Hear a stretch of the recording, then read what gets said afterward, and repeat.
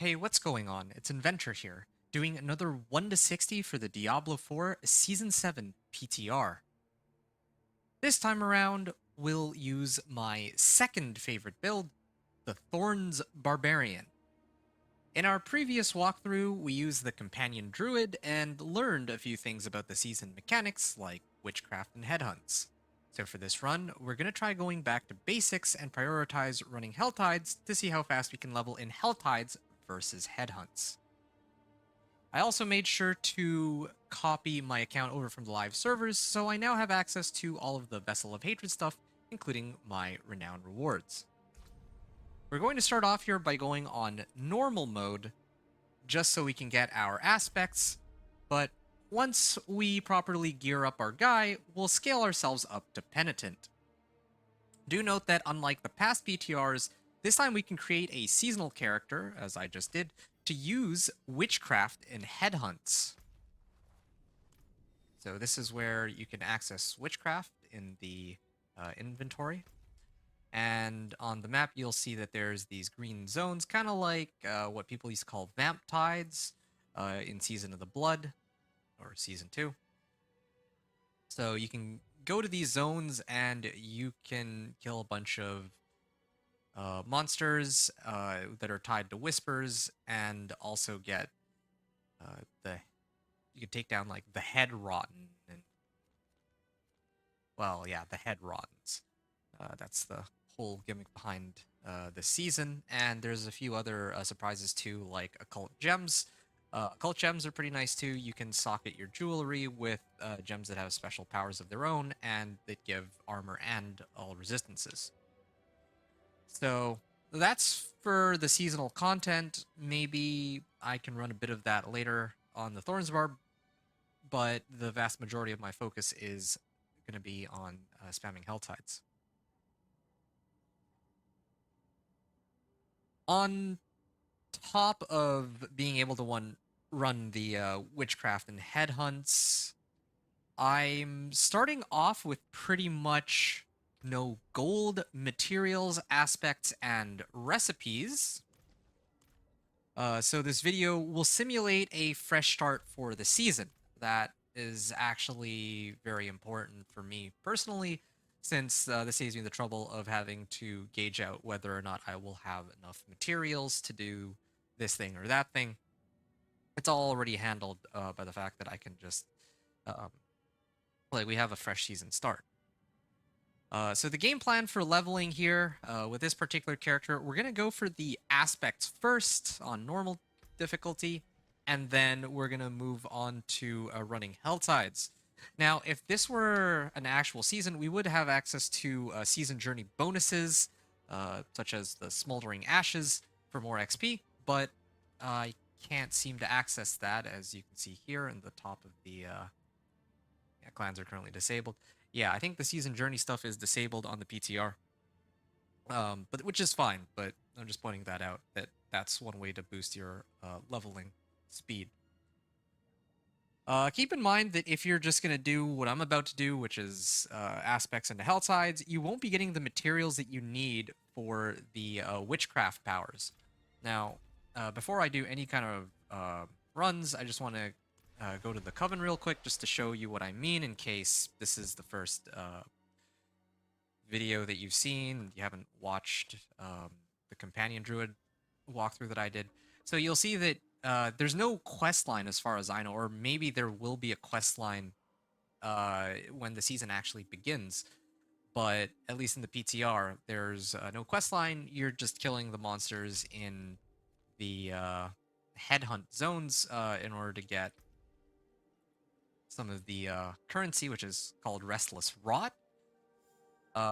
Yeah, you get Restless Rot in order to get access to these witch powers. So, yeah, but I think that if you're running Helltides, you don't get access to you don't get Restless Rot, or at least you won't get them as quickly. But I don't think you get them at all, but I guess that's one thing we're going to find out very shortly. So, yeah, which aspects and recipes do I need? So the recipes that we need I learned from the previous season that natural finesse, or, well, any plus damage bonus actually does work with Thorns, so that's quite important. But perhaps the most important recipe of all is actually this one, Natural Schemes. Natural Schemes provides a flat bonus to the amount of thorns that you get at like the basic magic recipe for Natural Schemes is only 8 to 12 thorns, which is relatively low. But as we get rare and then legendary, it'll go up to 17 to 27, and then 45 to 70, which is substantially more thorns than before. Beyond that, we also have Thorn Body. A Thorn Body is something that will show up a little later too. It'll provide thorns, like +% thorns while fortified. Considering how difficult it is to actually get +% thorns, that is going to be a massive bonus if we can get that as a recipe too. But otherwise, we can stick with Natural Schemes. That's perfectly fine. So, Natural Finesse for damage, Natural Schemes for thorns. Those are what you need as far as recipes are concerned. Regarding the aspects, though, there are a lot of generic damage aspects that can be helpful. For example, we have Inner Calm, which will give you damage, and then that bonus will triple if you stand still for 3 seconds. And then there is also Conceited, where you can get increased damage while you have a barrier active. Now, do note that you can get barrier in a couple of different ways. The ways that you would usually end up getting it would be Iron Skin as one of your skills, but with the witch powers that you have access to this season, there is one power that gives you barrier. Here it is, Twilight Warding. So yeah, in the Psyche category, every X number of seconds, you'll get a barrier that absorbs some damage, which you could potentially use in place of Iron Skin, but I haven't myself tried it, so I guess we find out if that might be a possibility. But those aside, the only two mandatory aspects are Death Wish and Needle Flare. And both of these can be picked up from dungeons, so that's what we're gonna do first. Starting with this one. Penitent Cairns in Skosglen. And another benefit to having everything reset is that I can see exactly where the aspect that I'm looking for is, without having to look too far away. So let me take a look at one other thing very quickly here. So I have 53 minutes to complete this Whisper. That's pretty good. Oh, right. Skills. So yeah, I have 12 skill points now, unlike with a Companion Druid where I only had 10 because I didn't have all the Renown rewards since they didn't pull the right version of my account. So here we can get points in a Frenzy to start. And then we're gonna do... Did they buff Whirlwind? No, Whirlwind is still... Whirlwind still does, like, no damage. But for some reason, Upheaval does a lot of damage. So, yeah, usually I start off with Upheaval until I can get Thorns. Because, of course, we don't have Thorns at the very beginning of the game. We do need something to get us there. So that's why I start off by getting Upheaval. Dealing direct damage causes your next cast of Upheaval to deal 20% increased damage, stacking up to 10 times. It definitely wasn't 20% before. I thought it was only 10%. They're just throwing numbers at the other classes at this point. Barbarian, Upheaval, and Sorcerer, and so on. But, okay, well, yeah, apparently they buffed Upheaval. I think they even buffed the base damage. I don't remember doing that much damage either. So now that we have this side unlocked, you can see that we can get some points into Outburst and Tough as Nails, but here, with all the points I've just put in, I still only get 2 Thorns, which, needless to say, is pretty pathetic. So, oh, and belligerence is another cool passive too. I can hit stuff with frenzy, and the damage increase I think will work for my thorns as well. Well, fine. We'll do challenging shout for now, just to gain some thorns equal to my max life. This will give us, well, not even that much life, but it's a starting point. Yeah, and we'll get all the other stuff a little later once we unlock the Death Wish aspect. So, in case you're wondering what these aspects do, I should have actually explained what exactly it is they do and how they're useful. Death Wish aspect gives me thorns while berserking. So, by the time I reach level 10, I'll have enough skill points that I can build this barbarian in such a way where I can have berserking most of the time, which means that I have at least one strong source of Death Wish if I can temper this onto a two-hander. And then there's Needle Flare aspect. I can put this on one of my weapons, and then I'll just get AoE Thorns. And I guess the whole motivation behind building this character the way the whole motivation behind building this Thorns Barbarian for leveling is that I was kind of getting sick of managing Fury as a resource. Like, personally, I would prefer to play Whirlwind Barb if I could. But because of how weak it feels, unless you're combining it with Dust Devils, right? Like, if I could do, like, pure Whirlwind, then that'd be great. But Whirlwind is pretty weak in the sense that it has low damage and it eats up a good amount of Fury, too. It has pretty good AoE, but the overall damage output and Fury consumption is, I think, just a little too much. So, there we are. We're gonna go up here. So that's why I devised this character, or this build with the Thorns Barb. It's because this way you can still get, like, the AoE of Whirlwind. You can get the damage of Upheaval, maybe even more damage than Upheaval, because Thorns scales in a really weird way compared to the other skills or the other mechanics in the game. But yeah, it doesn't actually use up resource, at least in the early game.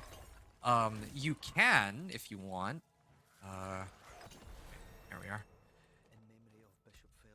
If you want, you can consume resource like Fury so that you can activate Barbed Carapace, because for every 25 Fury you spend, you gain additional thorns up to 120%.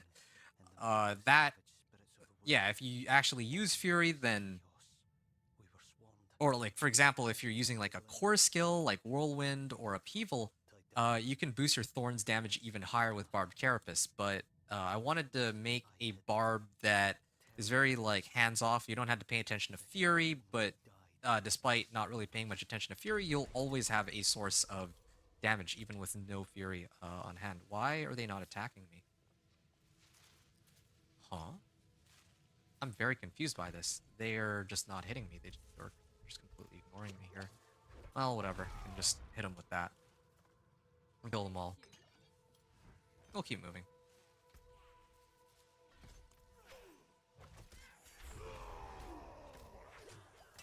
And yeah, you can see, like, my Thorns right now does no damage. It does, like, what, 1 damage, 2 damage? Here. Well, they might... Maybe the reason they're not dying is because they're taking 0 damage each, since they do such low amounts of damage that it just doesn't register for them. So, yeah, this is why I was saying earlier that you need to use, as a starting point, either... Well, one of your other... Like, you actually need to use one of your skills early on. Since you don't have any rares that you can imprint onto, you don't have any materials, you don't have, well, anything really. So, as time goes on, though, as I pick up more and more sources of thorns, yeah, we'll see more we can do here. Oh, that was a lot of damage. if I could just get a little closer. There we are. Hey, our first legendary on this guy, just off the bat. Would have been even better if it was like a weapon of some kind, but I mean, beggars can't be choosers. Oh, there's gonna be an event here. I have no, I have like no AOE, but sure. Let's no, I have like no damage, but sure. Let's see what we can pull off. There we are.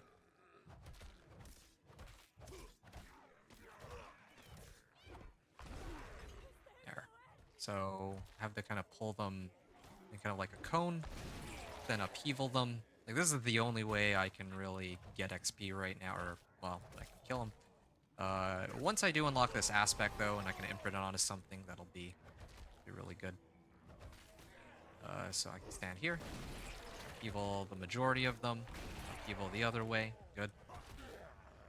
So we've at least cleared 5 waves, but you know, ideally we want to be able to do more than this. I can pull them. Probably this is the last wave I'll be able to do. Well, this one I mean. There we are. And I get, well, a couple levels out of that. I gotta do all these events. These events do give a sizable chunk of XP, of course. And they throw me a butcher. Can I even kill this guy? I don't know if I can actually kill him. Oh, I can actually, because this is normal. Yeah, I'm gonna take him out, because I think he's supposed to give some upgraded rewards now or something. Oh, he stunned me while I was trying to upheaval, so my upheaval didn't go off. Wait. Yeah, this is okay. I don't know if I'll get that much XP out of this is the only issue here. Yeah, I got like no XP out of that, but I did get another pair of legendary boots. Okay. This one has Fury per second. I could work with Fury per second. Movement speed is good too, but Fury per second I think is more useful here. Butcher's Cleaver. Yeah, I will gladly take this. This is plus physical damage. I actually don't know if Thorns itself is physical damage. I've never taken the time to go and figure that out. Crit strike chance against feared enemies, I don't need that, but it also gives movement speed and damage to injured enemies. So yeah, that should be a big help to me. Fury on kill, 6 strength. I will take that. All right, so yeah, my gear's starting to kind of get up there, looking pretty good. Ooh, yeah, I'm not used to. I might have to replace my. Oh.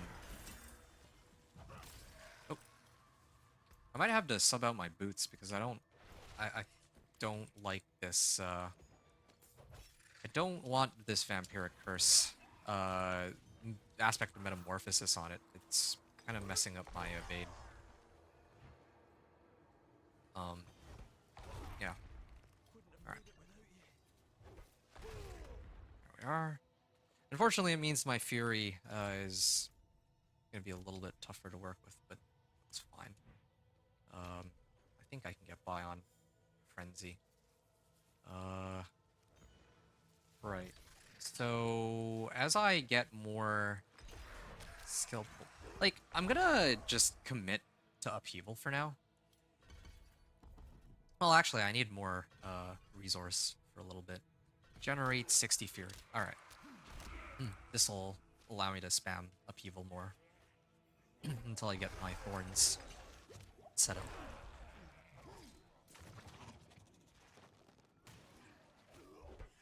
Here we are. Stone carving.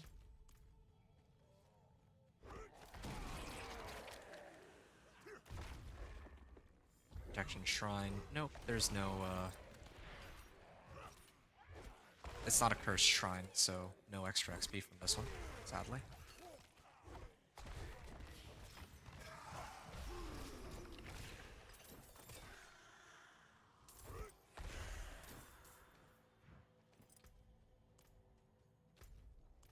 Okay, let's keep going down this way.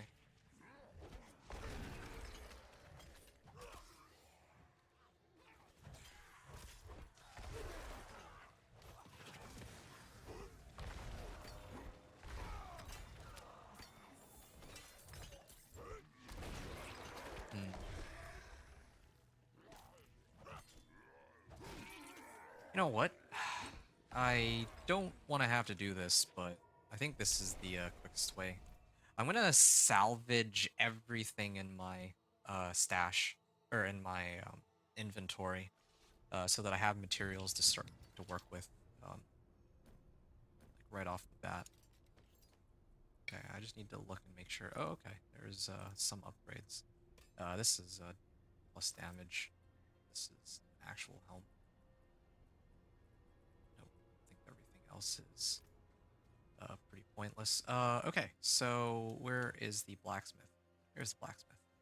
I talk to the blacksmith, and I will salvage all items. This gives me 29 rawhide and 26 iron chunks to start. So that when I finally do get the aspects that I'm looking for, I have some iron chunks that I can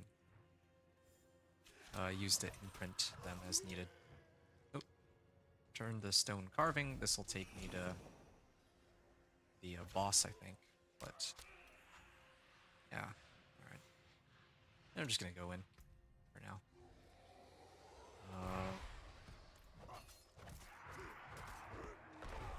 Wow, that's a lot of damage. I could have actually maxed it out or gotten it even higher too if I wanted, but like if I reorganize some of the points for my build. Like I put them all into Thorns, but I probably would be better off actually putting them into like Belligerence or some of my other skills. But yeah, this is fine. So we managed to clear Penitent Cairns, and that was tied to a Whisper, which is great. Now the next place we would need to go to is Shari Sanctum. I know where that is. I don't even need to pin it.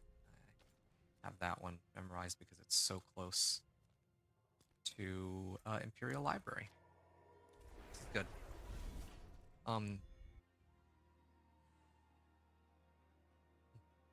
Feels like a bit of a slow start, but we're working our way there.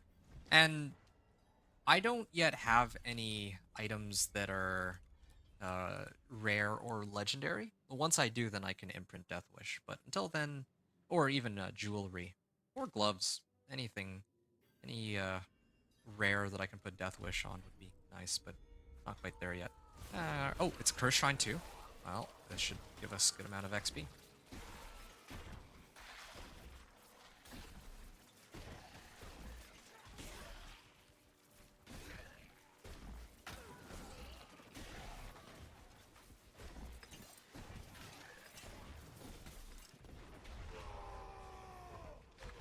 There we are.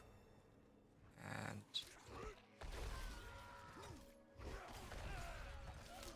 we can get another one here.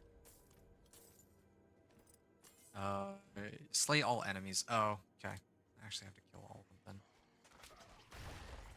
then.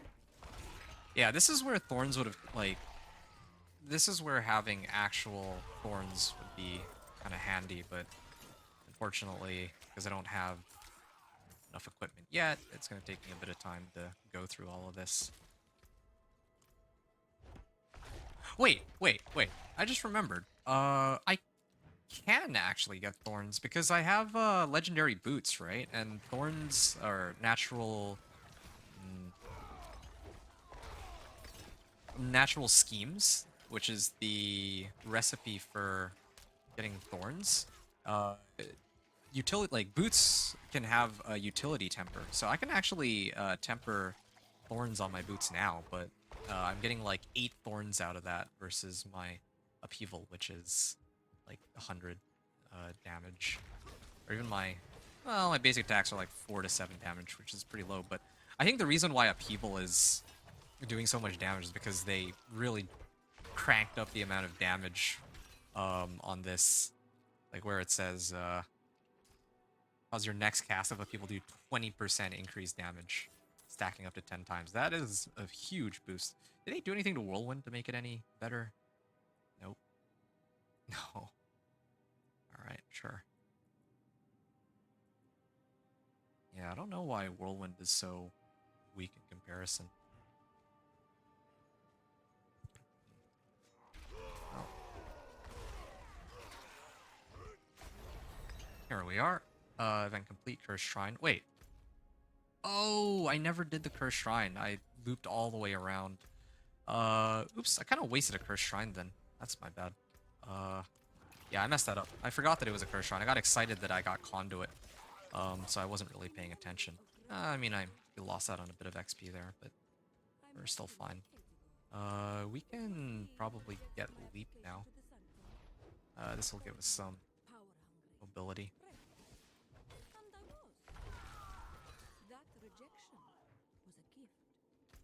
Slay Amorous and collect the Key of Vishari. Oh, and I just realized it's the start of the hour too, so... Or it's almost the start of the hour. So that means that Helltide just began. Get some stuff there.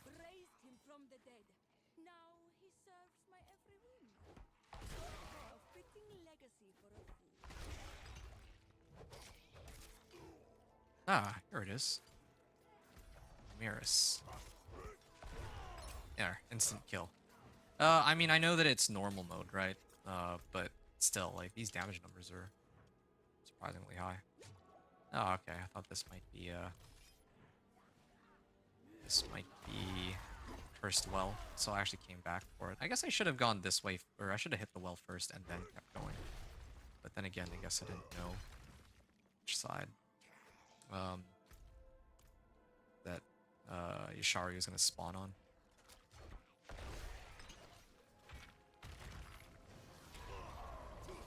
Yeah, I mean, I have Thorns, but it's not very much. Hey, I finally got a two-handed axe. All right, yeah, we can put our Thorns on that. Our Death Wish aspect on that once we clear this dungeon. It is definitely a downgrade in damage compared to Upheaval. But yeah, at least we'll be able to get more AoE out of it. So that's the upside. And I think it's up this way. Still... Yeah, alright. We can just go right in. Before I go any further, let's try and increase... Well, just see how much more damage we can get here. Strength. Fury per second. It's nice, but I don't need it. This one has plus damage. I think I'll take that. And this. Okay.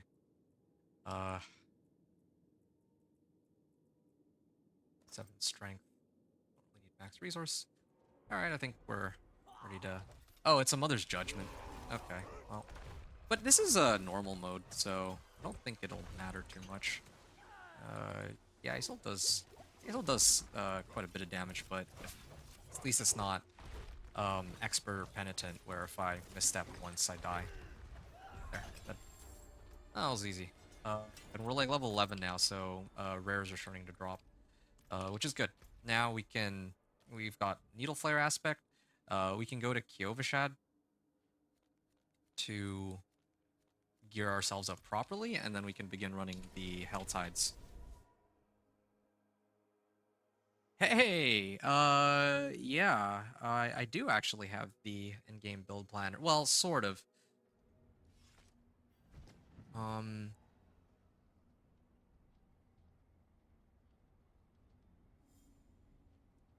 Yeah, so I do have the endgame build planner, but it's for season 6, not for season 7. Let me just go fetch it real quick. Second here. There.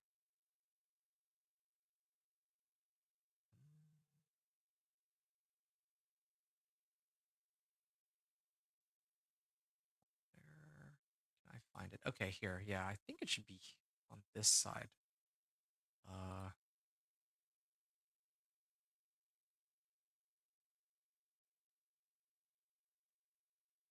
Why don't I have it available? My builds. Yeah, here it is. So this is the build guide that I'm trying to follow right now.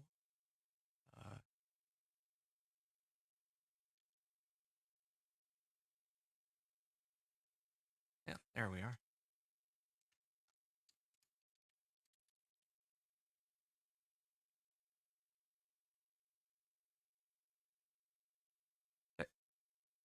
guess we can keep going now. So that's the build for Season 6, but it'll be largely the same for Season 7, I imagine. I don't know what exactly would change there. Yeah, so at this point, I think I pretty much salvage all the magic items. And then all that's left is this ring, these boots, and, well, also another set of boots, but I still think these ones are probably more useful. So I just need a way to replace the aspect on this. Well, do I need Fury per second? I don't think I really do. Yeah. Actually, it should be the other way around. I think I'm okay on this. I don't really think I need Fury per second. Yeah. Let's salvage these for now. And maybe what I'm going to do is I should temper first. So I have natural schemes. Oh, I don't have enough veiled crystals. Well, that's okay. I can do this. There, 5 veiled crystals, and I got aspect of metamorphosis. I definitely need more rare crystals, but at the very least, what I can do is I can imprint Death Wish aspect on my Thorns Barb. Oh, no, I can't even do that. I can't gain Thorns while berserking.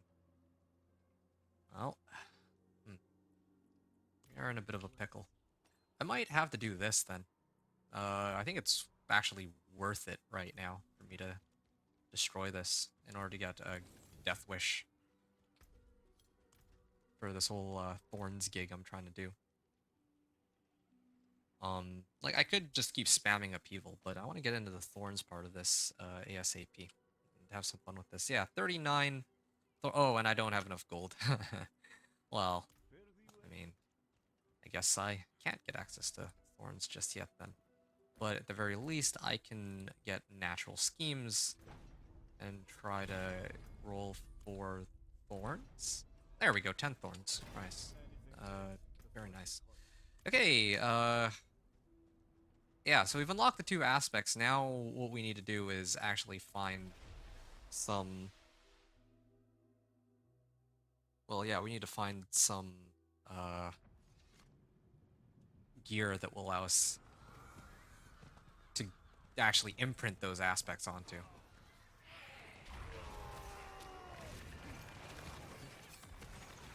Oh, you guys do hurt. They hurt a lot more than...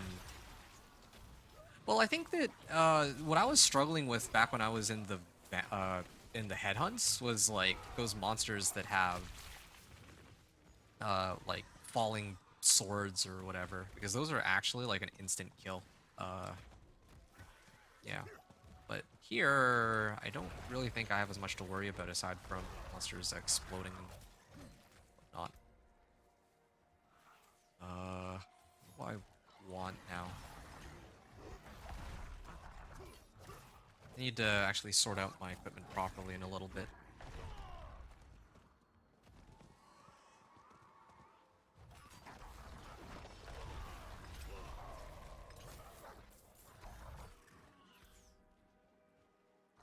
Max life and strength for now, but it's not like I have too many good options here. I also have to be very careful about keeping myself alive. Can't really afford to die here, since if I die, I lose all my cinders, and that actually kind of matters here. Oh yeah, I'm gonna need some of these bundled herbs.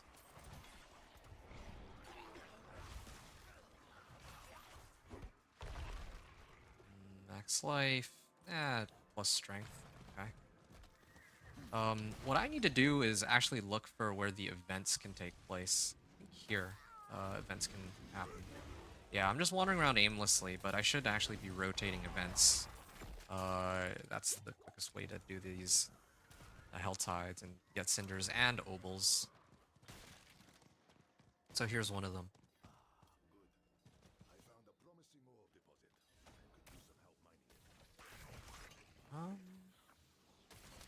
Oh, yeah. I just remembered, too. I could actually go to the den and pick up a mercenary, but think the weird thing for me is I need the monsters to hit me for my thorns to go off, so I might actually be better off without having a thorns, or without a mercenary for my thorns barb.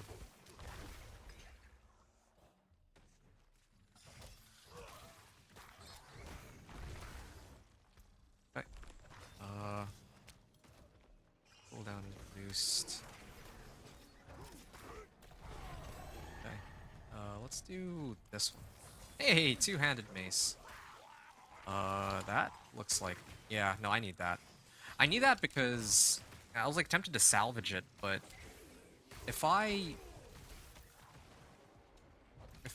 use this, then I have a two-handed mace and a two-handed axe, which means that I can imprint Death Wish onto my... Well, Death Wish onto one of them and Needle Flare on the other. Which will allow me to have, like, the big AoE that I was talking about. See, still no Veiled Crystals. I need more rares. I actually need more rares. This is so slow.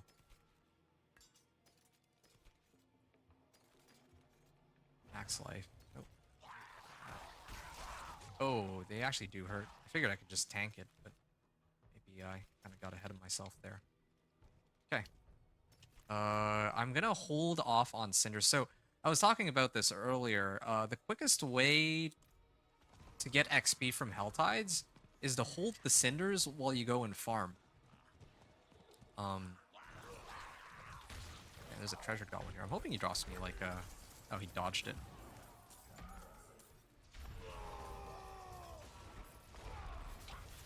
I'm hoping he drops me like... Yeah, there's some Veiled Crystals. Yeah, I've been needing these.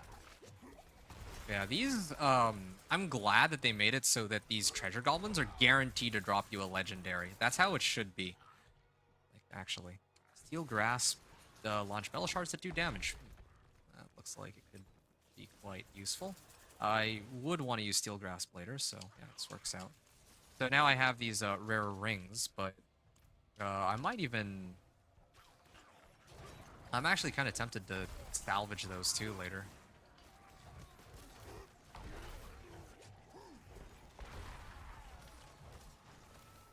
Okay.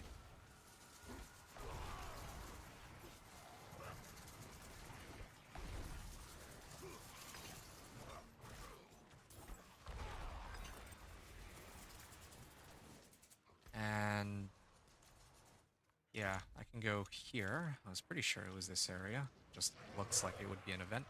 I wonder if I'll be able to take out the boss here. Should be able to. Yeah, once I get the aspects I need, then I can up it to hard mode. Because right now, I mean, like, I can handle them with just upheaval, but I really do want Thorns to be able to do its thing.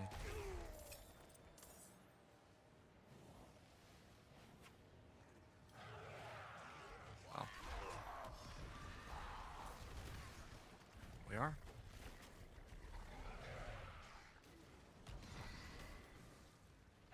And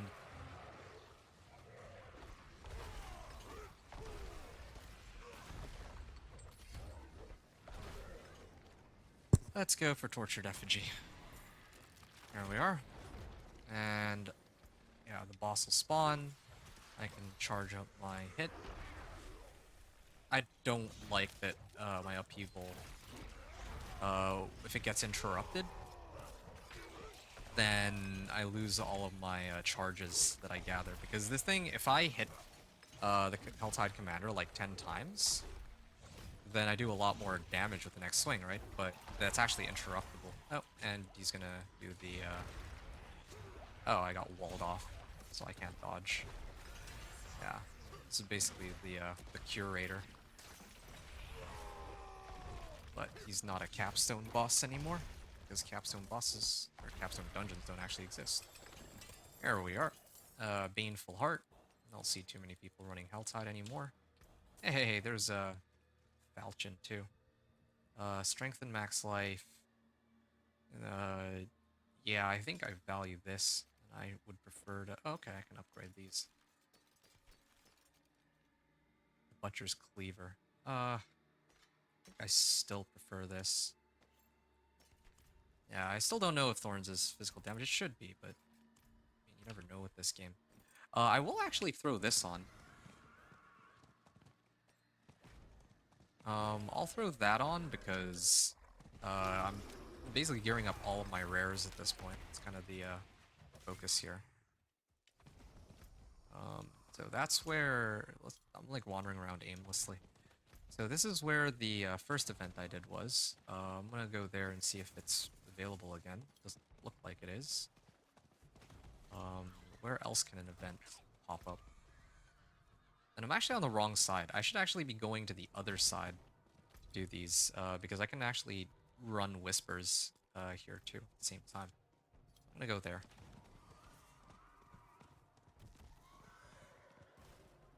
Tide Harbinger. Yeah, I'm getting very rusty with these. I'm even tempted to start this over from the beginning, but I think that's a bit too much for like for fun walkthrough of the game.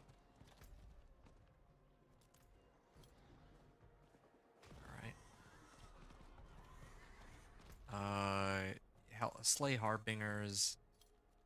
Just slay the Blood Maiden.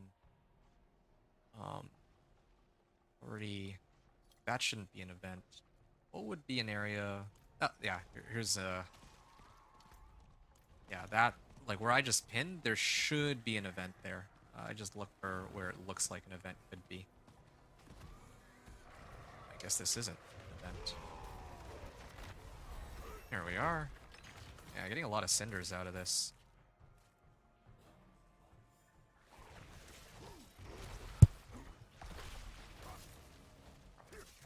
Again, the big goal here is to stack up as many cinders as I can, and then in the last, like, let's say 10 minutes of the Helltide, then I'll start hitting them back to back all at once, because then I'm at the highest level, and the Tortured Gift of Mysteries, those kind of scale with your level. So, again, you'll get more XP relative to... Well, yeah, you'll get more XP that way. Overall, from these Tortured Gifts.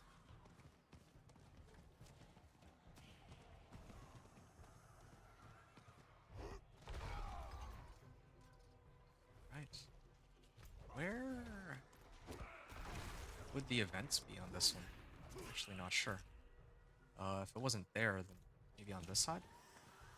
And see, I only have one baneful heart. So, because I only have one heart, I can't actually spawn Blood Maiden. Not even factoring in that I don't even know if I'd be able to actually kill her.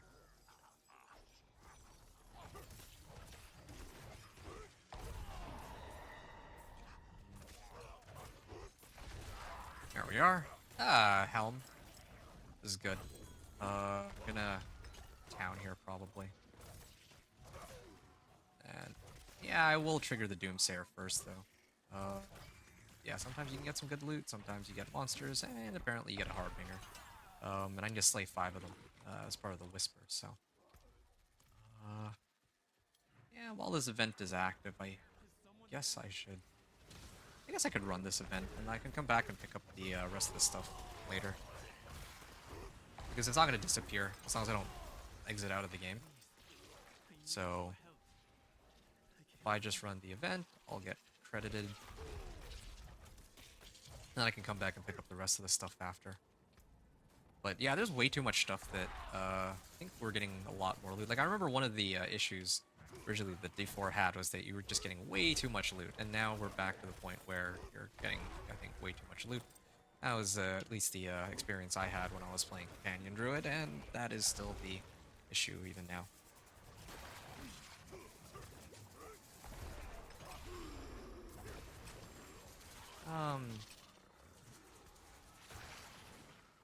Life. Definitely will need to salvage some of this. Plus strength, okay. Oh, this one's strength and basic skills. Yeah, okay. Strength and max life, strength and max life.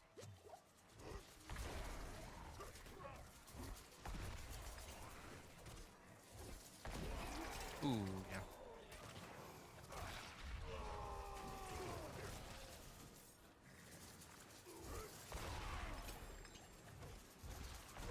Yeah, I think that this is super overtuned. This, like, upheaval right now. But, I mean, maybe in the end game it's not even gonna matter. I actually don't know what's gonna be really strong this upcoming season. I mean, aside from Spiritborn, that one I'm almost certain will still be very strong, but everything else I'm not so sure. All right, we have 267 that's right now. Let's head back to Kyova Shad, or let's do Tree of Whispers, actually. I'd like to go Tree of Whispers. Oops. Mispressing.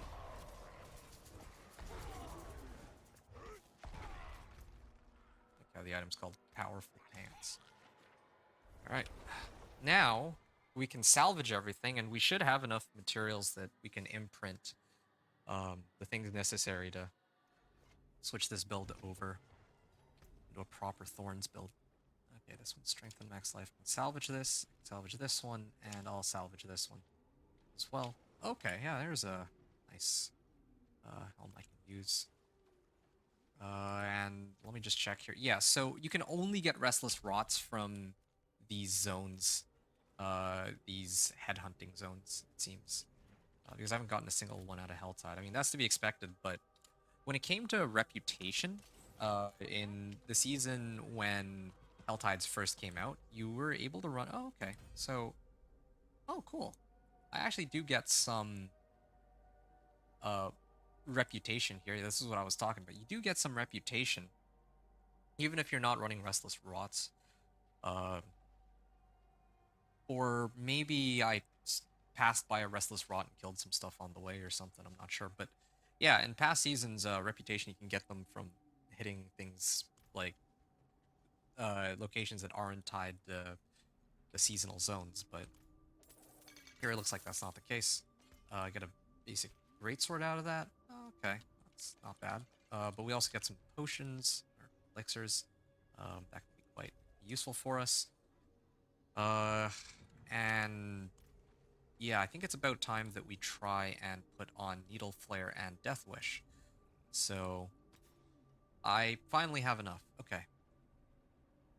So I usually have a much tougher time finding maces, so I should put Needle Flare on my mace, and I can just leave it, because Thorns isn't dependent on weapon damage, it's just dependent on Thorns specifically. And then I can put Death Wish on my weapon, or my other two-hander. I'm kind of curious. Yeah, I would have gone like 5 more Thorns, but in the long run, I think this will be better. So now I can get Death Wish on my two-handed axe. That'll give me Thorns while berserking, and I'm actually out of gold. Man. Yeah, I do think that if you're running the Whispers from the headhunts, then it's much easier. It's actually so much easier to do all this imprinting, because then you'd actually be getting gold from the Whispers that they're tied to. I'm actually pretty close even here, but that's only because I'd already... my aspect happened to be tied to a Whisper. Otherwise, I don't think I'd be anywhere near the right amount of favors here.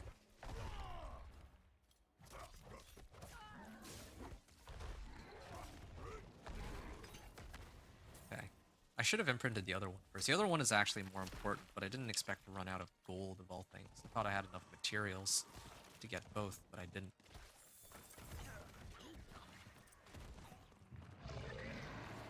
And I will pop a potion here.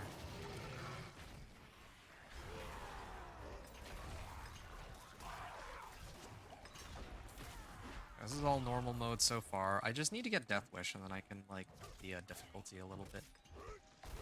I'm not gonna go straight into, like, Expert or Penitent. I think I need a little bit more. Like that. Somebody popped the, did the Blood Maiden. Maybe I should just tag along on that. I'm a little reluctant, because if it were the start of the season, I don't think anyone would have enough materials to run Blood Maiden. Or maybe they would if they ran a couple of Perfect Gifts and Mysteries. Yeah. Yeah, okay.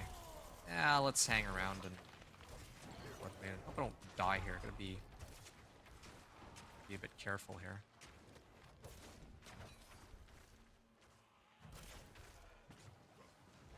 And I can swing for a good amount of damage. I just clicked on that. There was a shrine up there. What shrine is that? It's like conduit or something. Blast wave? Okay. Yeah. Through, excuse me. I might be able to use this on the Blood Maiden here. Yeah, I'm just gonna use Blast Wave on her real quick. Ooh, that's... I mean, it's normal, so it shouldn't be that bad. Oh! No, no, no, no, no, no, I didn't realize I was, like, so low life.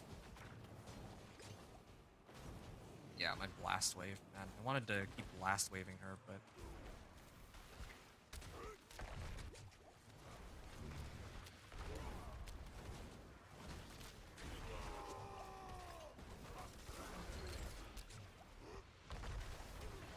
Okay, she went down. Tier 2, okay, so I do get reputation for killing her, but I just don't get, well, I just don't get any of the Restless Rots.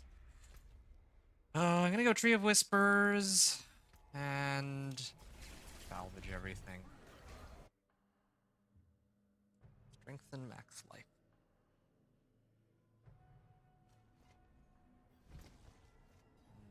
Yeah, okay. Place my current for it. And I think I can also afford to toss this on while I'm at it. Collection of Chaos, yeah, a little bit of everything. I mean, only my armor is kind of missing right now, so I could have gone chest plates, but yeah, it's okay. Slashing. Strength and damage. Yeah, I think I actually prioritized that one more. Okay, so that gave me a good amount of gold to work with, so that at this point, I should be able to throw this into my two-hander. And, okay, yeah, now I have plenty of materials to work with. Yeah, I just needed 1 cache. So now I have a ton of Veiled Crystals to work with because of the Whispers. Now it's going to be gold that's the limiting factor. Oh, and salvage this too. Now with all of the stuff that I picked up, I can afford to start tempering too. So we're gonna go utility for Thorns. I've already gotten Thorns on this, so I'm gonna temper Thorns onto my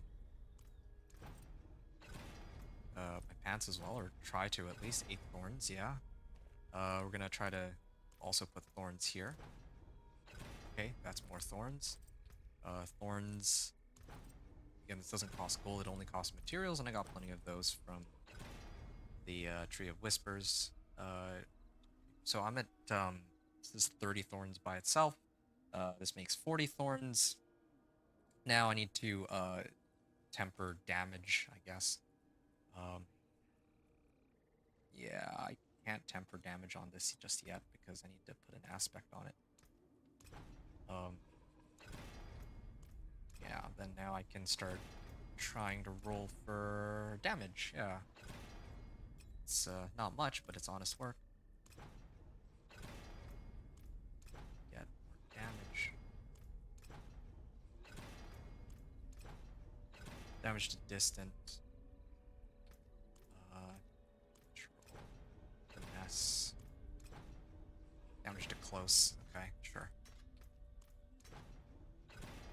Damage to crowd control. I'm just gonna burn through all my Veiled Crystals, because I think if I run like 1 or 2 Whispers, I have like plenty of materials. I can maybe save like a... Oh, well, and I'm also actively salvaging stuff. This one I'm gonna need to replace in a little bit. And this one I will also get some damage on. There we go. So now with this roster of gear, we can kind of... Wait, why do I have 0 Thorns? What? Unless... That would be kind of crazy if it's, like... If Thorns is so bugged that it just doesn't work at all anymore. Like, 0 Thorns when I clearly have a lot more than 0 Thorns. Kind of nutty. What is this? Thorns at 0? Why do I have 0 Thorns? Wait, Okay, so yeah, like my thorns is actually proccing. Like they took like 91 each. So now I can, if that's the case, then that means I can start respecking my guy to reflect what I was trying to do. Um, is vulnerable. It's also a brawling skill. Uh, I need. Okay, it's been a while since I've run this character, so I just need to refresh myself here. Uh, Power leap. When a brawling skill damages at least one enemy, gain berserking for 1 second. I think it's this one. Uh, yeah, and then I need to respec this over to something else after overpowering. Well, yeah, unfortunately, I don't have.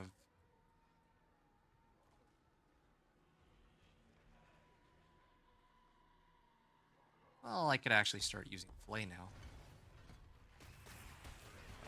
3 thorns, and I'm lagging, but I mean, it's doing its job, the thorns.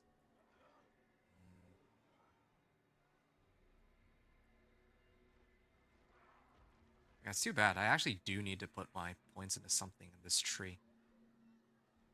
And I'm not really overpowering with anything.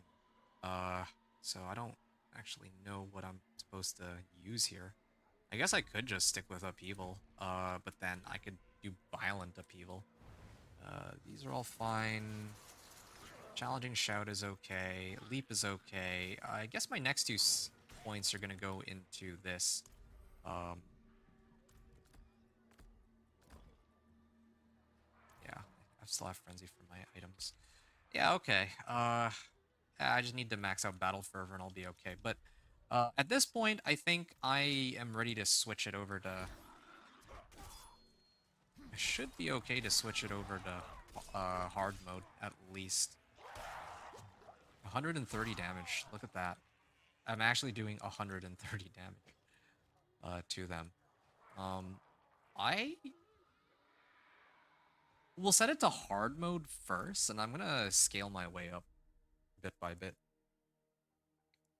I'm gonna see if I can do okay in hard mode. Like when I say do okay, I'm not just talking about damage. I'm not just worried that I can do enough damage. I am almost certain that I'll do enough damage to kill them in hard mode. I'm actually more worried about my survivability because survivability matters here. It for the headhunts, it didn't really matter because even if I die, there's really no penalty as far as I can tell.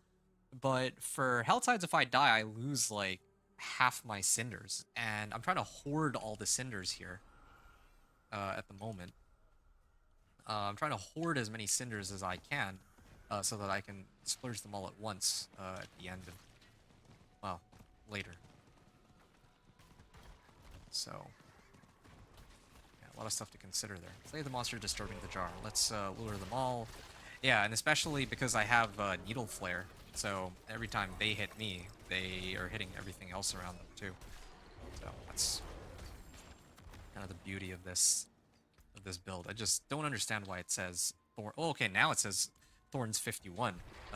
Although I'm doing a lot more than, definitely doing a lot more than 51. Oh, because I have like plus damage now. Yeah, this time I actually know that plus damage works. Previously, I was wait, what? Okay, now the monster's trying to spawn. Previously, I was just using Thorns by itself. I wasn't even doing any damage numbers. So this time, I should be doing way more damage than before. My summons deal 35% increased damage. Summons 4 ancients to charge with. Yeah, that could be good. I mean, for maybe not for this particular build, for a different one. What if I replace my axe? Because my current axe is giving me like 65% physical damage. Oh. Okay. This is interesting. I see that they're taking 68 damage now. But if I put on the cleaver, they're taking like 140, and I apparently... Okay, there we go. I just barely made it. Yeah, just enough for the number of souls that I'm picking up. Oh, no, no, no.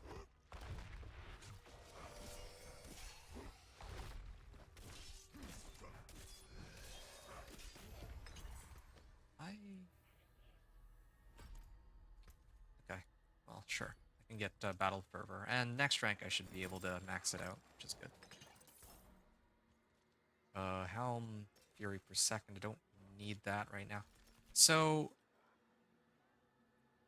yeah, this...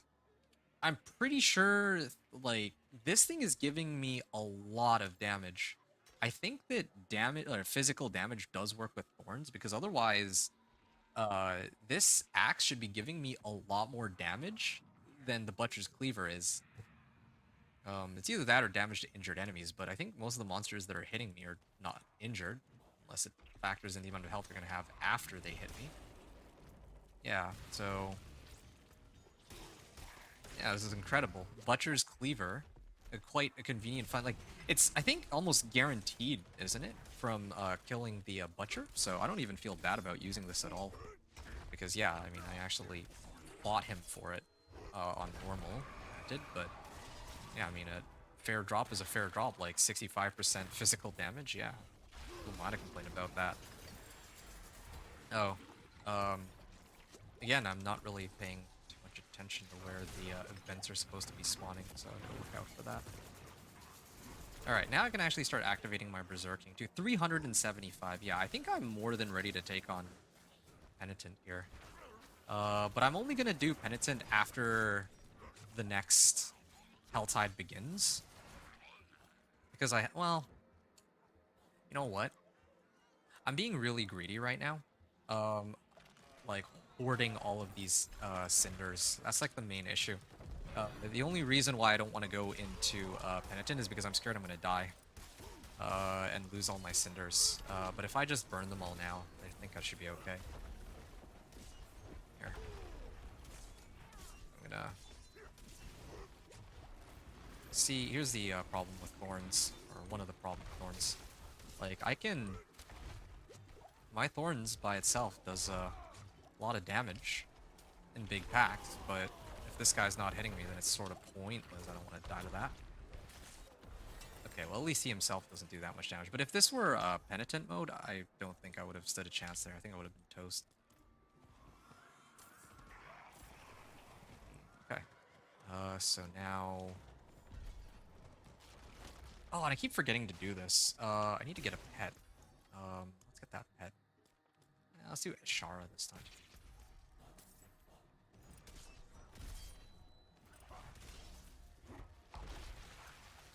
Cultists.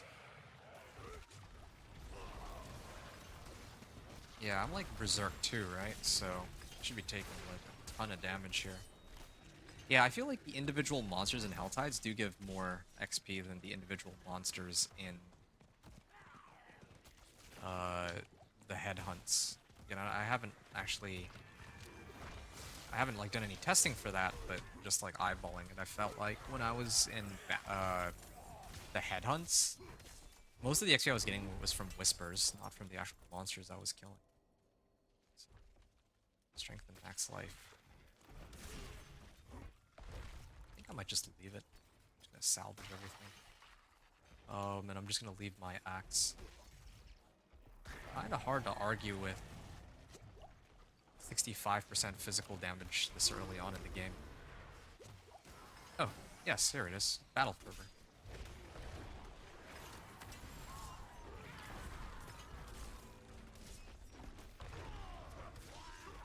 Oh. Okay. Which shrine is this? Channeling Shrine? Ooh. There we are.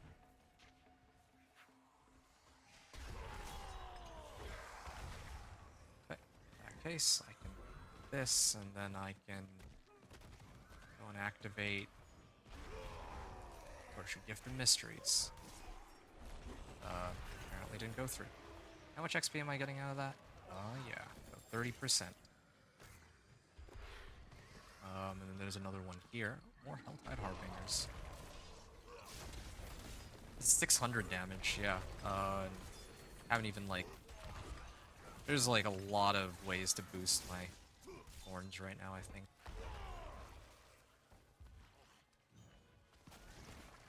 I mean, I say that every run, but...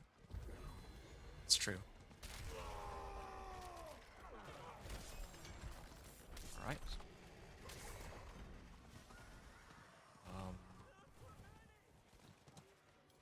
this one.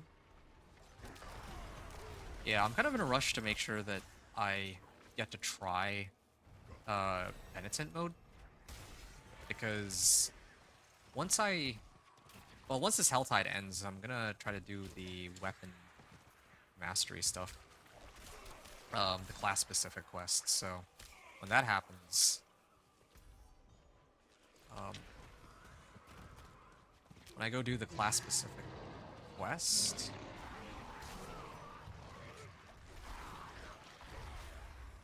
when I go to run the class-specific quest, like, my damage will increase even further. So, I kind of want to see my damage before I unlock any of that class. Oh yeah, here it is, expertise.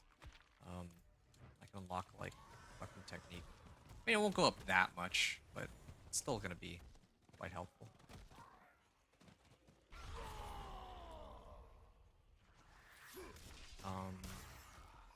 Yeah, so Challenging Shout is supposed to be here. War Cry is the one I'm supposed to have. Guys, you're berserking for 4 seconds, and then probably can get this power War Cry. And then I think my build is pretty much ready to go. Yeah, and then I have to keep rotating between these 4 mostly. And I think they also changed Wrath of the Berserker so that you can get more damage, right? Or something? I remember they adjusted Wrath of the Berserker, but I guess it doesn't really matter. I can get by without Wrath of the Berserker since I have Berserk on like every other skill. There we are. So I just need to down stomp. Yeah, once I get that key passive, that's also gonna boost my damage even further. Okay, here we are. Tortured Gift of Mysteries. One thing that these are good for, though, is, if nothing else, it gives me elixirs, which is nice. But it also gives me a lot of useless garbage. Strength and Fury per second. I don't need that. Max life and damage. Okay. I'm going to leave the game here real quick. Too bad I can't check the map while this is going on. And then I'm going to set it to Expert mode so that we'll get to see the difference in damage, and then I'm gonna finally crank it up to Penitent. You can see that already without, like, even the regular hits on these monsters for Thorns are already hitting, like I'm hitting like 88 damage, and that's enough to kill them. I think that's actually even overkill. And I think the highest damage numbers I saw were like 700. So if they're dying to 80 damage, I can actually get it up to 700, then I'm actually doing so much damage that I can kill them 10 times over. That's how crazy this is. I will be back. And this is limit testing with everything we've learned. And the best part is I don't have to upgrade any of my equipment for a while, aside from my weapons. The main problem is going to be, like, my life is... the amount of life I have is very low. But aside from that, I think it's okay. Yeah, I'll worry about tempering everything else after. I think I'm okay for now, at least.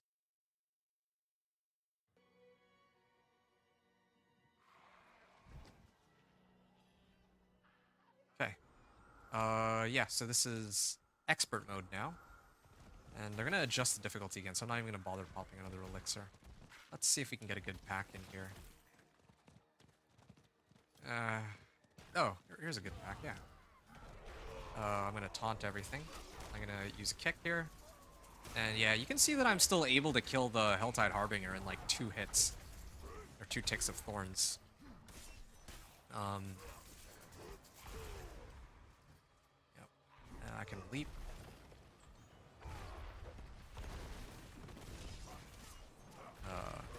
Kick it.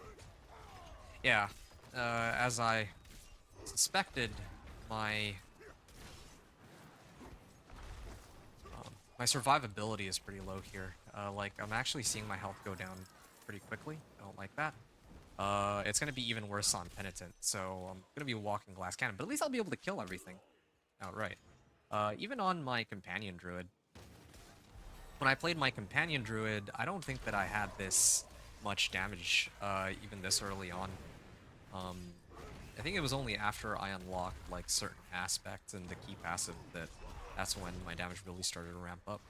But no, I think I'm okay even doing this. Also worth pointing out that I think we're an hour into the run and we're at level 20, so we're like, so far, we're on pace with the Companion Druid, but I guess that doesn't really say too much because I also had to unlock some aspects on him too, same as with this Barb.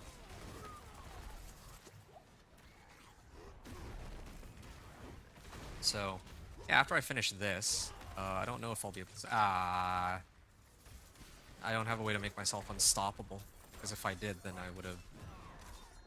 Well, yeah, I mean, they feared me out of that circle. If I were playing one of the other classes that has a source of unstoppable, it wouldn't have been so easy for them to kick me out of that, but... Yeah, I need him to actually hit me. If he doesn't hit me, then I don't actually do any damage to him. It's gonna be fun trying to take on the bosses again. Except this time, well, I mean, the only boss I really had to deal with is in Pit 20, to access Torment 1. Should be okay until then. Well, and of course the Stronghold bosses, but this time with plus damage rolls, I think I'll be a lot better off than last time. Okay, so yeah, you can see that we're doing just fine. Let me just check one other thing before I switch it over to Penitent. So even if I don't activate any of my skills, like Berserking, like I could easily do this, and then all of a sudden my damage will go way up. But they die in like 1 or 2 hits right now, is what it's looking like. I'm also not doing my skill rotation very well, but yeah. Now I'm gonna probably switch it over to Expert, or Penitent, I mean, and then we can test how well the build will work on Penitent. Ow.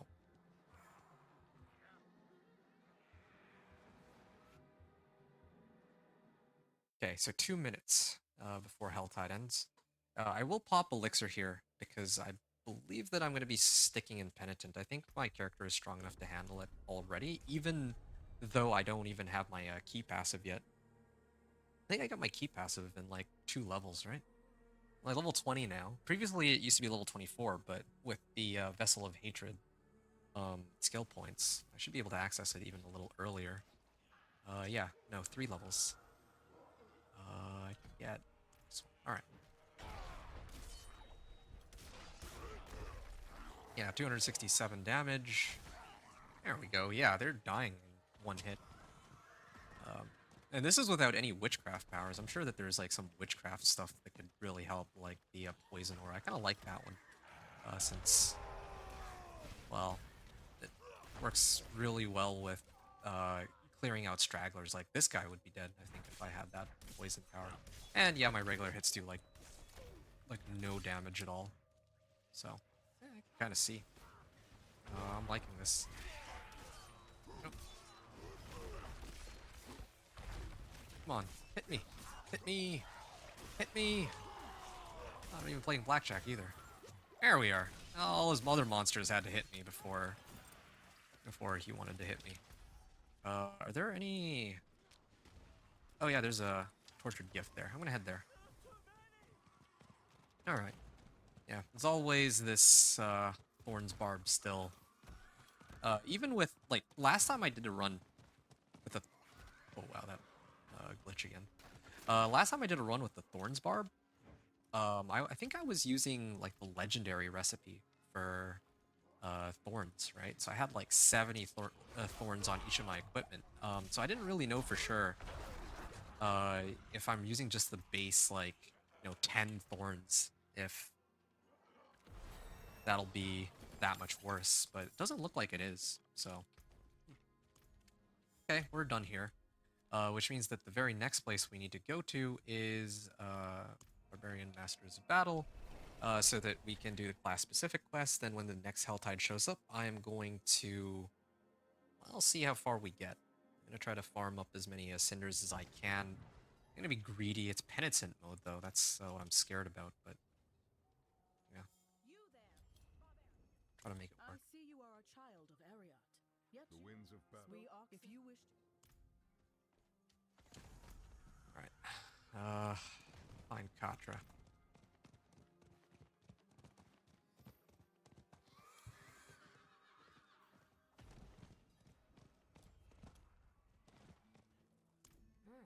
Do you now?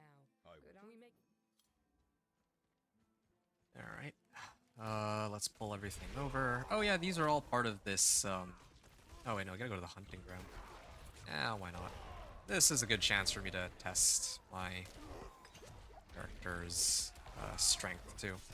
Notice how these guys are not dying as quickly as the monsters in the Helltide? I think the monsters here actually are tougher, or maybe it's because there's, like, other players in the area or something. Not entirely sure, but... I'm not entirely sure, but... I think they're tougher, and some of these guys have, like, barriers, too. Like, they still die if I activate some of my skills, but the ones in the Helltide, I don't even have to activate my skill and they die. So, definitely think there's some stuff going on here. Okay, let me actually pay attention to what I'm doing here. What am I gotta kill bandits. Okay, which ones are the bandits? I can't actually tell because everything is marked red here. Due to the... this is one of those, like, headhunts. So it's actually pretty confusing for me here. Oh, this guy has swinging axes too? Yep. Well, I mean, there's no penalty for me dying anymore, right? I'm not in a Helltide. There you go, there's some Restless Rot. It kind of works out quite nicely for me too. Ooh! Elixir of Iron Barbs. Increases armor by 30 and thorns by 150. Well, this is the end. Boom. 150 thorns. Alright, let's go. Yeah, alright. Conduit Shrine? Okay, well, why not? Might as well pick that up real quick. Yeah, I mean, from here on out, I should only ever be using Elixir of Iron Barbs if I have enough materials for it.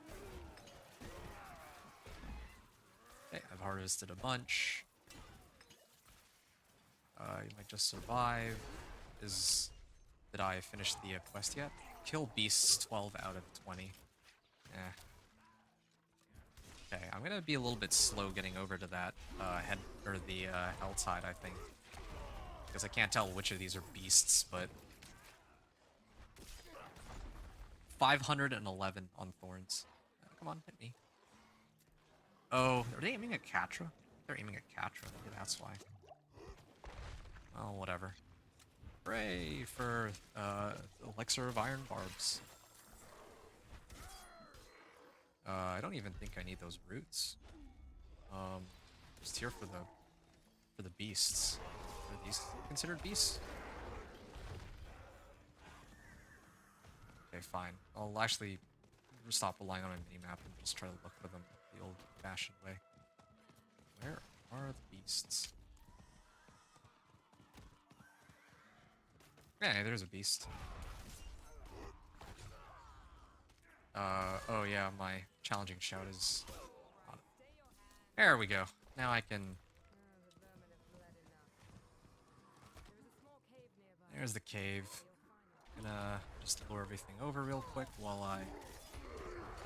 Like, I could probably run some of these. Oh, maybe I'll do the Venus Motes one while I'm here. I can leap this, can't I? Okay.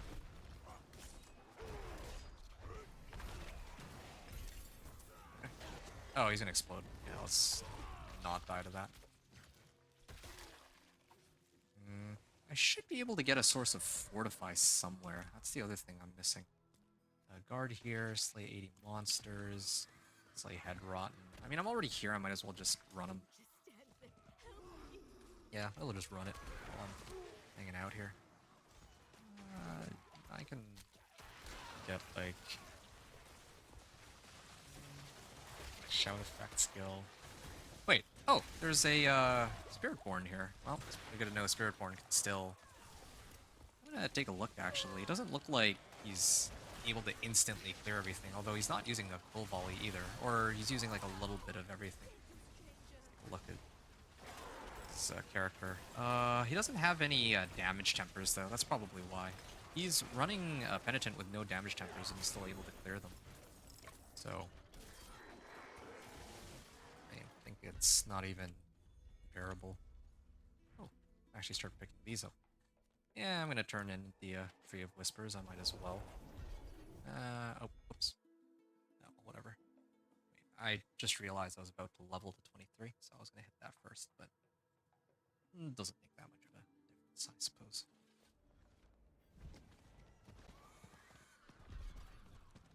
It is done. Collection of chaos or collection of materials. I think I'm okay as far as gear is concerned, so I think materials is most important here. And yeah, 100 veiled crystals and angel breath. Okay, why not, right?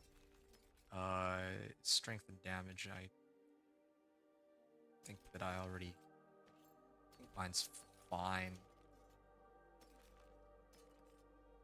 Strength, damage, and vulnerable damage. Yeah, I'm okay for now on that one. Vulnerable damage. I'm gonna salvage this one. I still have yet to come across an upgrade for my armor. I also am missing amulet, which can I just shop for one? I'm level 23, right? And I actually got gold from. Yeah, I could just pick this up if I wanted to and be done with it. I think I will, just to make things a lot easier for myself.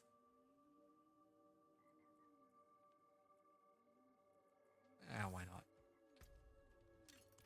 So I don't have to think about it. Tempering. I can temper this for utility. Can do natural schemes. We're gonna try to roll for thorns, and then I can just sit on this for the next little while. Natural fin. Oh, I already rolled too many times on that. That's why. Yeah. All right. Again, very unusual that I have no. I don't have like a chest plate, but I don't, or an upgrade for my two-handers. But no, I mean it's okay. I'm not in a huge rush here. Like I'm already in this Helltide or Headhunt rather, so I'm gonna try to finish this first.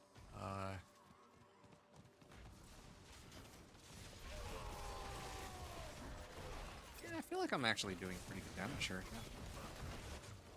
Like this is Penitent too. Like it doesn't at all feel like Penitent. More exposed roots. Okay, I gotta level up on that. Oh, I just realized it's about time for me to get my my key passive, but I can put points into something else before I go and do that. Ultimate skills, Earthquakes and Dust Devils deal more damage.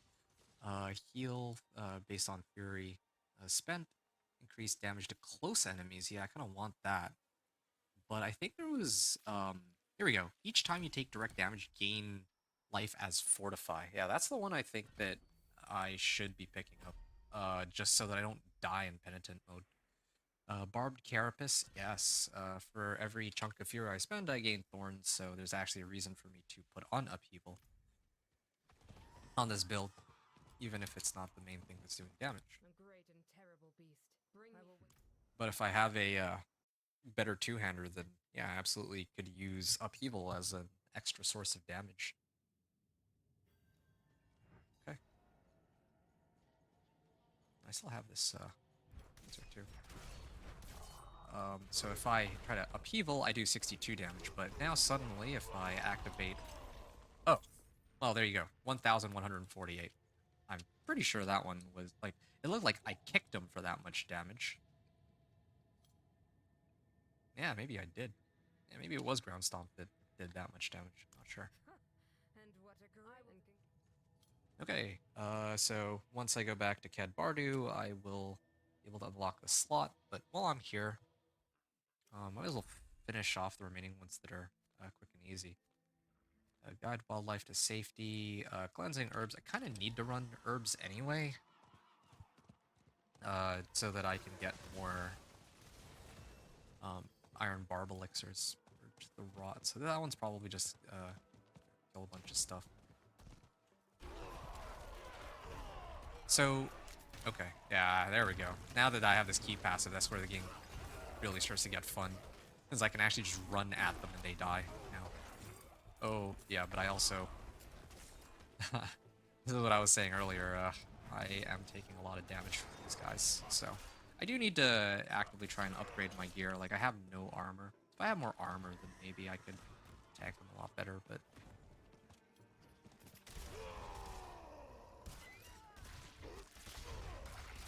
There we are.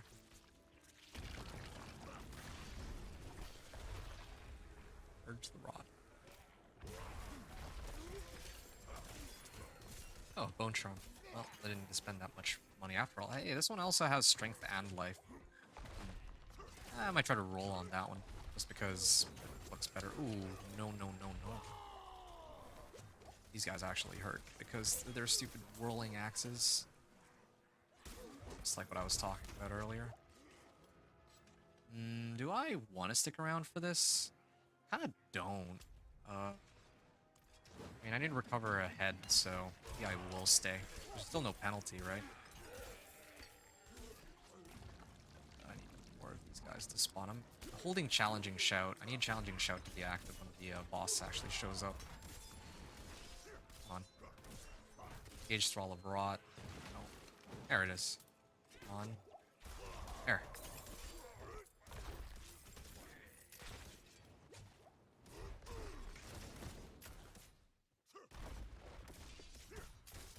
Okay, there we are.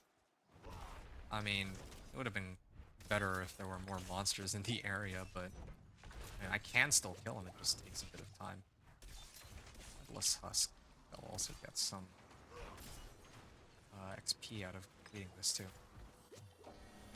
Alright, let me activate everything. Yeah, that's 1,000 damage on my kick. Yeah, the ground stomp is actually kind of crazy. And yeah, I did get my first two-handed weapon, and as I had kind of predicted earlier, it turns out to be... Oh, there's a treasure goblin here. It does turn out to be two-handed slashing rather than a two-handed, like, mace. So, made the right call. Putting Needle Flare on my two-handed mace, like, I'm just gonna be sitting on that for a while. An axe, Scattered Prism. Ow. Okay, I'm like maxed out on Whispers too. I'm okay here for now. And there's a guy with Lightning Spear, that's cool.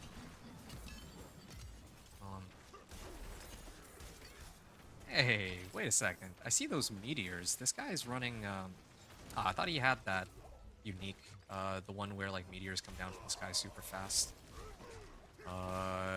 Starfall Coronet. But, it's not that. Headless Husk shows up again. Will I care? How long will it take to kill this guy even? I don't even think I'd get anything out of it, and it's taking forever to go down. I don't want to fight him again. Yeah, okay, let's head to Tree of Whispers and get out of here. Yeah, so like I said earlier, I would try to sprinkle in a bit of these headhunts, but I wanted the majority of my run to be centered around Helltides. So, no. It is done. But I mean, I can't... Oh, another collection of materials? Chestplates is tempting, but... Yes. The game still refused to give me one rare chestplate. I actually... Oh, no, they did. Finally. Oh, this one has armor, too. That's good.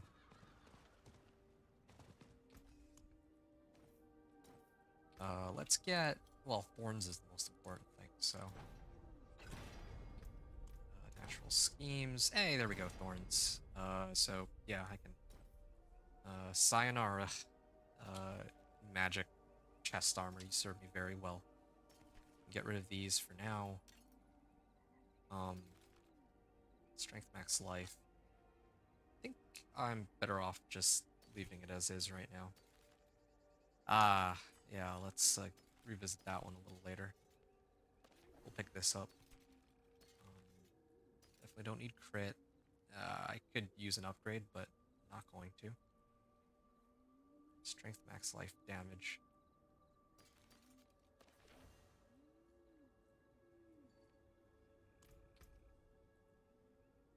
Yeah, I could salvage this one. Yeah, I can salvage this one, and then I can enchant and temper on this. I don't really do any lucky hit anyway. There's max life. So strength, max life, and damage. That's exactly what I would have wanted. And then I might as well temper natural finesse for damage, yes. So we have damage on this, we have damage on this. We never actually did put damage on that other one. I think I can leave these as they are right now because they have. The thing is, I actually need to imprint an aspect onto them to make it so that I can put 2 tempers on them. Like they need to be legendary. Otherwise, I can only put 1 temper, and Thorns is more important, of course. So that basically just leaves. That just leaves this. In Thorns while berserking. Well, yeah. At this point, I can replace my weapon with this one, and then probably even try to put on damage to distant. Damage to distant. On. There we go, plain damage. So now that I've done that, I can put on Death Wish aspect, and instead of getting 39 thorns, I get 70 thorns. So let's throw that on. I will salvage the other one. I'm also going to reroll overpower damage here. I've got plenty of materials. I got a decent bit of gold.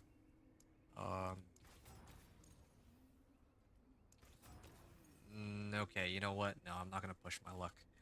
And then the last thing is this amulet, which I think I prefer over my current one. So, yeah, there we go. 9 thorns versus 12 thorns. Yeah, but this one gives me strength, so let's take this one for now. Okay, I think we're pretty much set here. I'm gonna salvage everything, and yeah, we're gonna keep doing some runs.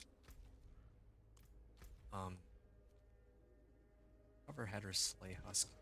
I think I had a couple more whispers that I could do real quick, and then I'm gonna probably grind out hell tides for the rest of the day. Oh right, I also forgot. I need to go craft an iron Barb's elixir. That thing is huge. It's like what, 150 thorns?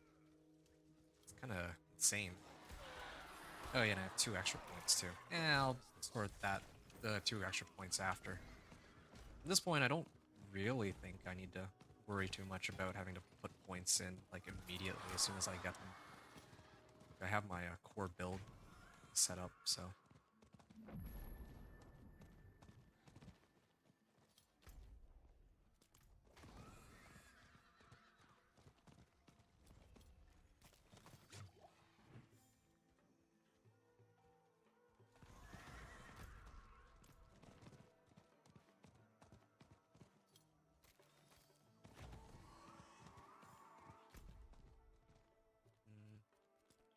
Maybe here? Wanderer's gloves, yeah. There's some other items here too, but at this point, I'm gonna stop picking up these random items because every time I run the whisper caches, I seem to get like a boatload of materials out of them. Might be better off just like not picking anything up or any of the magic stuff up. Like at this point, I should be able to just filter it. Okay, so I've scoured. I just need to put all these into the cauldron, and then I can do some of the other whispers. Yeah. I could even probably just go AFK. Except they probably kill me because of their falling swords. But...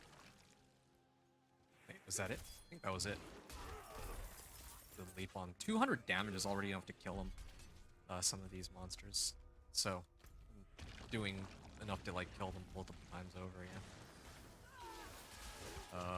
You know, I'm just gonna get out of here. This doesn't actually give me anything. I'm just getting sidetracked.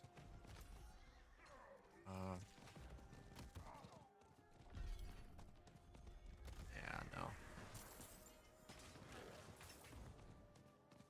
I do wonder if you could like infinitely run those. Kind of cool. Spell Shrouding Charms. Guide wildlife to safety.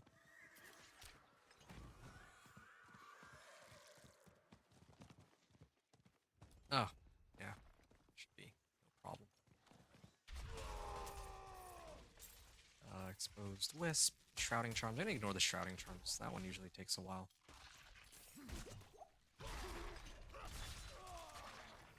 That's one. I'm surprised this one is 3 whispers.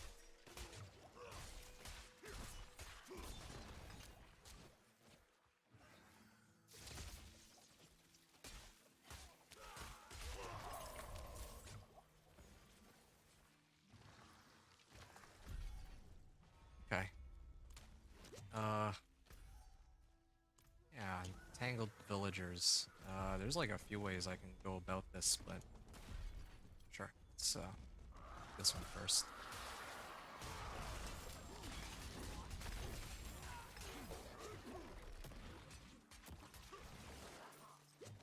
Also getting a number of these runes. Probably try and do something with them later. Yeah, there we are. Druidic charm. No. Hey, there's a did they escape? Oh, I was trying to leap towards him. But, well, I mean, it happens. Champion of Evil accepts my challenge. Where is he? There he is. That did 1400 damage on that. I don't need another one of these. I guess I can go here. Although this whisper takes forever, I kind of don't want to do that one. Yeah, I don't feel like running that one. I'm gonna go back and turn in the quest. It's this one, right? Yeah, it would be that one. But then I have to like follow it for like a couple minutes. Yeah, 3 skill points. Now I can toss them somewhere. Fortified, you gain a 2% damage reduction. Yeah, I don't need more damage. I actually need more damage reduction than anything else. Like, all these things are just going to give me huge boosts to damage, but even though it would be kind of cool to see the numbers go up if everything just dies out, right? I don't even know if there's a point. Also, I like how apparently Catra says she'd never seen such skill, but all I've done is stand there and watch them take themselves out with thorns. Casting a weapon mastery skill fortifies for 10% of my max life. Well, I cast... Well, none of these are weapon mastery. Steel Grasp would be a weapon mastery. Yeah, I was supposed to play around with Steel Grasp. I totally forgot about that. Oh. I think mine is... Yeah, mine is like the same... No, it's not the same item power. This one's actually much higher. This one is also much better. I think I should switch over to this one. I say I think because, yeah, I don't know what I'm a little concerned about the material cost, but hey, Wastelander Cache. Yeah, this is kind of nice. They make it so that when you finish the quest now, they'll actually give you something on top of unlocking this expertise stuff.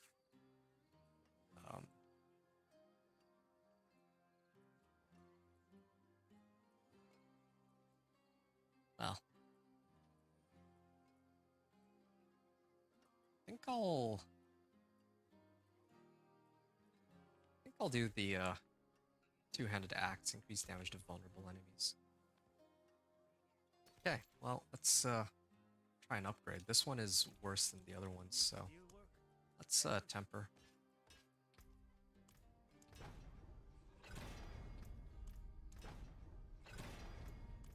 I mean, I can temper these as many times as I like. They don't cost that much to test. I lose out on a bit of vulnerable damage, but... Well, actually, no, I don't.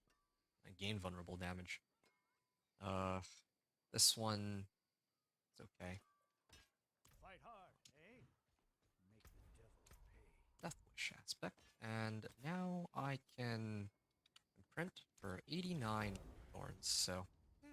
Slight increase. Yeah, it's a slight increase. Where's my two-hander? The mace. Yeah, I think I should be using this one. And then I can imprint Needle Flare onto it. Yep. And then I can temper it for damage, too.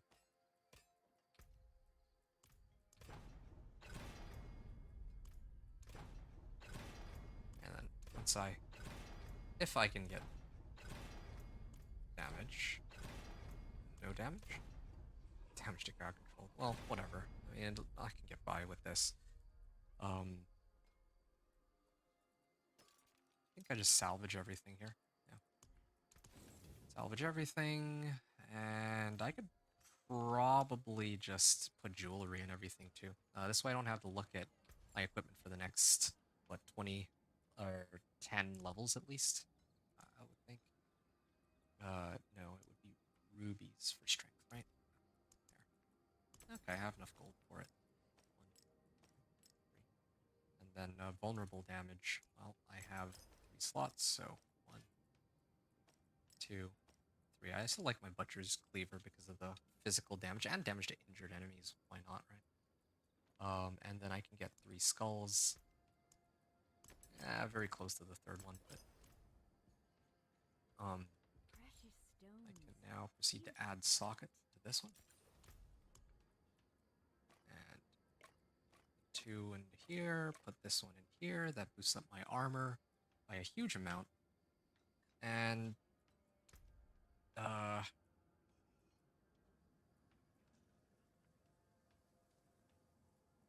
I think I'm okay. Whatever. This is plenty. Okay. Helltides. What's the Helltide? Okay, I got 30 minutes for this one. Probably not enough to get everything I would have wanted, but yeah, we'll get by. Cinders collected. I should stay on this side first. On the other side, hey, Aaron. Hello, hello. What's up, man? Yeah, we're just playing the Thorns Barb in the PTR. Thanks for asking. How are you doing? It is a very nice looking Barb right now. So PTR came out, and I already did my companion druid walkthrough. I even have a video coming out on that. Oh, I mean, it already got released for the Torment 1 clear, but then the full walkthrough is coming out tomorrow. After it finishes uploading. Okay. Yeah. Hey, Great Ham. I could maybe even upgrade to this one already. Oh wait, no, this one doesn't have strength or max life though. It is important that I keep upgrading my gear, well, my weapons for survivability though, because those are what are giving me the most amount of life. How's it? By the way, yeah, are you playing in the PTR, Aaron? And I just remembered I have Barb Carapace now, so I can actually just run at them to kill them. Let's not forget.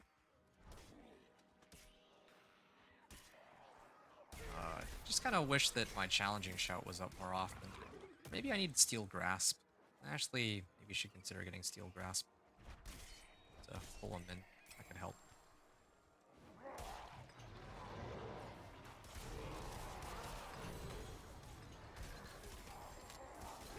You know what I'm missing? I'm missing kick. That's what I'm missing. I'm missing, well, I'm actually okay right now, but if I had kick, then I'd actually have a way to drain out all my fury.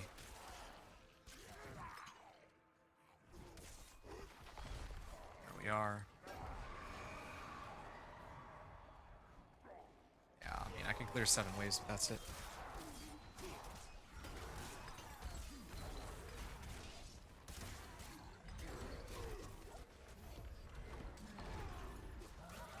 Here we are.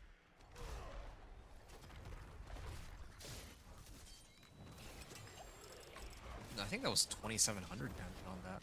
What if I ground stomp? Wow, my ground stomp does like 1,800 damage just by itself.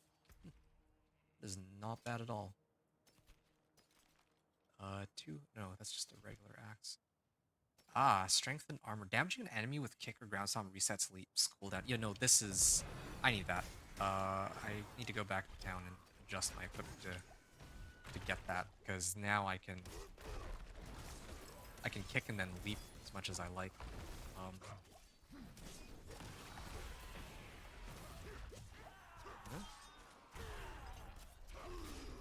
Oh, I didn't even realize it. the thing was active.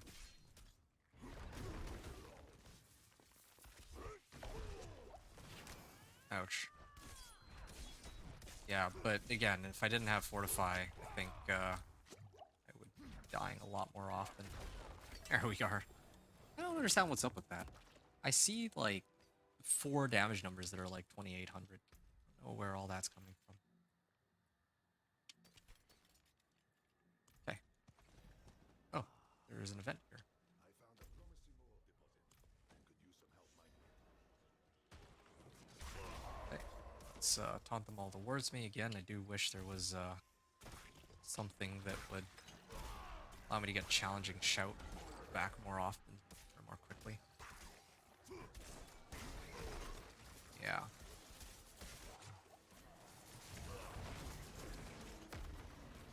Oh. Steel grasp. Grasp would be quite useful here, but I don't actually have enough skill slots. If I could get steel grasp, that would be amazing. I guess I could get rid of Warcry for it. Like, Warcry does boost my damage, but I'd be better off with steel grasp or something. Does steel grasp allow me to, or not steel grasp, but iron maelstrom? Is there? No. I was thinking maybe iron maelstrom had like a way to pull monsters to me, but I guess not. That would make things so much easier. But otherwise, if I'm in open world, I don't know if it's worth it to grab steel grasp because of how high the cooldown on it is anyway. Hey, yo, this guy has his corpse temple to pull him in. It's a small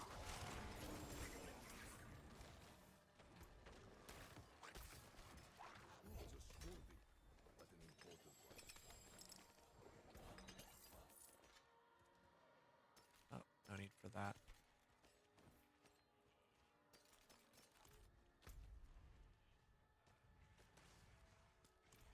Slay cultists. Well, we're approaching. Okay, yeah, we'll do the Hellspire. I don't know how long I'll last for, but we can see what we'll do here. Or, yeah, we'll see what we can do. Oh man, these guys are. I have like no fire res either. This part, and don't I? Yeah, my elixir ran out some time ago. But despite that, I still do 2,700 damage with my kick, and well, yeah, I still instantly kill monsters just by running at them. I wonder what my Thorns is actually at right now. I mean, I don't even have Iron Barb elixir either. Oh, actually silenced a whisper too. Process. Yeah, I mean, I can go directly there after this, but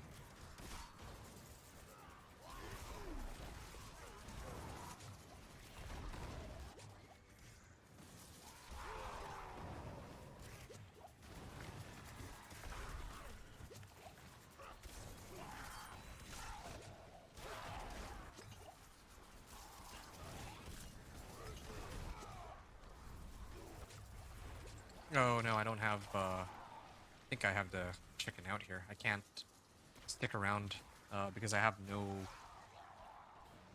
health left and no potions.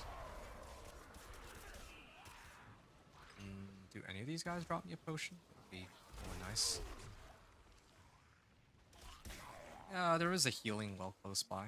Swing by and hit that, but yeah, that was too close for comfort. It's exactly what I mean when I say I'm never really, kind of scared to play Penitent, but I mean, I haven't died yet since I made it to Penitent, so doing something right.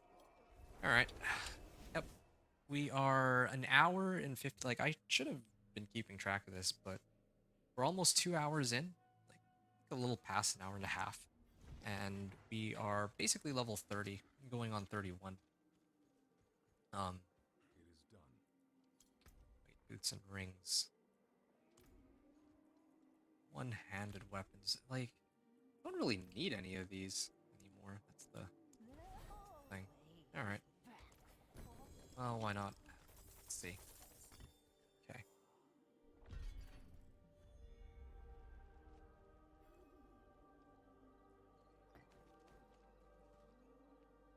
Oh, Fury per second, max life and armor.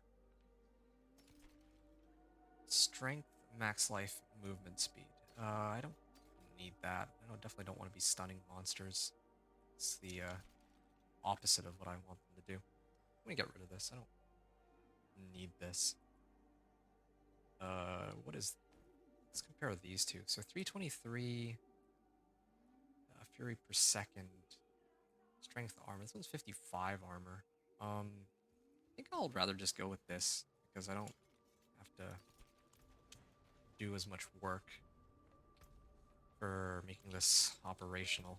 Let's have a look. Dodge, chance. Max life or movement speed? Let's do max life. Oh, right, and that elixir. All things are available to you. Okay. Come on, elixir of iron barbs. I believe it's worth every penny here. Because, well, that's like a huge chunk of my damage. Oh, right. Speaking of huge chunk of my damage, I do need to get some thorns out here. I mean, it could very well be the case that this does not pull thorns. And then I can use one of my other boots. Still got plenty of... Okay, 8 thorns. I guess so. Feels pretty... like, low the amount of thorns, but I'll have to do. Okay, now for sure I don't have to worry about my equipment for another 10 levels. Keep saying that, but... yeah, I think we salvage everything. Resets Leap's cooldown. I think I need to get Kick. Let's get Kick in place of Ground Stomp. Or in place of Upheaval. I'm gonna respec out of Upheaval. I can't. Maybe this.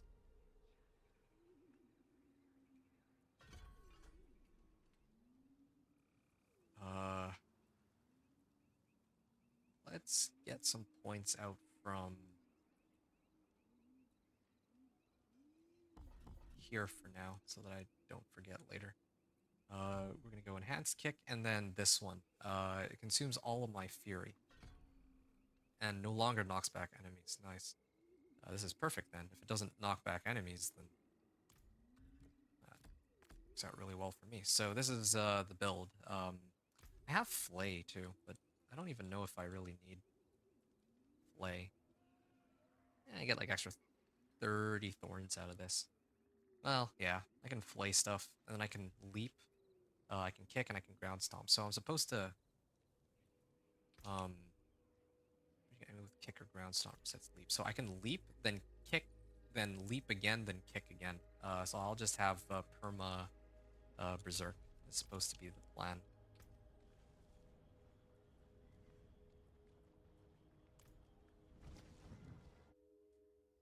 Here we are.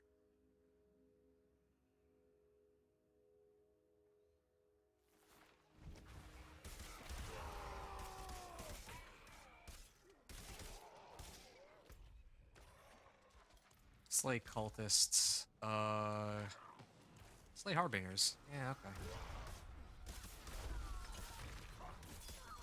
Oh yeah, right. Because of my key pass, like I haven't really been able to, or I haven't been using my key passive as much as I should be. Because when I use up my Fury, then I gain more stacks. Yeah, but right now, I haven't really been using that part of it. I mean, I don't need it, but that's something I gotta be mindful of. Yeah, each 25 Fury I spend, I gain 10% Thorns, so I'm like max out right now. I have to kick, and right now I'm only oh, I can use Ground Stomp to generate more Fury, and I can kick another monster. Yeah, there we are. Leap. I can't even kick them. I try to run at them to kick them to keep my Thorns bonus going, but then they die because they hit me.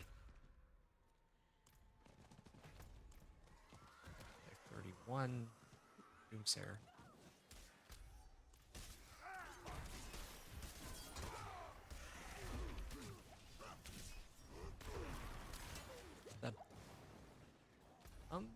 Skew of a Shad, so there should be an event like to the side. Yeah, there should be an event over to the side.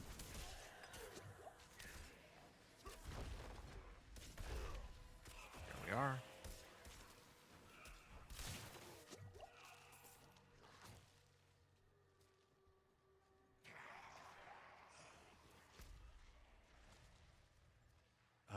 Actually, am I reading this right? Maybe it's here. I think the event is actually closer to here. So. Yeah, here it is. It's Caravan under siege. Alright. This is okay.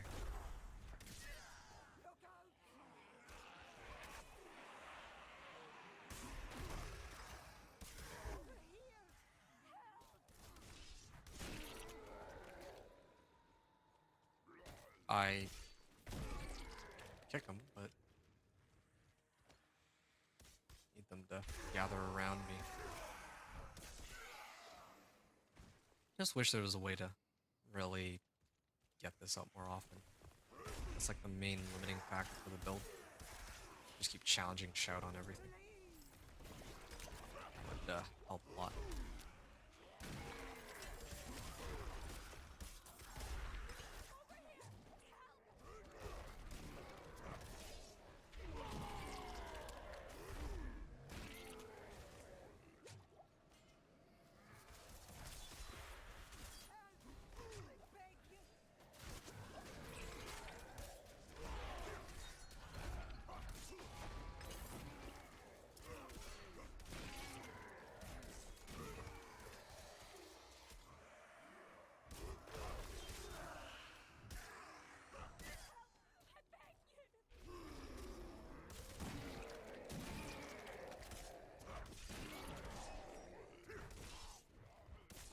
Alright. Gonna pick this one. And yeah, we completed the event. Still don't think I got like what 17k for requiring 432,000 XP, so it's like not even 5%, but we did get some Opals and Cinders and monster kills out of that. What other Whispers haven't we done? Slay the Blood Maiden. I think before I attempt that, I should try to actually open the caches. Like, I know that we still got like 15 minutes left, but I don't know how long it'll take me to run Blood Maiden at this level. Like, I'm actually at a high enough level that I'm a little worried.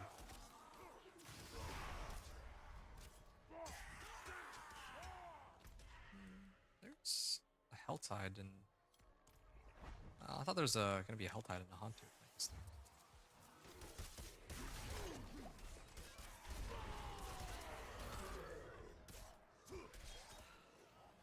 There we are.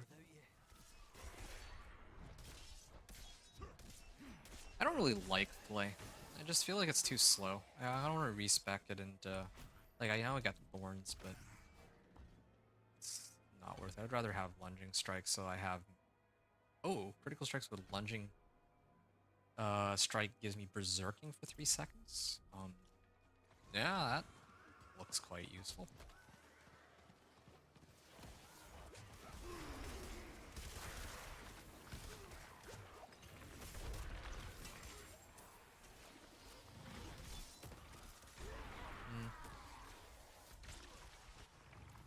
Oh. Okay, yeah, let me hit these Tortured Gifts of Mysteries. I think now is a good time for it. Yeah, maybe we'll kill some of these on the way in. Tortured Gift of Mysteries. That's one of them. Some fragments out of that. Wait, did he just hit himself? Like, when I was on my horse, I think he thorns himself to death. Oh wow, this is a good amount of XP still. Actually, how much XP was that? I was at like level 31 and then I went all the way up to 32.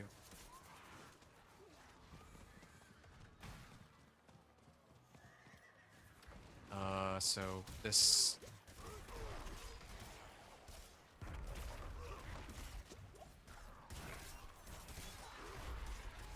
Okay, Torture Gift of Mysteries.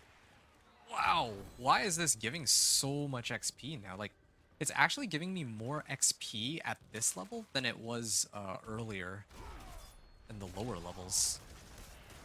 It's kind of ridiculous, but I'm not complaining. I think that's kind of cool, but yeah, I didn't know I was gonna be getting like half a level per each of these. Otherwise, I would have taken this Helltide stuff a bit more seriously. Maybe I don't even need to run Blood Maiden at this rate.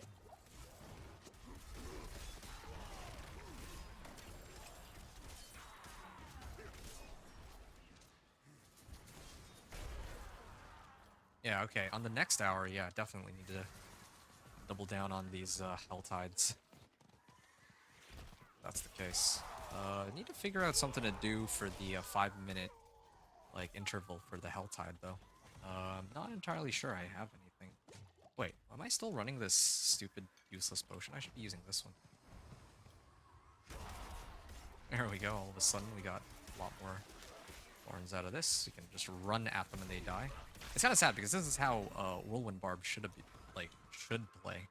You just run at them and they die. But, or I guess spin at them. But this is more ridiculous. But does the job. Gets the job done. And I haven't even actually activated the extra damage off of Barbed Carapace either. That's how insane this is. Yeah, there's an event. Might as well.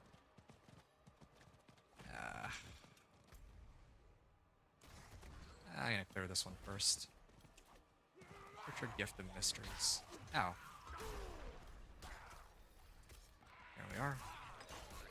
That was like over half a level. It feels like you get more XP as you're a higher level in Helltide. I don't think that that's how it was last season. I don't know if... I don't remember reading this on the patch notes either, but... yeah, wow, that was a lot of XP. Makes you kind of wonder if the fastest way to go about leveling...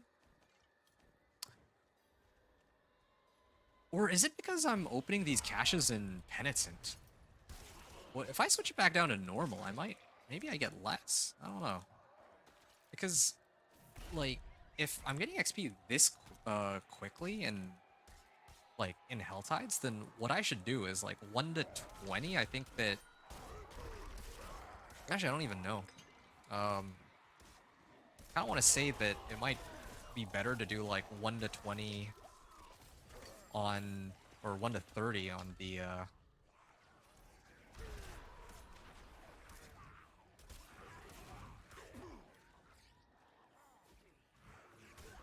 like on these headhunts. Headhunts are pretty good for early leveling. Maybe you're supposed to like level early on headhunts, and then you go here, and then you run all these Tortured Gifts of Mysteries. Maybe that could be the way to go about it. Because yeah, like the way these Tortured Gifts of Mysteries are scaling, that is kind of nutty.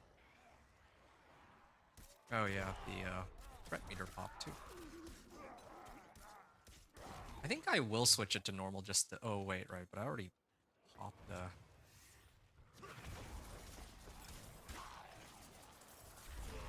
I did pop an elixir, but I can make more elixirs. I'm sure I'll get more. And if I don't, then I can always go to one of the headhunts and grab some more bundled herbs. Okay, well, this is where things get a bit complicated. Oh. Just realized that I haven't been using Lunging Strike. Oh, okay. Waves of Darkness. I don't even remember. I didn't even see how many actually was able to clear. Okay. Yeah, this guy does take a while to go down, though. This is like the only one that I have troubles with. I mean, I hit him for 1200, but apparently that's not enough anymore. Ow. Fine.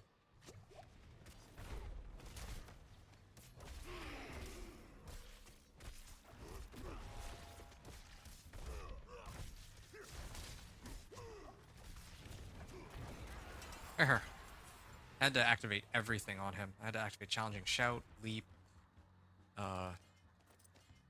every available skill, basically. Okay. Yeah, I do need to know. But I need to hit one of the other tortured gifts of mysteries. Be one of those ones up there.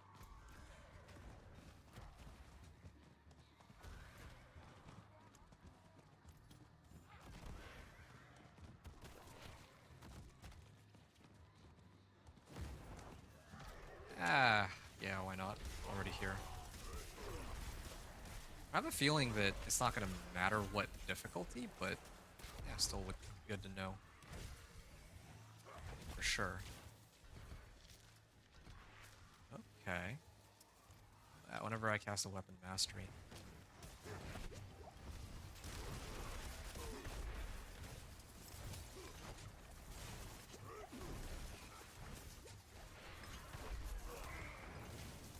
I can fortify for a chunk of my life. I don't think I can tank all of it, but I'll try. Also, lunging strike is putting me in danger of actually dashing out of the circle. So, scary. Prefer the soul spires, but like that's an option here. Yep, this fortify coming in pretty handy.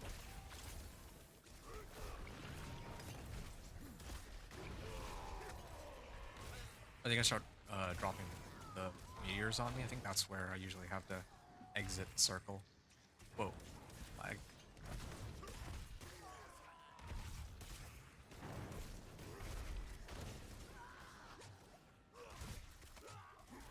Okay, here we are.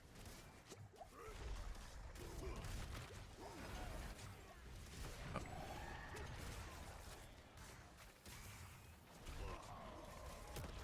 Oh man. On. So close. I almost made it. No, I need to get out. I was so close, but still not quite there. I need more like fire resistance. I have like no fire resist, right? Like 21% fire resist. Alright.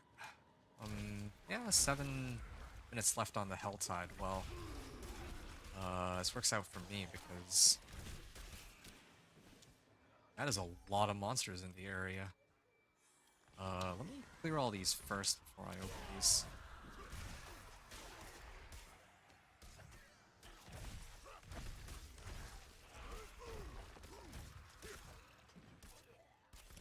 I've done all the other ones, right? Yeah, this is the only remaining whisper as far as I can tell.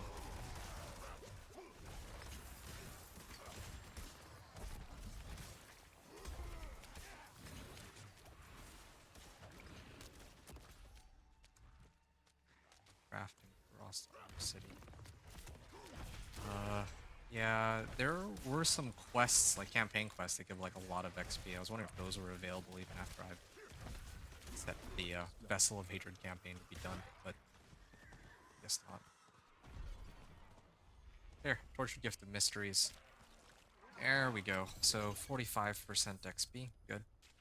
And then we got one more cache here.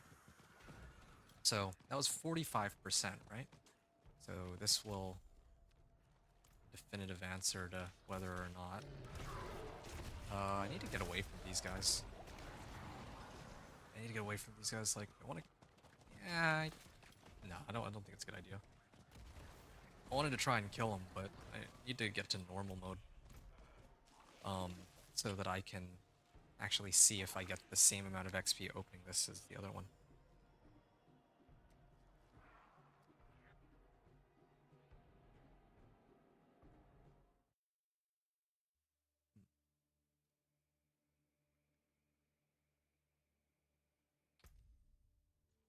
Alright, can switch it to normal. The other reason I wanted to switch it to normal is so that I can actually kill the Blood Maiden. I don't want to deal with her unpenitent.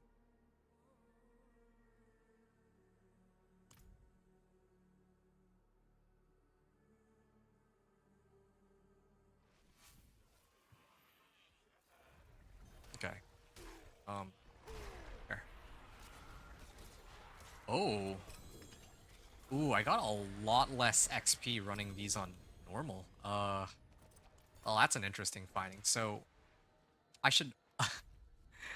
what this is telling me is I need to farm a bunch of aberrant cinders and then pop them on hell mode. Is what is the takeaway from this? Yeah. I wonder if the same principle applies to strongholds too. If that's the case, maybe I have this all wrong. But I mean, last time I think the big streamers like Rax and them said that you're supposed to run the strongholds on normal because the XP gain isn't dependent on what difficulty you're on. But yeah, apparently here it does.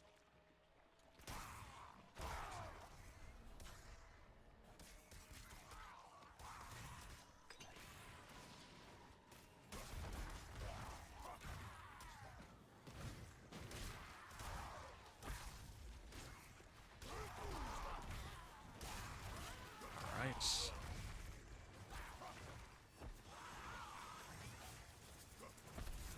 Oh yeah. Probably. Oh. Even know I had a new emote like that, but sure. Let's put on the wings. Yeah. Might as well get what I came for. Easy grim favors.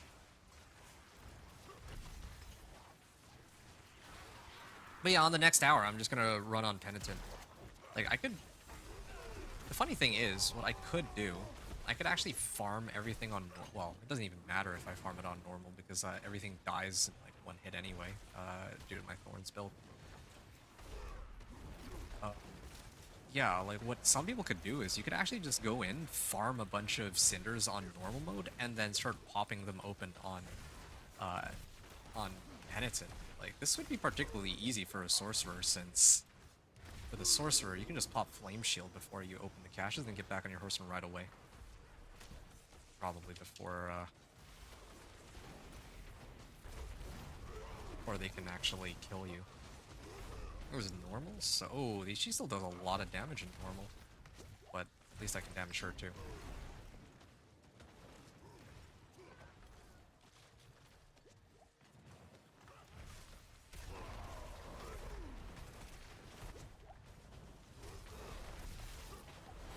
Here we are.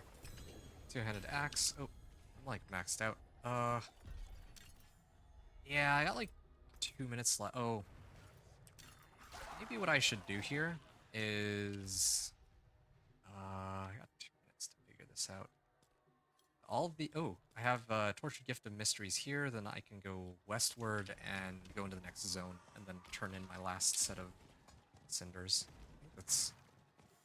yeah, all I can really do here. Also, yeah, since I learned that... yeah, apparently...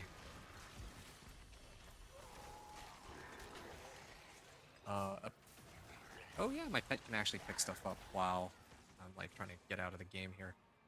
Oh, yep, 150. So if I switch it to Penitent, then yeah, each of like this should give me like 40% of my XP bar instead of like 25% of my XP bar. Maybe I'll even pop open an elixir for this. I think I should have the Iron Barb's elixir active now because yeah, now I'm going to be on Penitent for the next little while. Now that I know how this all works.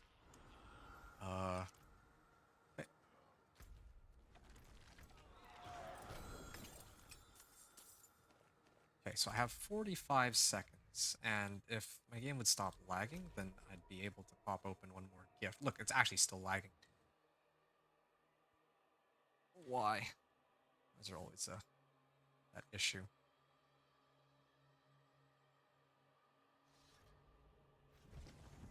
I have a feeling it is going to be the lag that prevents me from opening the last Tortured Gift of Mystery. Like, I'll probably be like 10 seconds short, 5 seconds short or something. Oh yeah, there's one like right beside me. Okay, if I can make this work. There, done. Oh, that was just in the nick of time. That was way too, cutting it way too close. Yeah, you can even see like I'm already like about to level here. Yeah, I don't really need these. Okay, might as well take a moment to just breathe. Oh, I'm gonna go to Tree of Whisper. Maybe we'll level off these guys too. as I was saying before these guys rudely interrupted me, I'm gonna go over to the Tree of Whispers and I'm gonna salvage everything. I'm level 37 right now. Like, again, now that I know that, yeah, running this on Penitent, I get, like, a ton more XP. Yeah, I'm just gonna stack a bunch of cinders. Like, I don't even need to do this on Penitent, but I will because I can handle it. Then I can just turn them all in on Penitent, and then suddenly I get an enormous amount more of XP. I bet this won't get patched. Like, they had to have changed it into this. And yeah, no one's really gonna complain about it. Like, so it's kind of nice. I'll probably use that one.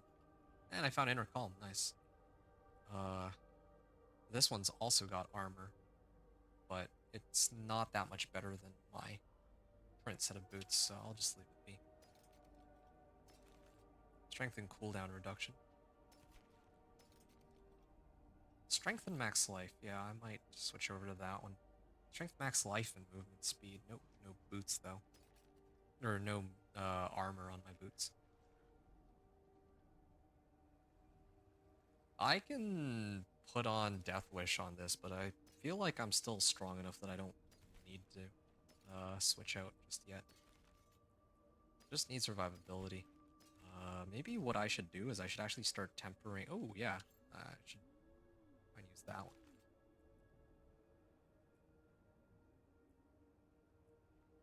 I honestly think that I should temper for resistances here. Yeah, this should make it a lot easier for me to stay alive and not have to worry about them killing me. They fortify over 50% of your max life. I deal more damage. Okay, we'll get there. Same thing with this too. Slaying Strike should also boost my damage further. Yeah, that's a lot of materials. Okay, so let's work our way through this. We're gonna roll for Thorns first.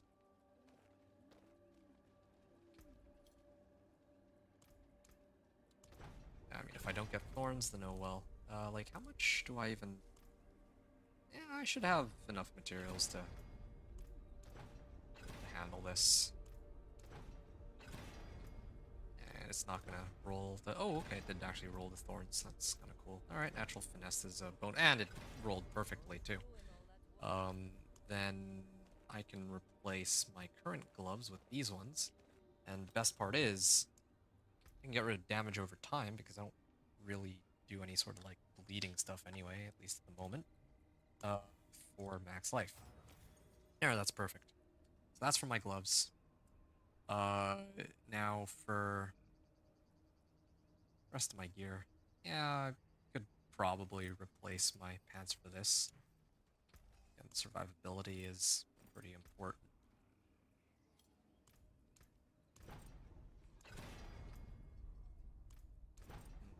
Horns, yeah.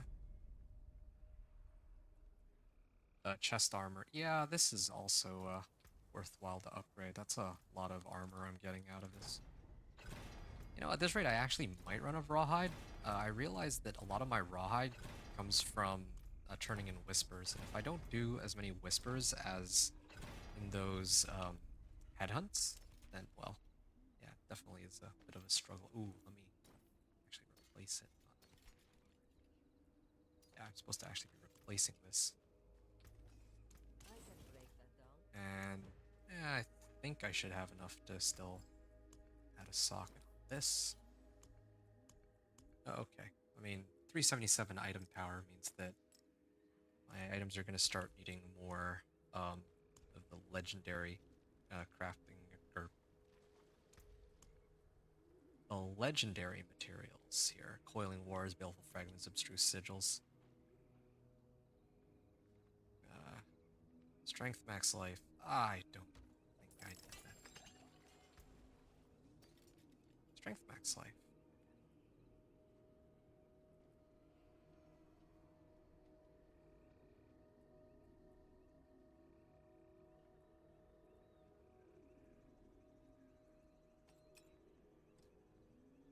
It's tempting, but yeah, I'll do it.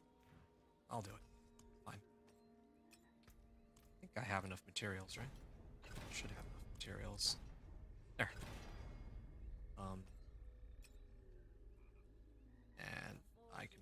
burn a socket into it. And I'll salvage these because I'm clearly never going to be switching to those. Okay. Yeah, the new Hell Tide started, so it's about time for me to get on it. I also just remembered that, I mean, I do actually have 125 Restless Rot, so I can actually just pick up a bunch of, I can just pick up whatever I want. Or of Siphoning, why not? I mean, it works really well with Thorns, so at least I can activate some powers for free. I can also pick up some of these, just to help myself a little bit. Should have probably done this first even, because, yeah, see, this one is better than my current pants. I don't even have Iron Skin, but I don't think that matters. Strike Chance. This one has Strength and Armor. This is actually better than everything I'm wearing. Yeah. 250 resource. I can do some sort of explosion. Aura of Lament. I can just do, like, multiple auras, but I don't want their attacks to be interrupted. I don't need them to be slowed either.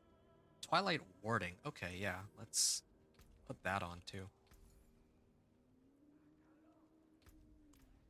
I mean, I could just throw on, like, whatever... oh yeah, if I pick up Poison Frog Serpent, then I actually split the damage with them. I don't want that. Yeah, I can get whatever powers here that I want, but yeah, Soul Harvest. Yeah, I definitely would want Soul Harvest if I can get access to that, but yeah, right now, like, Aura of Siphoning will help boost my poison damage. This thing gives me Barrier. Those two are kind of good, but everything else that I saw was somewhat irrelevant, so I'm not all that interested in any of the other equipment that I saw. Let's try to roll for Thorns here. This was kind of a mistake that I did this last. But yeah, okay, fine, sure, that's fine. Yeah, this helmet, I could actually temper this because it's legendary. And I can try to put on, like, any resistance, it doesn't matter. Yeah, I mean, if I imprint some defensive aspect, then suddenly I'll be able to put on some more resistances, but I think that's kind of unnecessary. I think I'll just stick with armor for now. Okay, yeah. So that, in total, it looks like I did get some use out of this, the 5-minute interval between Hell Tides. Okay, now let's try to take this super seriously. Yeah, let's try to rotate between the events. I think it's going to be here. Definitely here. And I don't know where the last one would be. Maybe here or something. Here. Cool. We have about 1 hour. Well, say 50 minutes. 50 minutes to run this Hell Tide. I'm aiming for level 50 after this Hell Tide, but we'll see how far we get.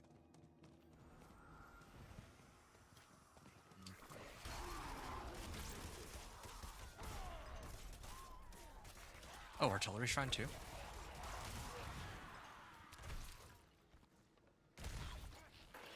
Oh. Ow. And my pet should be the one to pick everything up, right?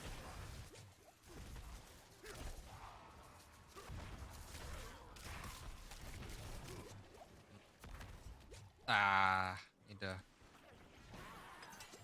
Kinda could use a source of unstoppable. Okay. We're a lot... Yeah, I guessed correctly that this is an event location, but it took me a while to get here because there were so many monsters on the way. Still got my barrier up.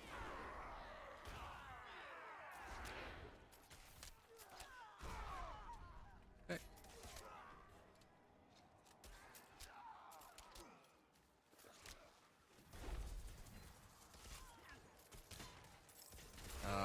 use Challenging Shout to pull them all in on me. Ah, those explosions. Okay, let's kick them. Wait, did I ever... I feel like I'm missing some damage. I'm not doing like thousands of damage as like before. So, I wonder why that is.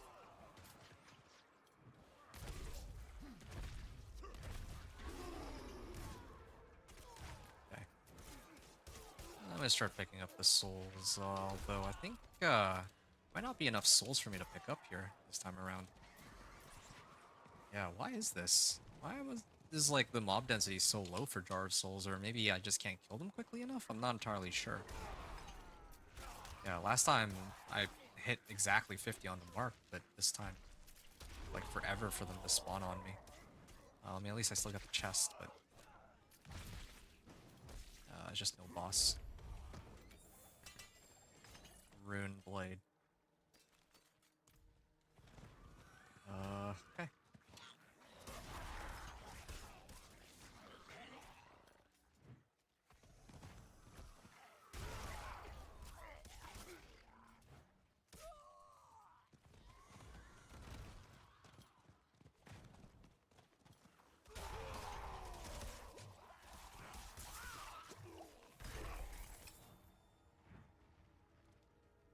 We can go this way. Just come over. And I mean, we can. We did actually silence one of the whispers, which is nice. I gotta slay more harbingers. Yeah.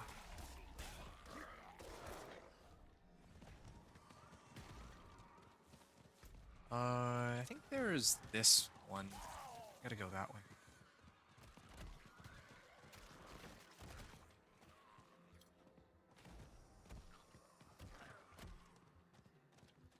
There's nothing here. Alright. Maybe this isn't the event area. It's over there.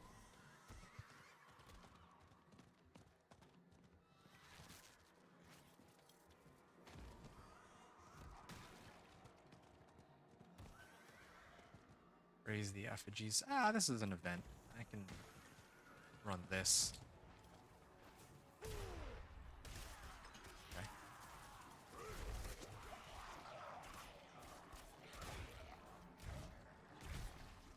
Destroy the enemy structures. 2 of them. Okay, well. Leap over this. And yes. Swing by and where's the last one? Okay. Okay, that was an interesting leap. I think it should be up here. Yeah. Just do a nice little kick. And I think then the boss spawns and I can just ground stomp.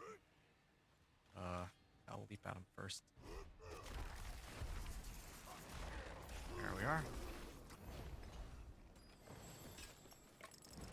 Cool. Plenty of obols. I'm gonna need that for later when I'm gearing up, I guess.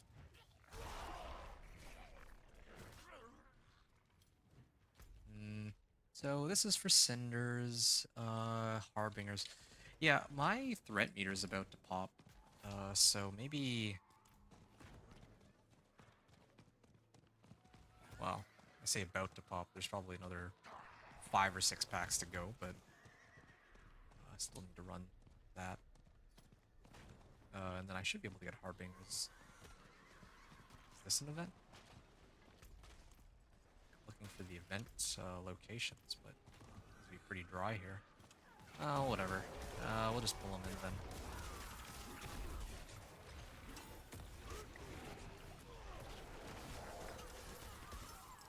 True sigils. Oh, okay, I guess I can't tank that. And here's a harbinger.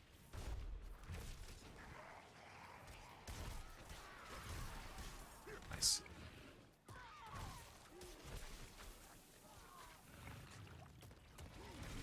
It's kind of hard to tell which the circles is mine for my poison aura and which ones are for the monsters themselves. But works out.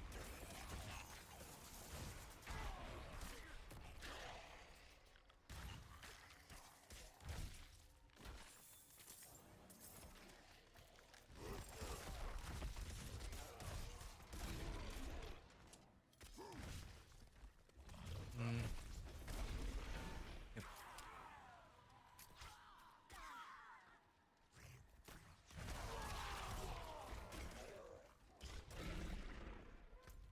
Okay. Yeah, I definitely feel like this build, farming with this build, these cinders, it's not as quick as some of the other ones out there for sure. That's for sure.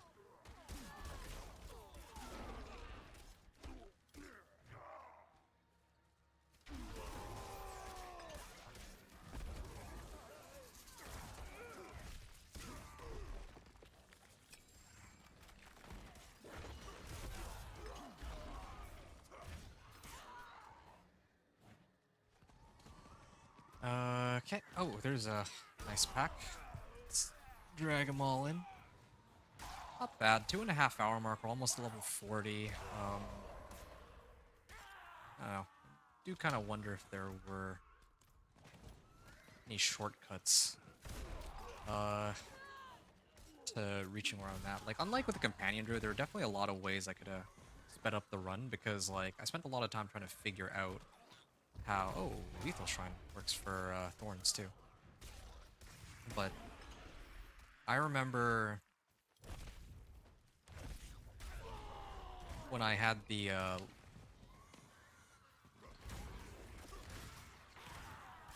I remember when I was playing the companion druid, I spent a lot of time trying to figure out how the witchcraft and headhunts worked, and trying to optimize those. But here, I'm not so sure that there's any ways that I could have made it quicker. Like, obviously, there's always room for improvement. There's no like big glaring mistakes that would have suddenly shaved off an hour, I think. Except for, I guess, if I'd known that an expert or the penitent tortured gifts of mysteries suddenly give like way more XP on this mode.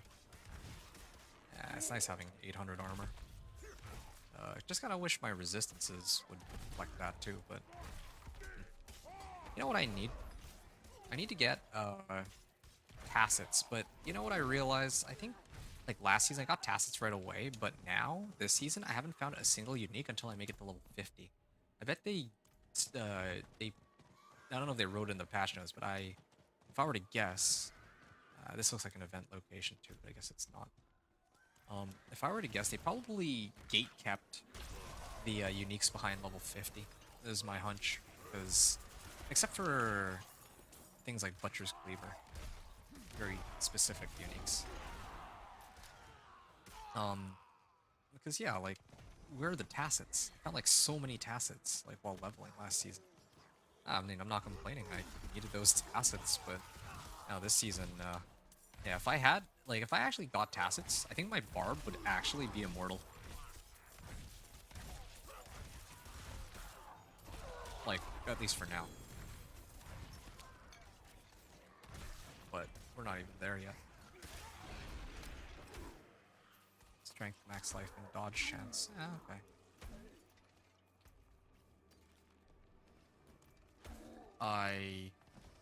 Very close to popping my threat meter, and that would enable me to get to like 9 whispers or 9 grim favors. How many obols am I at? 455.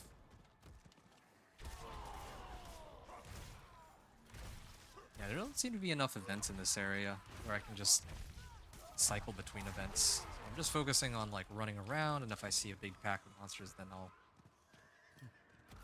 go and clear all of them.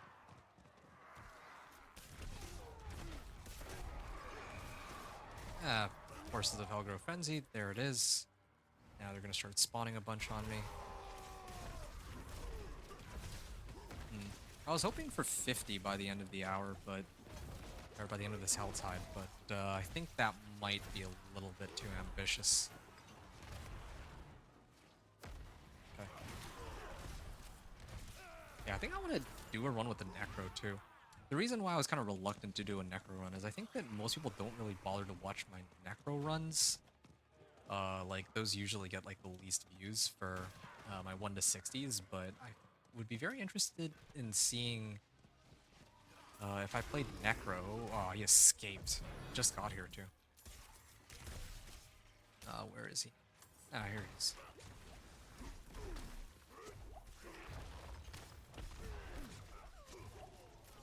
I don't know if I can take this guy, actually. They're getting a lot stronger now. And it's a sorcerer, too, so that teleport, man. That teleport's actually messing me up.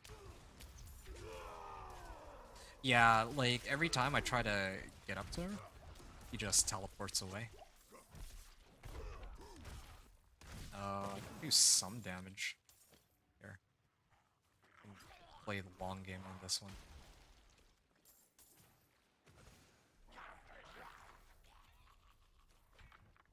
Where's the... Wait, did he just leave? No, he's here. Still here.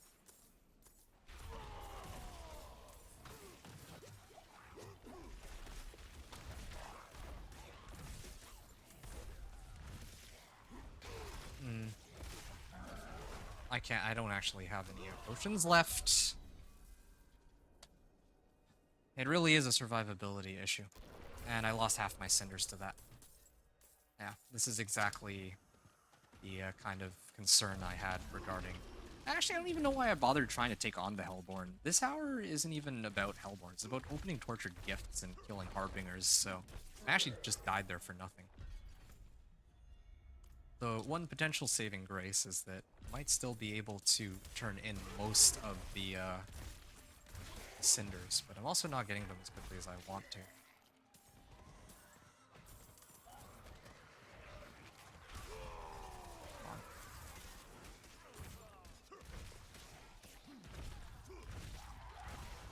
And okay, all of a sudden they hurt a lot more than before.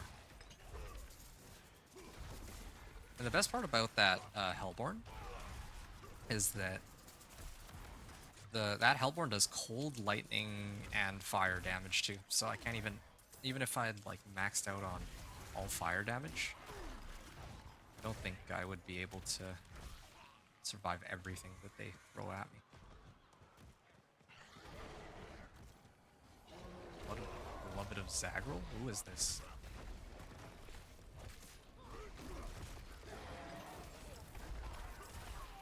What was that monster that I just killed? It was like a named monster of some kind, but I don't know for what.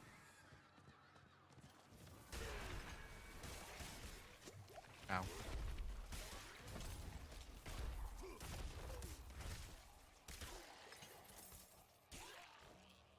Ravenous Soulspire?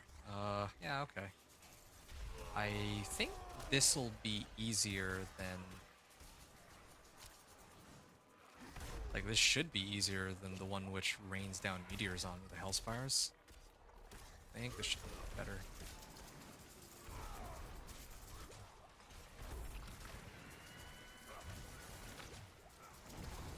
Oh man, do I die again? Lunging shot. Okay, this lunging strike is actually positioning me in places where I don't want to be. I have to admit. I might have to actually get rid of lunging strike and replace it with like iron skin. Okay, no, yeah, I'm actually out of everything. I mean, I did get a lot of cinders out of that, but I just don't have the survivability to tank that all the way through to the end, sadly.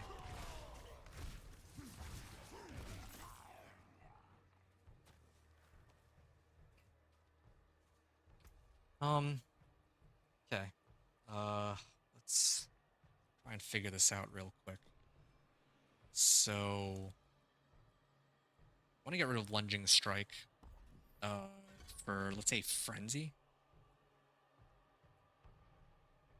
Damage reduction and move speed, sure. Let's just do that to keep things simple. I like simple. I mean, for a leveling build, like, I shouldn't have to go through this much trouble.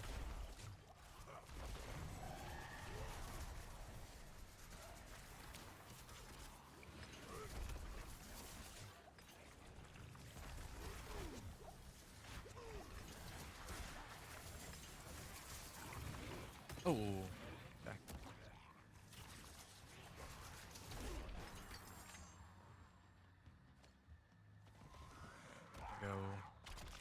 Go in here.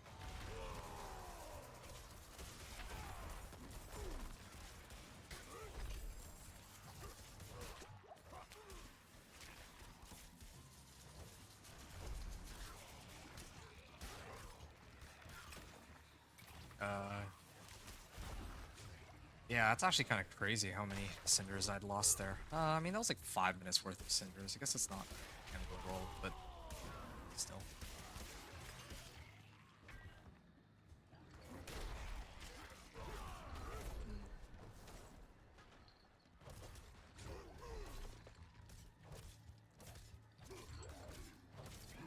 Yeah, at least I don't misposition myself with Frenzy. That's nice. Retron? Sure.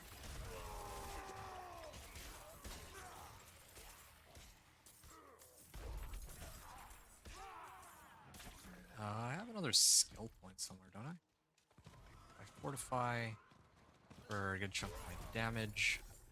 I fortify for over 50% of your max life. So yeah, I have already more. Like, I actually do have more than 50% of my max life, so that's already 8%. Is it 12%? No, that's still 8%. Next level would be 12%. Yeah, I'm getting a lot of like multiplicative damage modifiers on this Barb, or just on Barb in general, I guess. Same thing with the Druid, especially ever since Vessel of Hatred came out. They added like a bunch of new passives for Druid, so there's plenty of damage multipliers there. But despite those damage multipliers, like I think Druid was like the bottom of the hits leaderboard last season. Or, well, I guess in the current season. And Barb, well, Barb is kind of a weird one because I think the vast majority of the Barb builds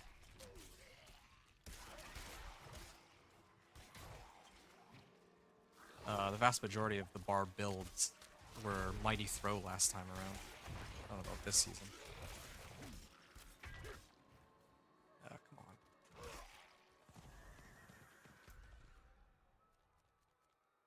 Where's your gift opened? Okay, I see. So I've actually killed all the Helltide Harbingers. So now it's really just a question of running events. Hey, speaking of events, there's one right up here. I don't know why I haven't really seen any Legion events on the map or world bosses.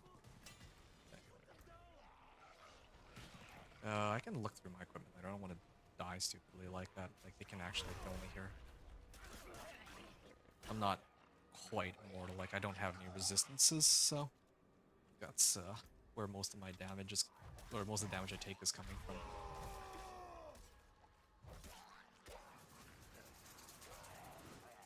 Cool. This is one of those survive enemy waves.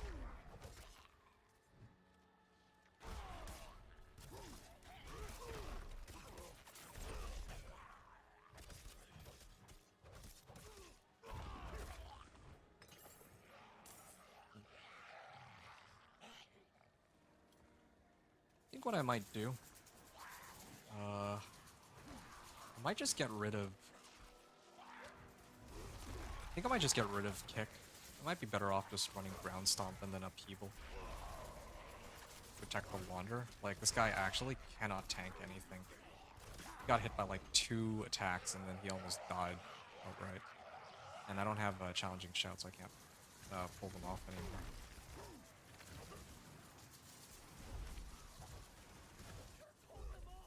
Yeah, neither can I, man. I have no way. Like, I can't protect from every side. If I had challenging shout, maybe. But no, there's no way. I tried. Like, I actually just can't run events on this Barb. Like,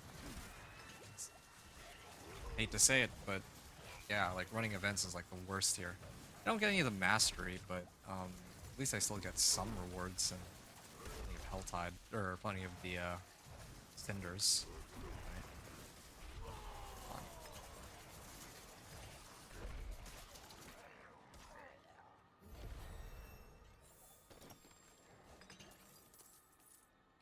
Bubbles and not yet at the point where I can. Well, I probably should replace my weapon at this point. Like, this is a pretty big boost, I would say. Strength and Thorns. No, I'm okay on that one. It really is just whether or not I want. Yeah, it's just my polearm that I need to replace. Okay. I could probably do that next Helltide though, since by that point I'll have like. At the end of this Helltide, I'm gonna be turning in all my items, or all my cinders for Tortured Gifts of Mysteries, and if I do that, then I'll probably have plenty of weapon upgrades, well, equipment upgrades just in general.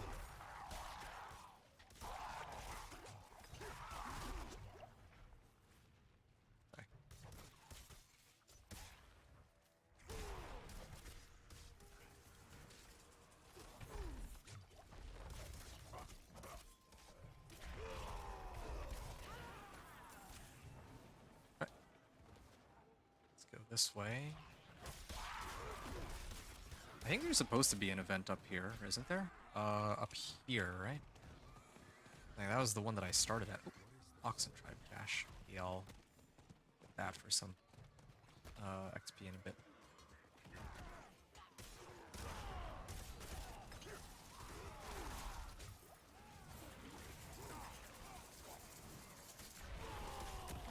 Ow.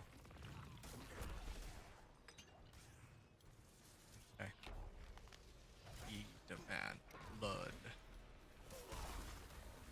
Oh no. I don't want to stand there. Core skills. Yeah, okay, alright. Get some more damage off of that.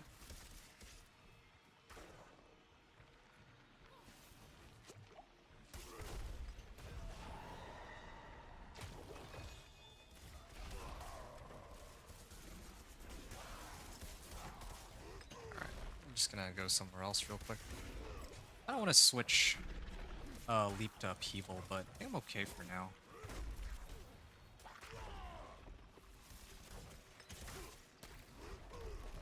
Wait, why is...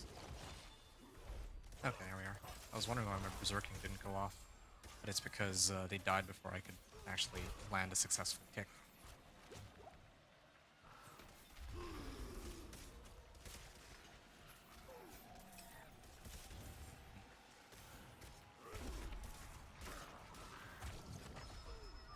And then the last one. That's a much easier event to do than all the other ones.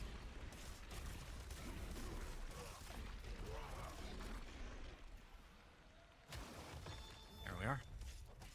Didn't even have to fight a boss for it.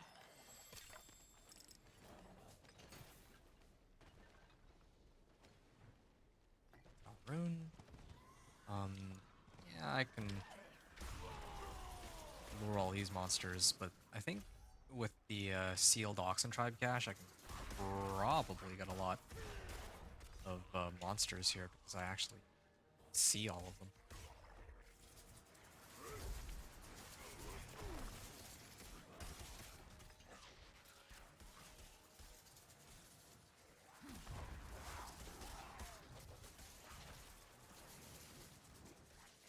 I could avoid trying to hit these little moats so that I can have the radar up for longer. Like, my mini-map has all the red dots on it, so as long as I avoid the moats, that's possible, then I can actually keep the,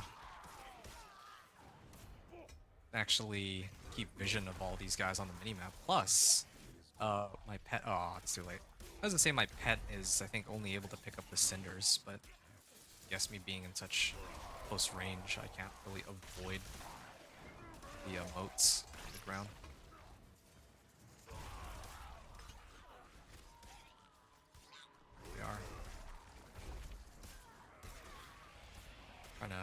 time this. I might even just skip Blood Maiden. I think Blood Maiden's actually kind of a trap. Like, the more I think about it, not even factoring in that she could potentially kill you. Even if we took that out of the equation, it takes like so long to go through the different phases just to get some Grim Favors. I mean, I guess on normal it doesn't take that long, I suppose.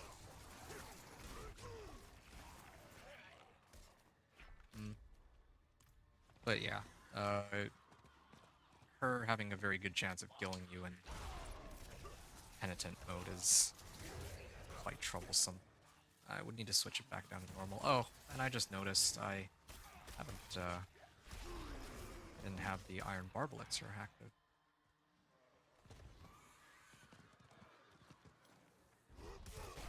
There. Okay, they all just exploded. Yeah, they are exploding.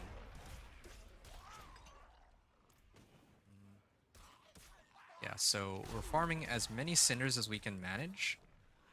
And then we're gonna turn them all in at about, let's say 12, 10 minutes. I think 10 minutes should be plenty of time to open up all the torture gifts in this area.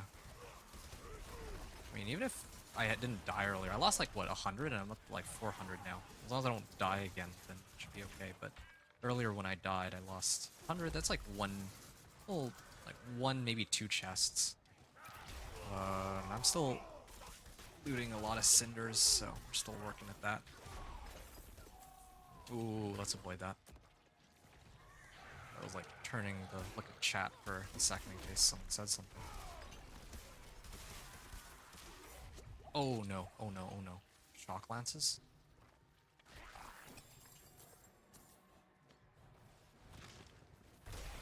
There we are. Yeah, they actually killed me almost killed me instantly with that. Yeah, it's exactly what I'm scared of. That, like, this is one of the reasons why I'm glad I have Fortify. I didn't have Fortify, that could have just been instant death right there.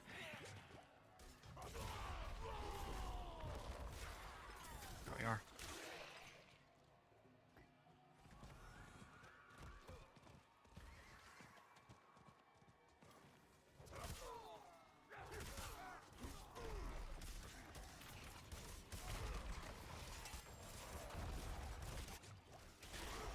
Oh, yeah, I could avoid. Oh, okay.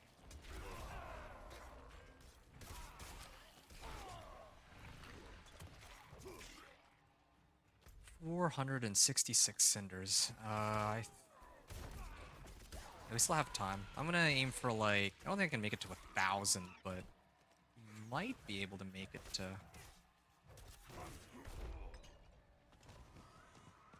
I think we'll be able to make it to about 800 at this rate. I think 800 should be enough to pry open like 10 Orchard Gifts of Mysteries. It should be like all the ones in this zone plus a few in the other zone, if I'm not mistaken. And each of them gives me like 40, I would get, like, guesstimate, like, percent XP, so I'll do a bit of the Ravenous Soul Spire, but these are risky. Don't want to see my health go 100 to 0, like, super fast. Okay. Once I run out of potions, I'll bail out of this.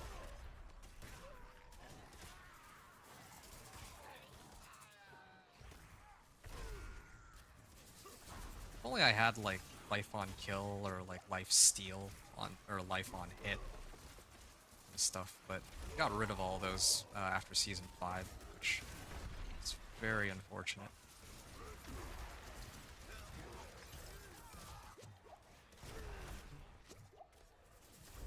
Not quite as I was hoping for here. Oh!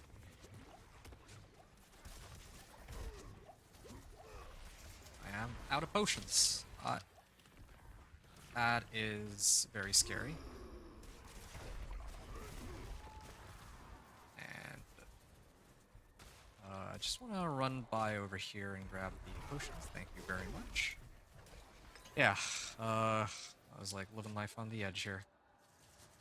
I mean, even if I die, well, if I die, I lose a lot of cinders. That's like 200 cinders. It's like the last 4 minutes, 5 minutes, 6 minutes of effort like gone down the drain, but yeah, it'll just slow me down by like I'd say a half hour. That's quite a bit actually. Like the sooner I do this, the better. It's not obviously not like a speed run or anything like that, but the the sooner I can finish this, the better. So that I can move on to the next character, the sorcerer. Or I think it'll be sorcerer next. Not like because I want to do a bunch of sorcerer runs back to back, but I'm just not sure if I want to do like a necro run first, because I feel like with what I've learned, I could probably do like a really fast necro run. Like just gear it up for penitent and then just let all the minions do the work, or minions do all the work here. And same thing with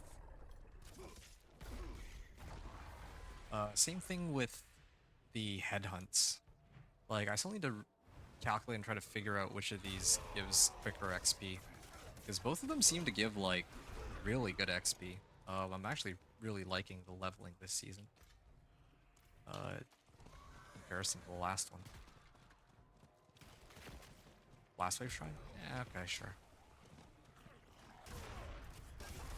I'm like full up too. Gonna need to go back to town and salvage a bunch of stuff. Ooh, level 40. Yeah, that's where monsters start to get a little scarier.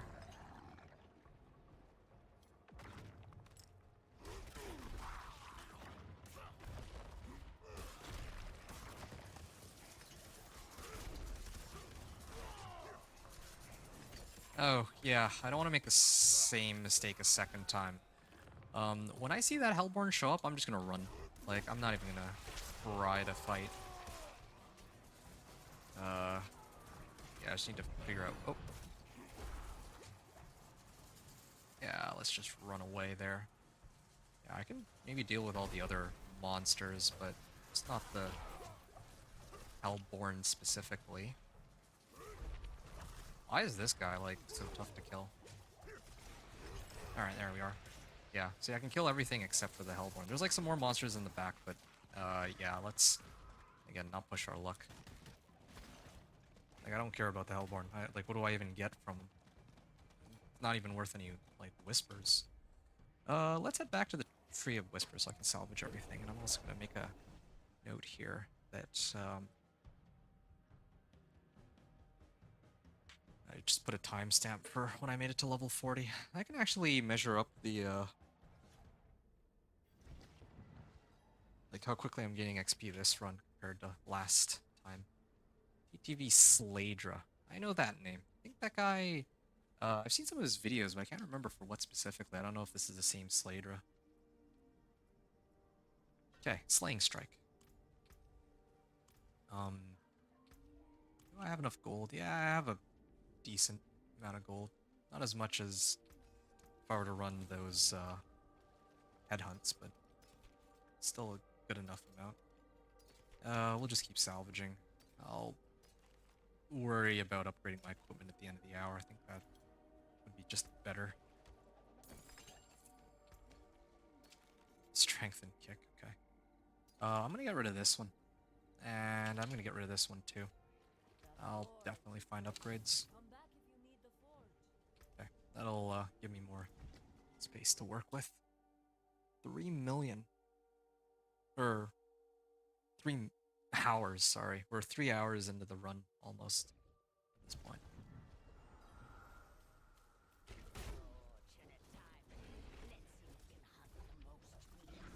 There we are. Oh, what? Why? How did they just... Where did my health bar go? Like, I just suddenly lost, like, all my life there. That's really scary. Like, that they can do that. Yeah. I don't know how comfortable I feel sitting on this many cinders without gear that gives me corresponding amounts of survivability anymore. I think I might have to go and turn in my cinders after this because this is kind of crazy. It's a lot of cinders I'm sitting on now. Maybe it's a fortify issue? Well, we'll see. Yeah, there we go. Build 100 monsters here in this contest. That's cool.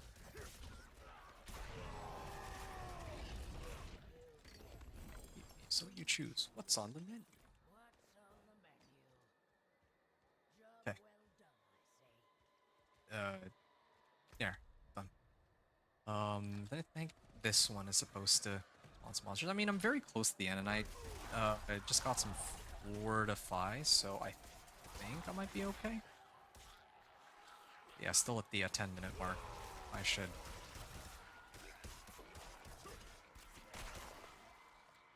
Yeah, like once it reaches 10 minutes, I think I'll start turning my cinders in. Worth noting that. Yeah, it's worth noting that, yeah, earlier I predicted that I'd have like 800 cinders, but yeah, I didn't even make it to 800, or I don't think I'll make it to 800 anymore. Yeah, the monsters are starting to get much tougher. And I haven't actually upgraded any of my equipment since, and I don't have a way to... Like, earlier I was saying that, oh yeah, there's plenty of ways to upgrade my gear, but right now I don't quite think that's the case. Like, yeah, I'm using this two-handed axe from, like... Wait, what level did I get this? Like, 12 levels ago, but... I think the main thing I can upgrade is if I replace this for... If I replace this for a weapon with higher item power, then I can imprint a Death Wish aspect on it and get a lot more, or a little bit more thorns that way. But that's it.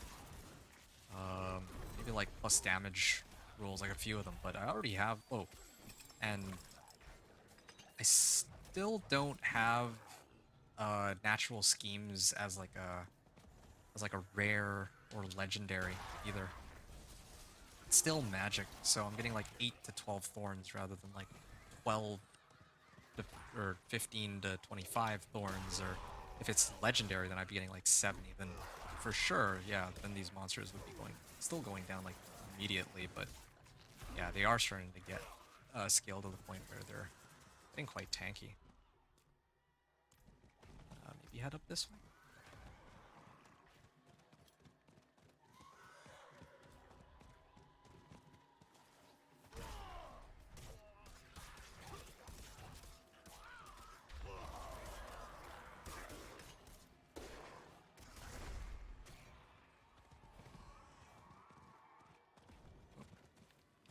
Grab this for some bundled herbs. See what other packs we can find. Here's another one. I'd rather not tank any of these explosions at this point.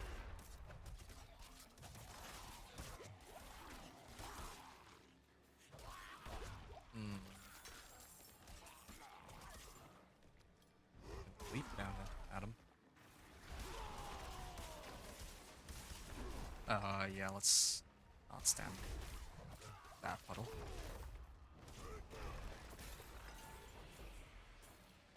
Okay. It's got all of that. We'll try to push for 750 cinders. An arbitrary number, but I think that would be a good amount. I think this should bring me to level 45. Yeah.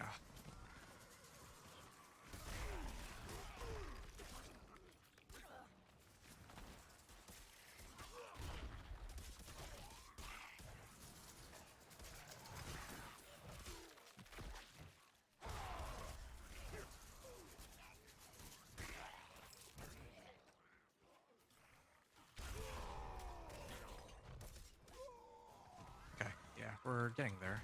I could use one more event, but these take forever to respawn. Come on. There's no event? No packs nearby? Maybe this is greedy, but I don't know, I just feel like 750 would be a good number to hit. I'd be very upset if I died here. I'd be losing out on half the chests that I can open. Like, I'm at 733. Ooh, yeah, no, let's avoid that. Ow. Yeah, because I'm sitting on like 7... Well, I'm about to hit 750, but... If I die, then I can own, like, I'm down to like almost a little under 400, so then I'm opening like 5 chests or 6 chests instead of like 10. So that's a pretty big difference. Also, if I didn't die and lose like half my cinders earlier, I think I lost about 100, a little over 100. I'd have probably closer to like 900 by now. I wouldn't have made it to 1,000, but pretty close. This is pretty good, all things considered.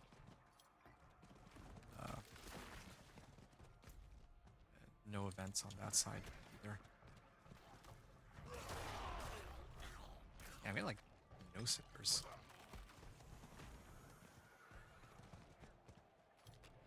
Damn soul. Okay, yeah, I think I'm finally there.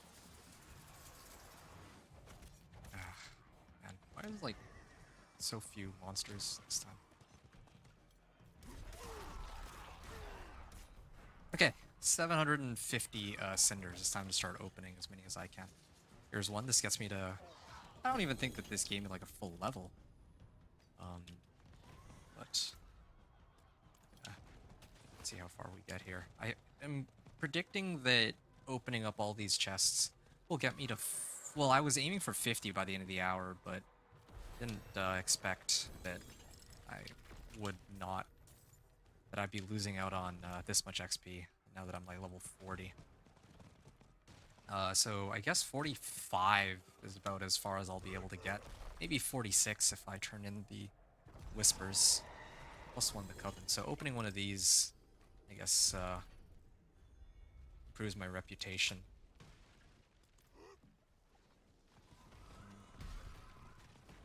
I've already opened most of the gifts, so...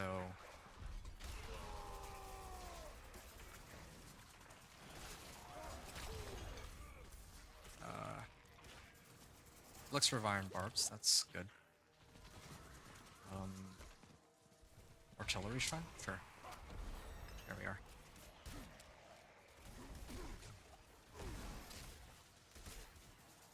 Wait, what's... oh, there's some of the guards. That is a lot of monsters. I will run through them in this case. Just because there's a very large amount of them. Maybe even get some cinders along the way. Okay.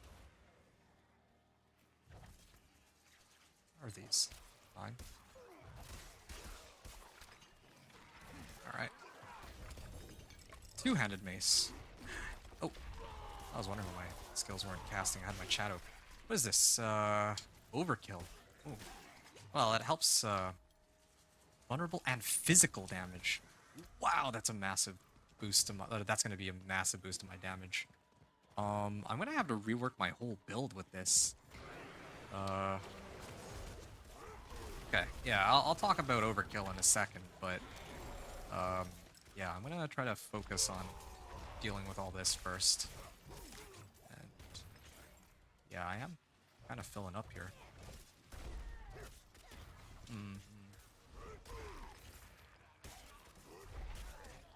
Okay. I'm just gonna get rid of those. Let's see. Still got another gift here I can go and pick up. Yeah, that's a lot farther than I was expecting it to be.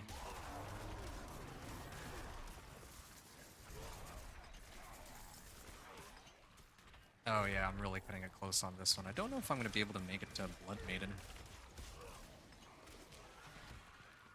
Ah, man.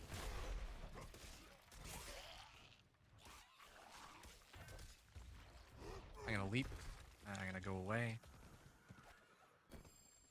And slippers.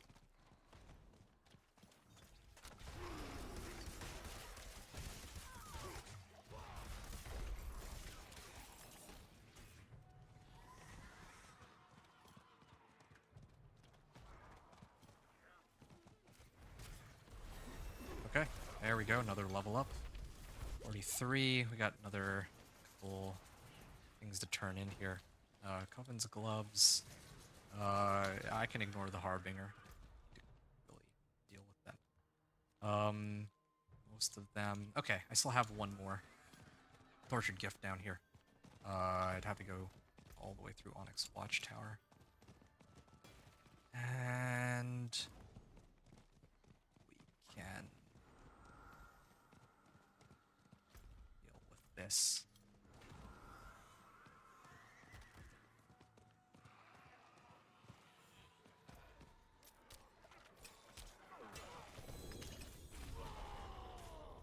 Well, I guess these would go directly to my inventory anyway, but... okay. Now I just need to open 3 more? Yeah, just need to open 3 more here. I didn't even make it to 46. I made it to, like, not even 45, come to think of it. And the thing is, aside from the one death, like... I did stack up a lot of cinders. Kinda crazy how that works. Oh, man. Yeah.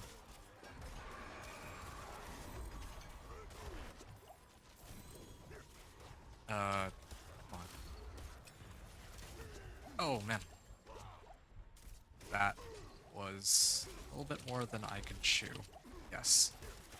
Still is. Yeah, okay. I'm wasting my time here. I'm gonna keep going.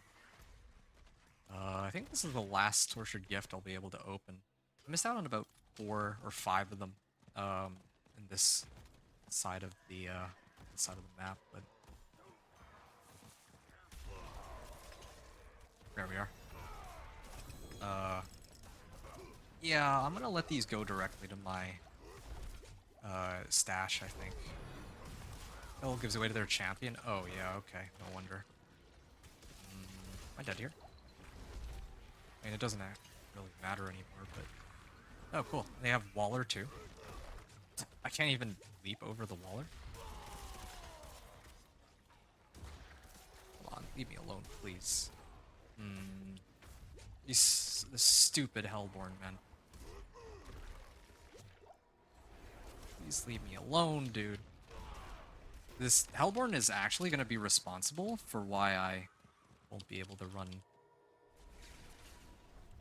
Why I can't do...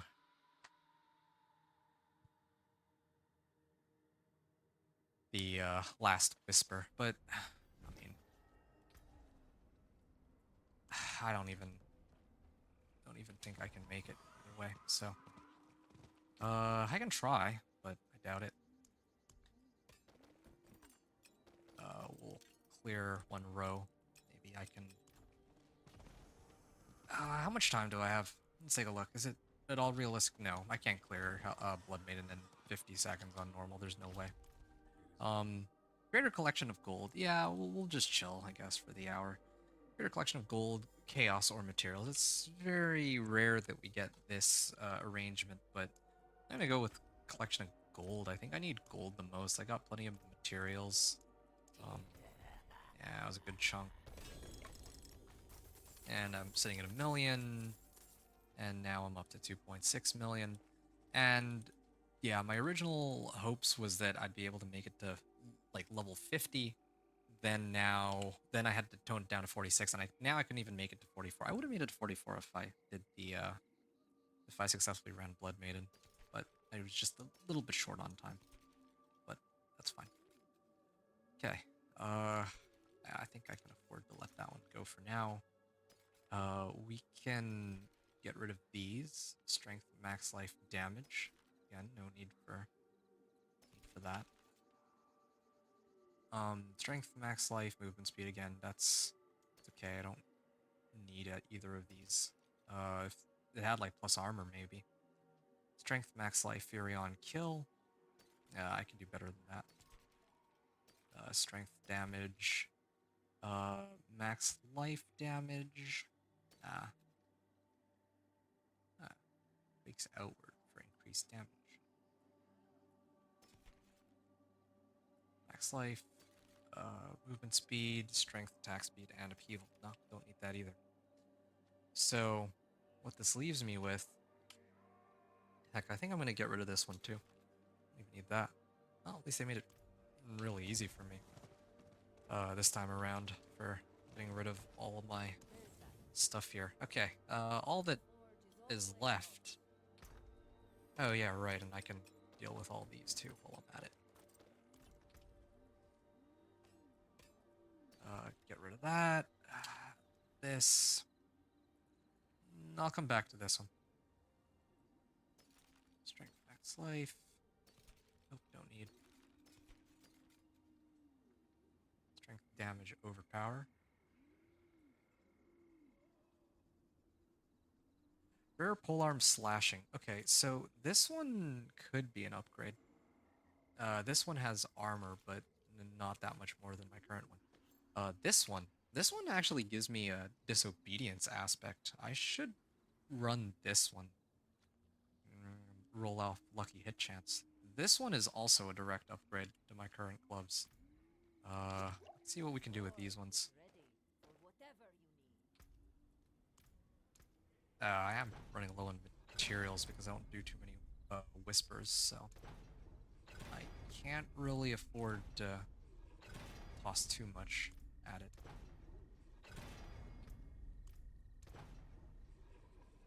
Just distant.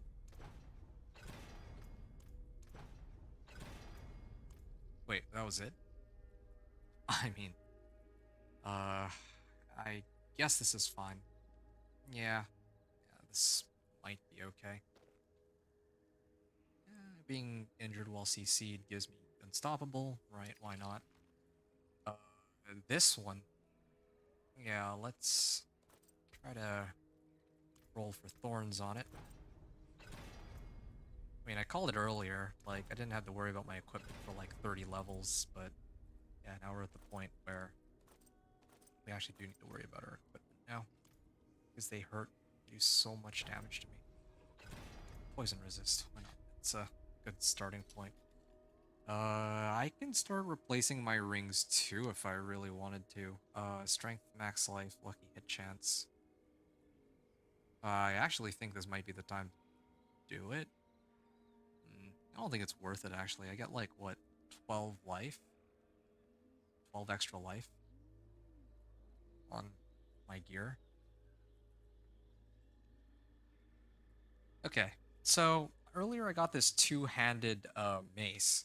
And I was originally planning to put Needle Flare on this, and then put, well, yeah, to put Needle Flare on this, but then I got Overkill, and Overkill gives me a ridiculous amount of physical and vulnerable damage. It's kind of unfortunate that the physical damage component kind of low rolled, but yeah, if I put this on, this is going to be like a ridiculously huge upgrade to my damage. In fact, it's going to be so big that I'll probably wait until I get into a pack and then actually show it off in action. I can break that down. Circle of Elements. Yeah, this thing also could be useful because Aspect of Element, like if physical damage boosts my thorns, then I guess Circle of Elements also could help, right? In theory. Alright, we'll stash these for now. It's almost the end of the hour. So Helltide will come back up, and then I'm going to have to do another round of it, I guess. So now at least I know that I can't just run one Helltide and instantly get to level 50 just like that. It takes a bit more effort. Okay, Helltide started again. Okay, let's up my thorns. And I can actually leave my weapon for now. Let's put that aspect that I need. Needle Flare. Where's Needle Flare? Needle Flare aspect. I want to put that on my amulet. So I'm going to lose out on a bit of the AoE, but I'm going to get such an absurd amount of damage more that I think this should be worth it. Too bad I haven't found a good upgrade for my Two-handed axe, though. The only thing that's really missing here, I would say. You get one more, or a couple more, There is the power jeweler. in these stones. Hard spot for me to see. Yeah, so ruby, I'm gonna get one more ruby here. And I have like a lot of armor there. What if I went diamonds? I feel like I'm dying a lot more to elemental damage right now. And I need like every element for resistances. Maybe I could just go for fire specifically because I have to deal with fire the most there, but that's fine.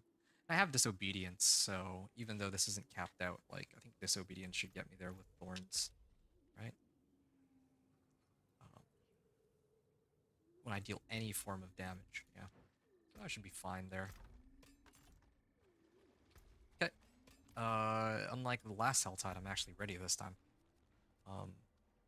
So we can go. And there's a Legion event to start us off too, so I think we can begin with that.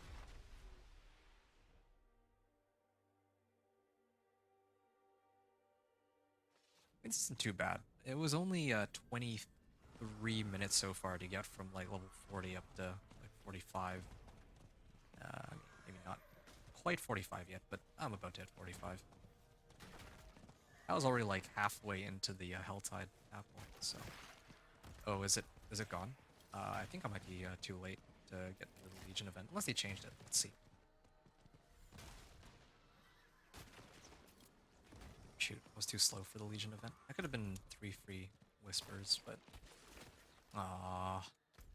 Shoot, I was too slow. I didn't know there was a Legion event there. Actually, it's kind of weird because I don't see the timers for Legion events, huh? Yeah, not sure what's up with that. Okay, fine. Yeah, definitely a few things that could be done differently, but it's okay. So let's go with this first. I have no potions, but I'm gonna let myself die. I mean, I have no cinders, so I actually lose nothing out of that except for weapon durability or equipment durability. And then now I get 10 potions. Okay, now I can. That's what I want to do. So right now, 346 damage is what they do. Now if I put on overkill, all of a sudden, yeah, you can see my damage just skyrocketed because you get a boatload more physical damage. Okay, well it's good to know that physical damage directly boosts Thorns damage. I always thought that Thorns had no element attached to it, but apparently it does, so we learned something new on this run. Kind of crazy that we got overkill of all items, but yeah. Such a huge boost in damage. And yeah, now my damage is up to 5.3k, and I haven't even activated most of my skills yet either. Just chilling. Okay, what are the whispers for this hour so I don't make the mistake of taking a Hellborn on head-on for no reason again? Slay demons, cinders collect, harbingers. Okay, just the usual batch, I guess.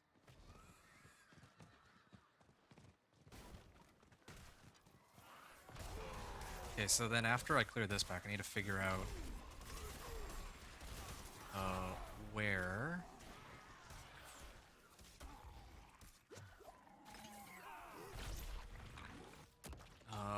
where I can do the events for more obols too.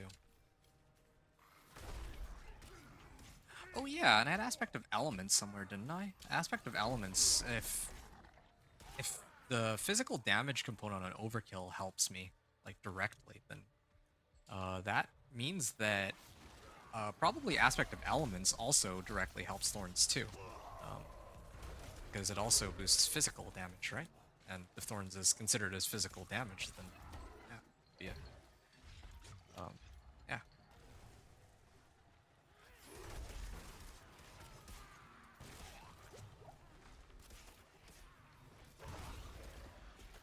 Yeah. Four available points. Yeah, let's go Slaying Strike. And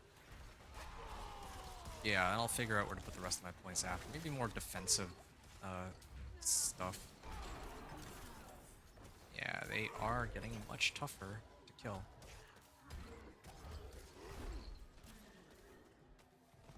before. Maybe not that much tougher, but is taking. I can't just run into them and have them die instantly, so it's a slight change. 2 more skill points. Actually, I'm about to level. Let's get one more. Is there an event here or something? Oh yeah, here it is. Waves of Darkness. Come to think of it, there was Waves of Darkness over here too. I think I had missed that. I'll go back and grab that later.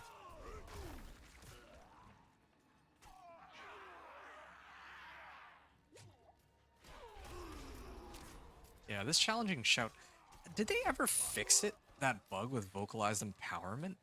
Yeah, I mean, yeah, I really do wonder. Like, that's should be the very first thing I test when the live server comes out, because I kind of need to know if vocalized empowerment is like actually helps my shouts, because if it does, that's huge. That's actually massive. Because then I can just infinitely taunt everything from when I make it in Torment 1 all the way to Torment 4.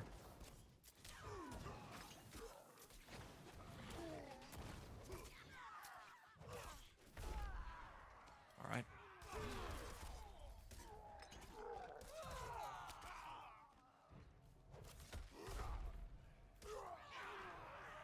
Okay. Challenging shout.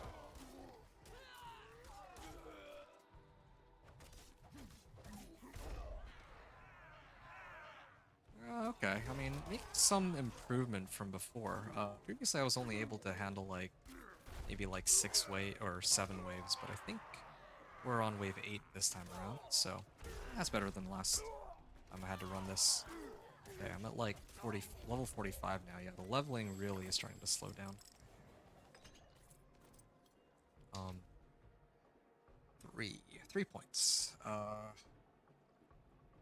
2-handed weapons I deal increase crit strike chance. Okay, I don't do that. Skills using bludgeoning weapons, I don't care about that one.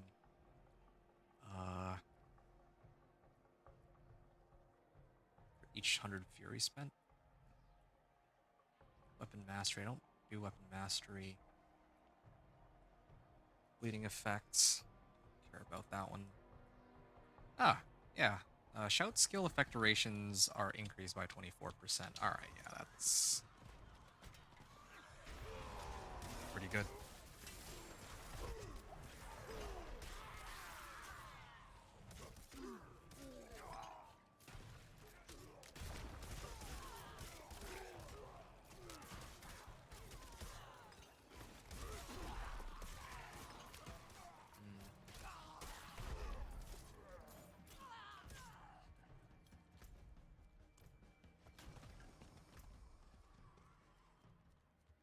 Slay demons and harbingers. Well, this is gonna be a long hour.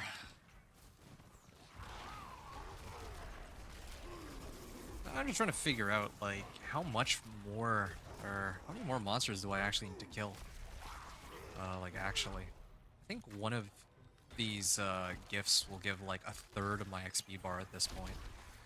So, even, like, let's say 600 cinders should get me, like, up maybe 3 levels.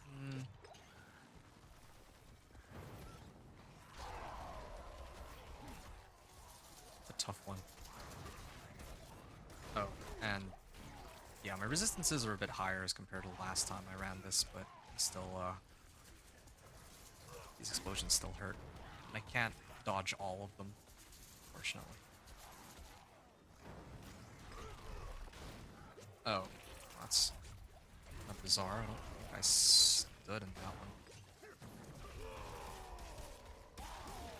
Okay, well, kind of weird that the Harbinger just stood there, but I will not question it.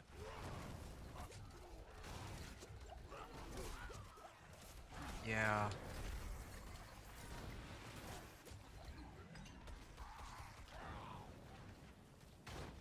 I'm in like the second stage of this, and I'm still struggling.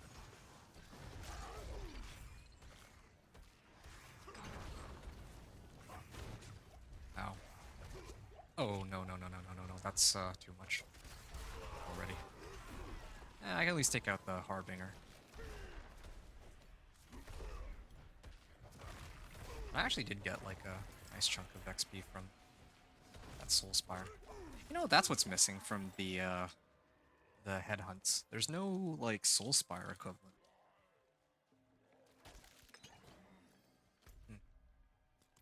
Something about it was different. I can put my finger on it. Well, there's a number of things that are different, but...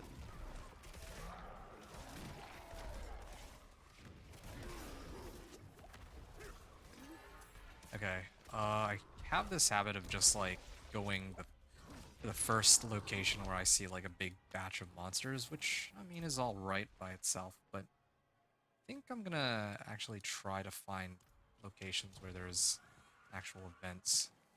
I can leap out from here.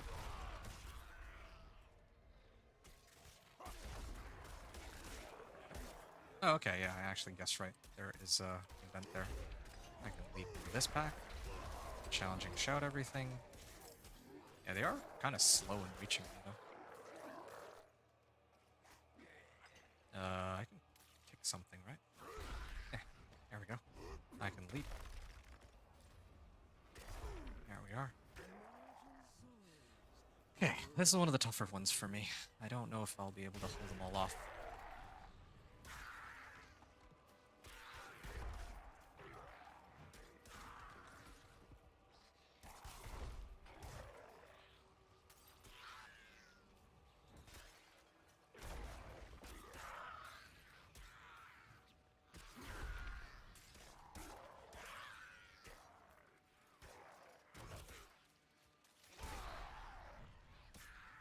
Okay. I mean, I have still, like, I'm actually actively paying attention to which monsters are approaching the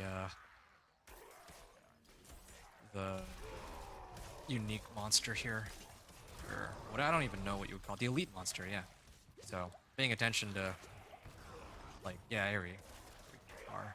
This one's getting pretty close.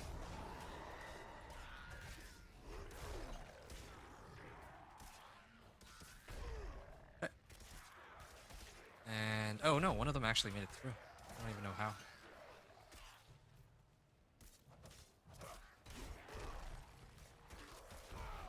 Hey, there we are.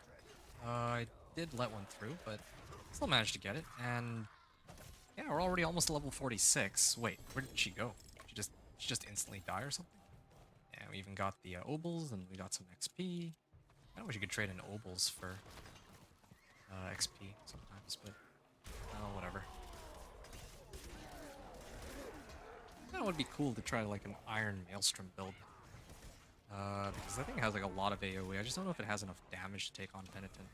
Thorns is just kind of cheesy because the way that it scales, like, is very unique to... Like, Thorns damage is...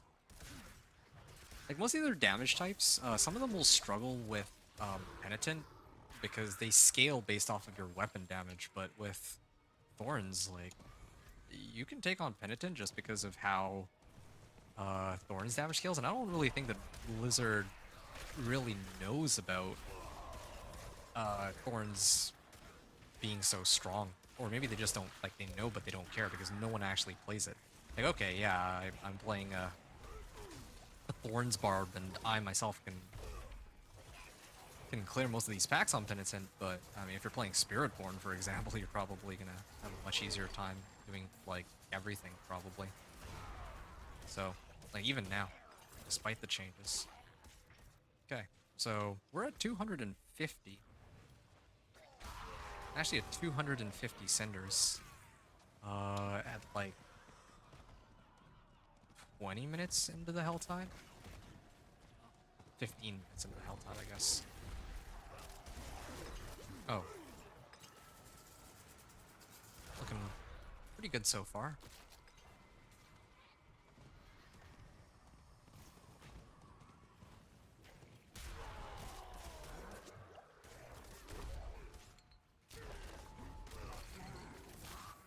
Hey, there we go. There's one whisper completed. Definitely think that next season I would have a lot more fun running the headhunts though, just because in the headhunts, I feel like the headhunts have a lot more. Well, it has a lot more variety in how you can farm it, since you know, there's like so many different whispers you can do. You can like run around and collect herbs. You can, you know, follow monsters around. Like here, it's just the same killing monsters and yeah, there's like slay blood maiden or slay some specific monster type. Those are the only whispers that we have here, which aren't as interesting, I think, as having like 5 or 6 different available whispers, and they're all worth something too. In the health or headhunts, definitely need to play around with it a bit more. I think that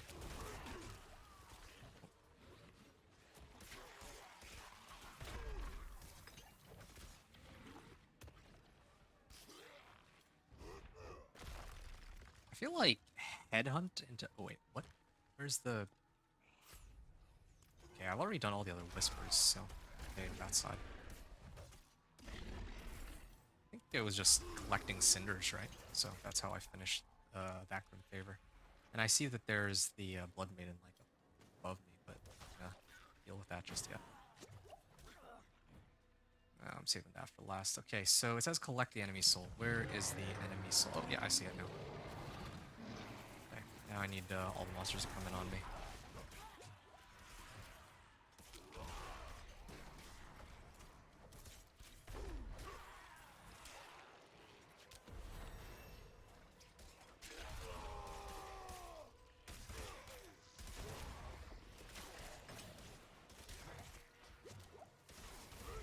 Ah, gonna grab some healing potions.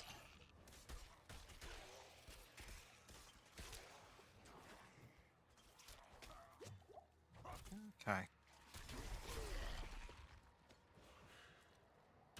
All right.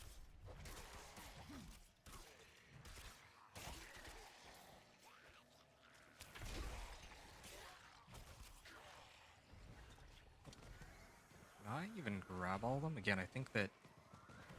Yeah, this is me picking up every available soul, and I still don't have enough.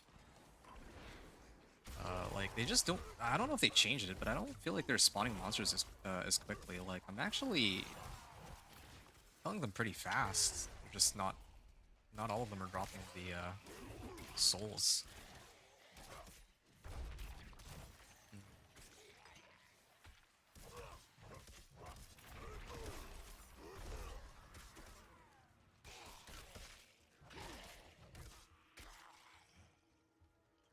I have a feeling that the fastest way to level is actually still gonna, like, for solo leveling, is still gonna be like going through the campaign. The only problem with going through the campaign is then you don't have any of your Eldritch powers, but I don't even know if you really need those.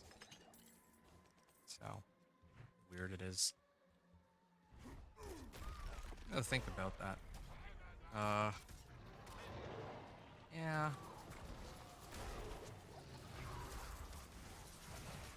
I think I would probably prefer to farm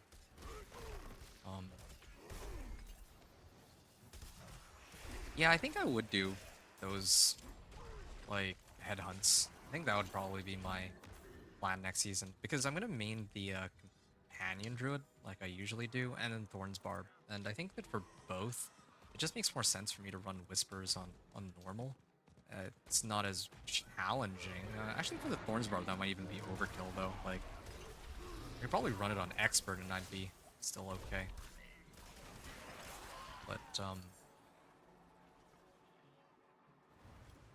yeah, I just feel like I don't have as much gold or materials or anything else running Helltides.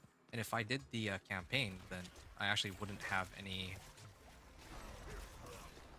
I would not have any of the Restless Rots, which I kind of need some of the Restless Rot just so I can unlock a few Witchcraft powers and maybe even get some to like rank 11. Especially the ones that boost companion damage. So, sort of what I'm thinking.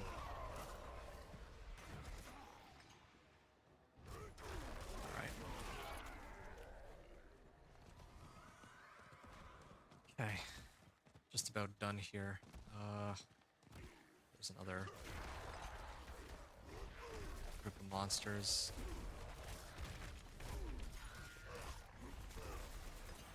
Okay, pick them to death. Ah!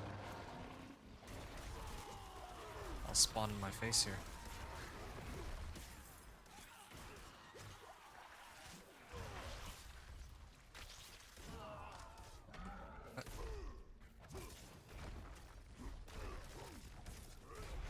There we are. So next we go this direction. Hey, there's a treasure goblin. There, dead. Got a sword off of him as well. Okay, so they grow frenzied. Gotta look out for that.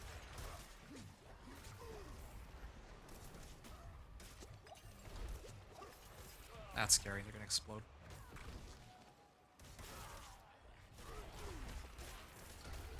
Challenging shout so that I can keep myself alive for a little bit.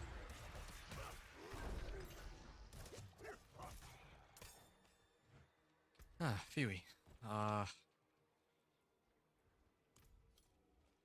Okay, let's keep going. I mean, they're gonna spawn a Hellborn. Let me get away from here, otherwise I'm not gonna be able to do the event.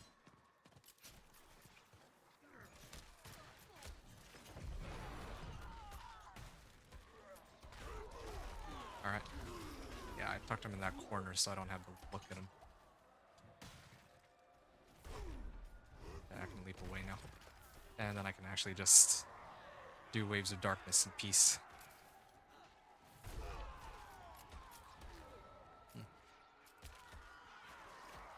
Actually, I think at this rate, with the number of cinders I'm getting, I might actually be able to hit 50 very soon. I think this run, because I need to then do the strongholds, probably another 15 minutes. Within another 15 minutes, I think I can make it to like 50. Because then I just need to turn in all my whispers. Like I need to do, like, open up the Tortured Gifts and Mysteries, then probably need to turn in a couple whispers.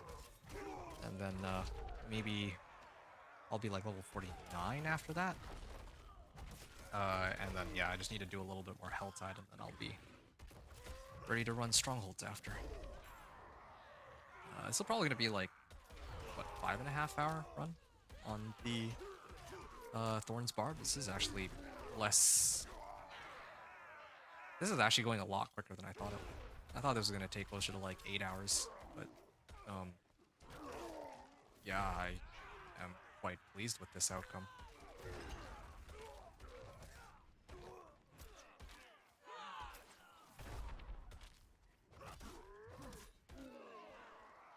But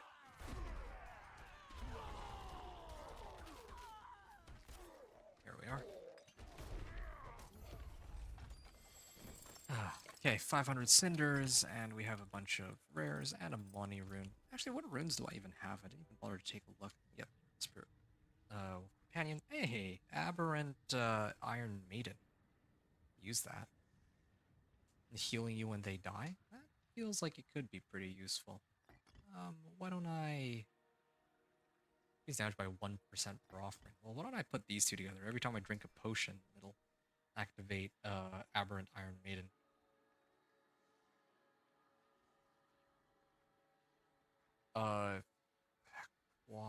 So movement speed. It's okay. I don't need the Sorcerer's Meteorites either. I need that. I can get Earthquake, but no, I think I'm fine. I'm okay for now.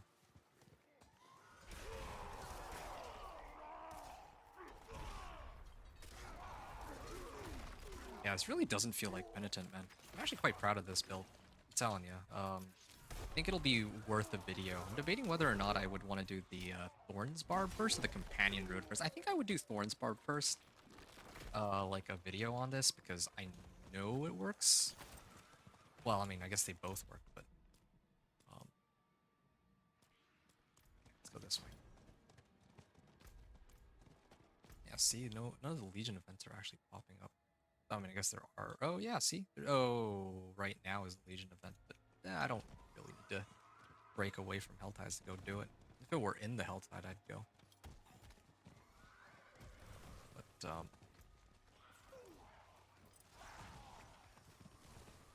yeah, this is good. Yeah, I'll taunt all these guys. That's a big pack. So the reason why I would want to do a guide, like a leveling guide on the Thorns Barb rather than the Companion Druid, even though Companion Druid is my favorite build, or yeah, it's my favorite build in the game, is because the only gameplay footage I have for next season is coming from the PTR.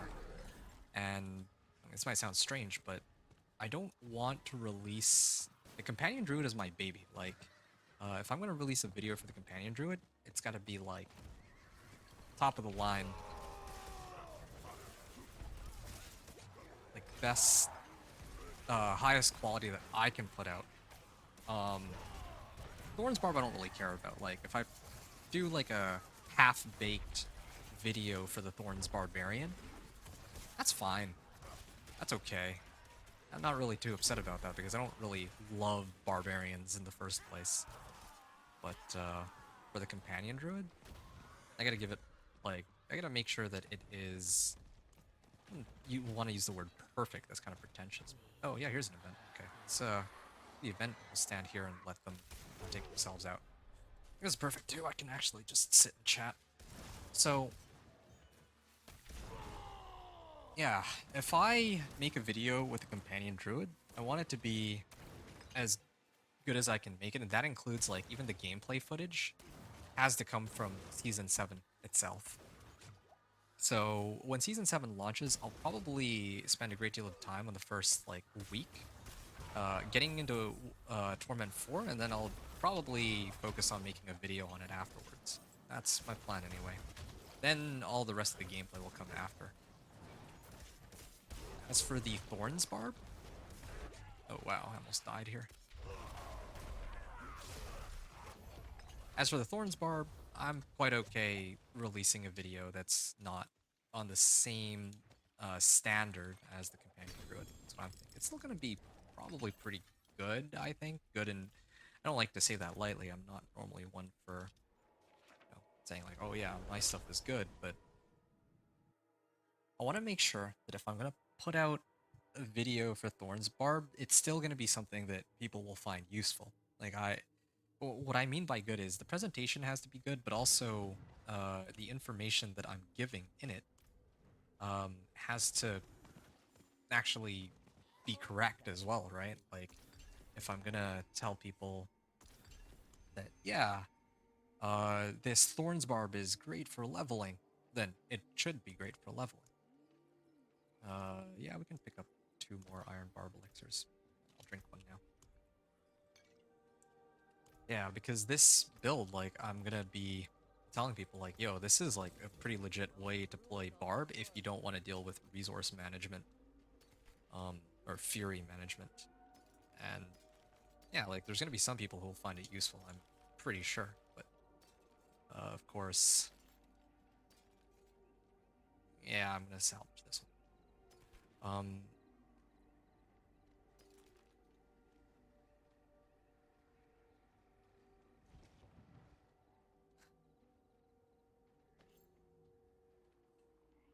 Basically, the when I do put out that video, I know that people will find it useful, but I don't know if the overall presentation of the build and the gameplay footage I use is going to be relevant to what I'm actually talking about in the actual video itself, and I think that's a lower quality video that I'm going to be putting out as a result of that. That's just one of the factors, but definitely one of the ones I'm being quite conscious about. Alright, I'm going to salvage all of these. Yeah, so I see that I have... well, I have a higher roll of Death Wish on this. Probably gonna... actually, if I were to equip this, it would be direct upgrade to my 2-handed axe. Even as a one-hander. That's how sad this is. This would be also an upgrade to my current equipment. But I'm not even going to worry about any of this, except for this one. I'll salvage that. I'm not going to worry about any of these, just because my equipment is still relevant, and I don't want to waste time trying to like get like incremental upgrades when I'll probably just switch out all my equipment pretty soon anyway. But yeah, so I salvaged everything. Hey, Simon. Yeah. Hi, Simon.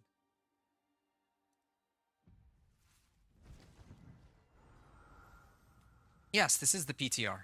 This is the PTR.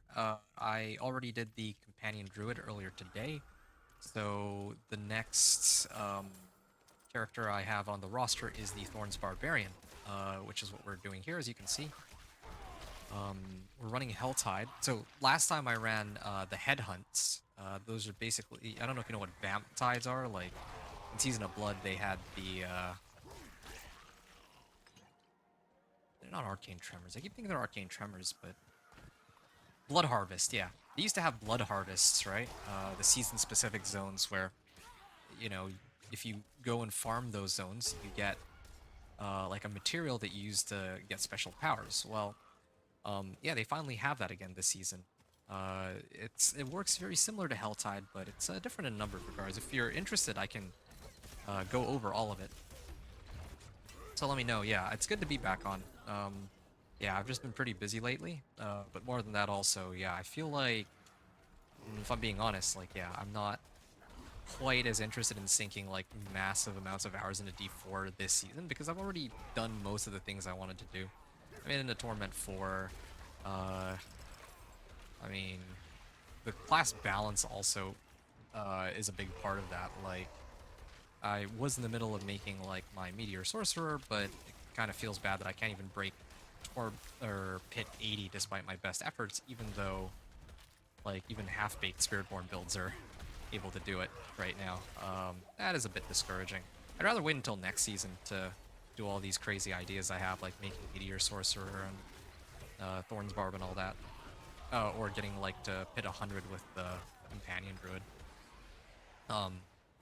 Yeah, I'd rather wait until next season because, I mean, next season is coming up very quickly, but also, ideally next season things will be more balanced, so if I play with other people, I'll feel a lot more, it'll feel a lot more worthwhile, you know? So, yeah, busy is good. Ah, new mechanics? Yeah, indeed new mechanics. I'll be in PoE 2 early access. Ah, fair enough. I'm not gonna lie to you, I really did want to get in on PoE 2 release, or early access, but I just don't have the time. Probably, like, yeah, I'm not gonna have the time for it.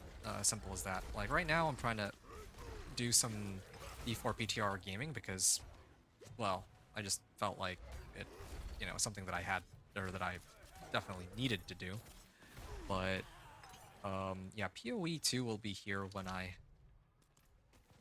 well, yeah, PoE 2 is going to be here for a while, and because it's like talk of the town, everyone's going to be making content for it.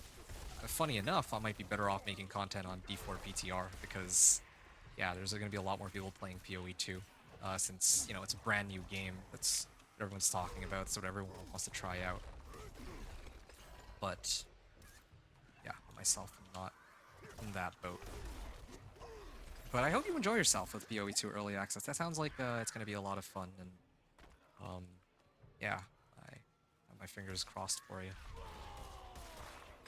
Okay, I'm going to run this event. This should get me to level 47, and then I can actually start opening the Orchard Gift at this point. I could aim to get like 1,000, but don't really think, don't really need to aim for 1,000. I think this time I could actually do it. I do have enough time for it. But I'd rather not run the risk of dying and losing a bunch of cinders for no reason.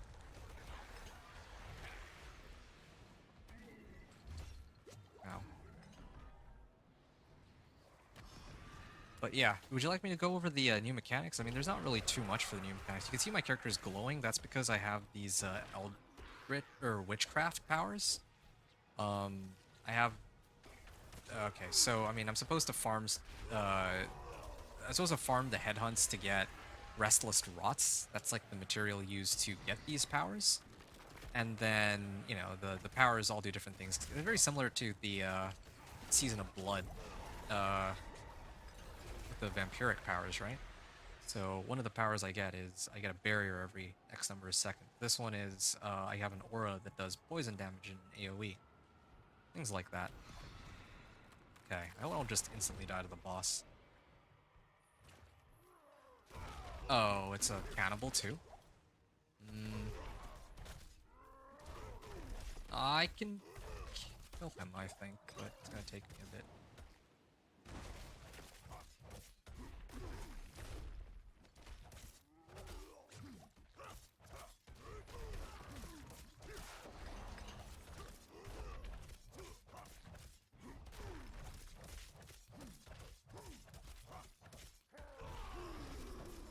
Nope, well, nope, nope, nope.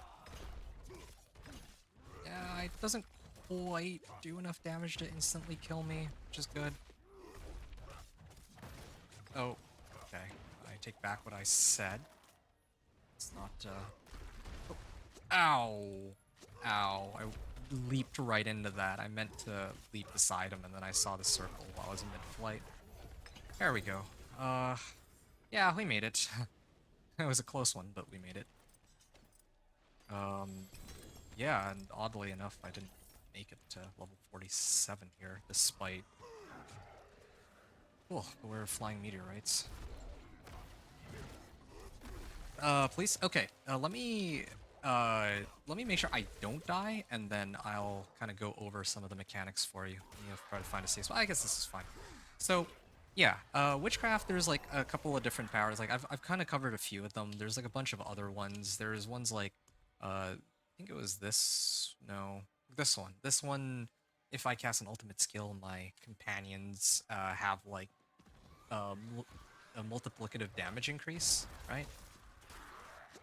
So that's one of the mechanics. That's Witchcraft. So your character gets, you know, special powers that are linked to this season specifically.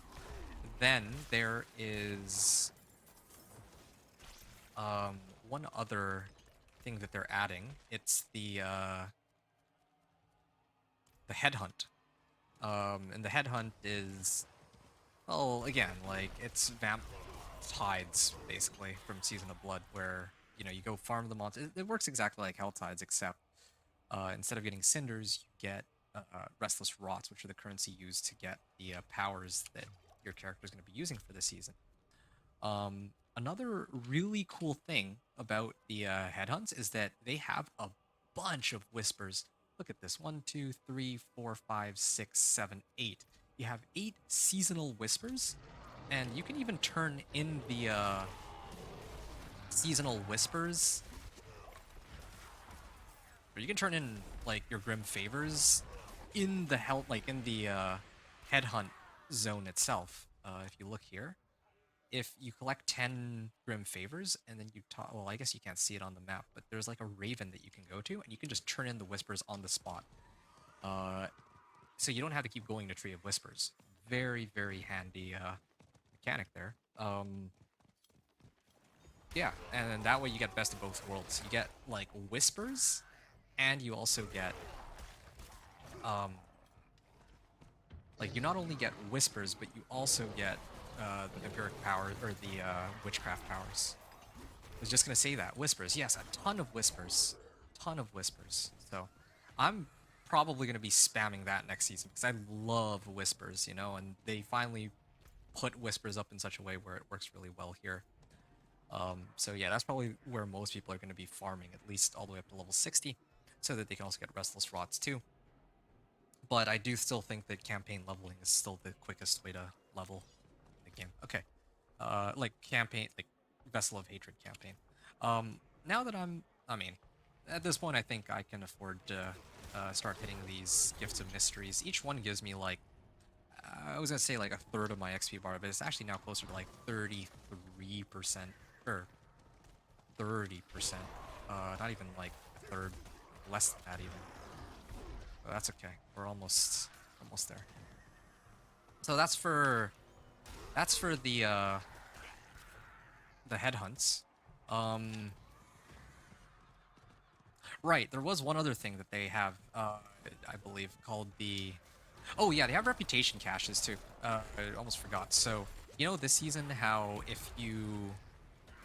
there's like reputation, right? Like if you do things like turn in whispers, or like kill monsters, then you get reputation. Like you get the most amount of reputation when you're hanging out in those, um, you know, headhunts. But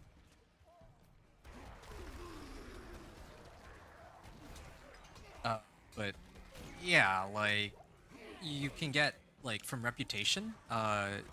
This season you can get a resplendent spark as the last item on the list, FYI. So yeah, the season journey or the reputation caches are like worth it again because you can actually get resplendent sparks, which is nice for your mythics.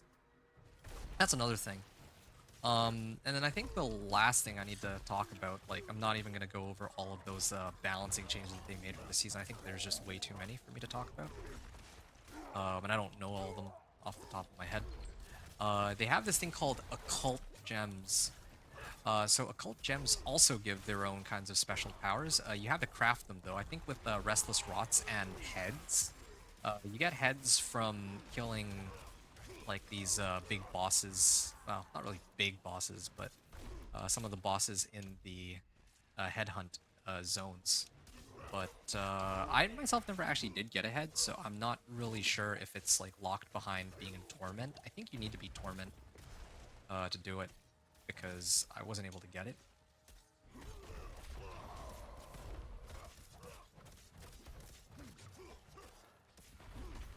Ow. Give me a second here. Let me actually focus on the fight before I check the bucket. Oh, no. Ow.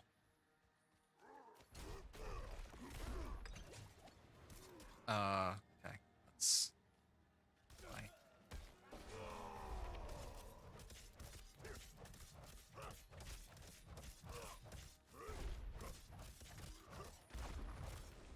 Okay. And...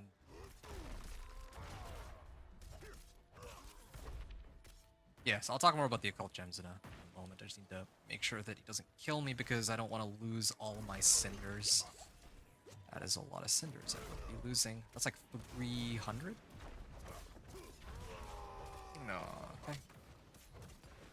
Oh, nope. Yeah, my guy got locked into that animation where...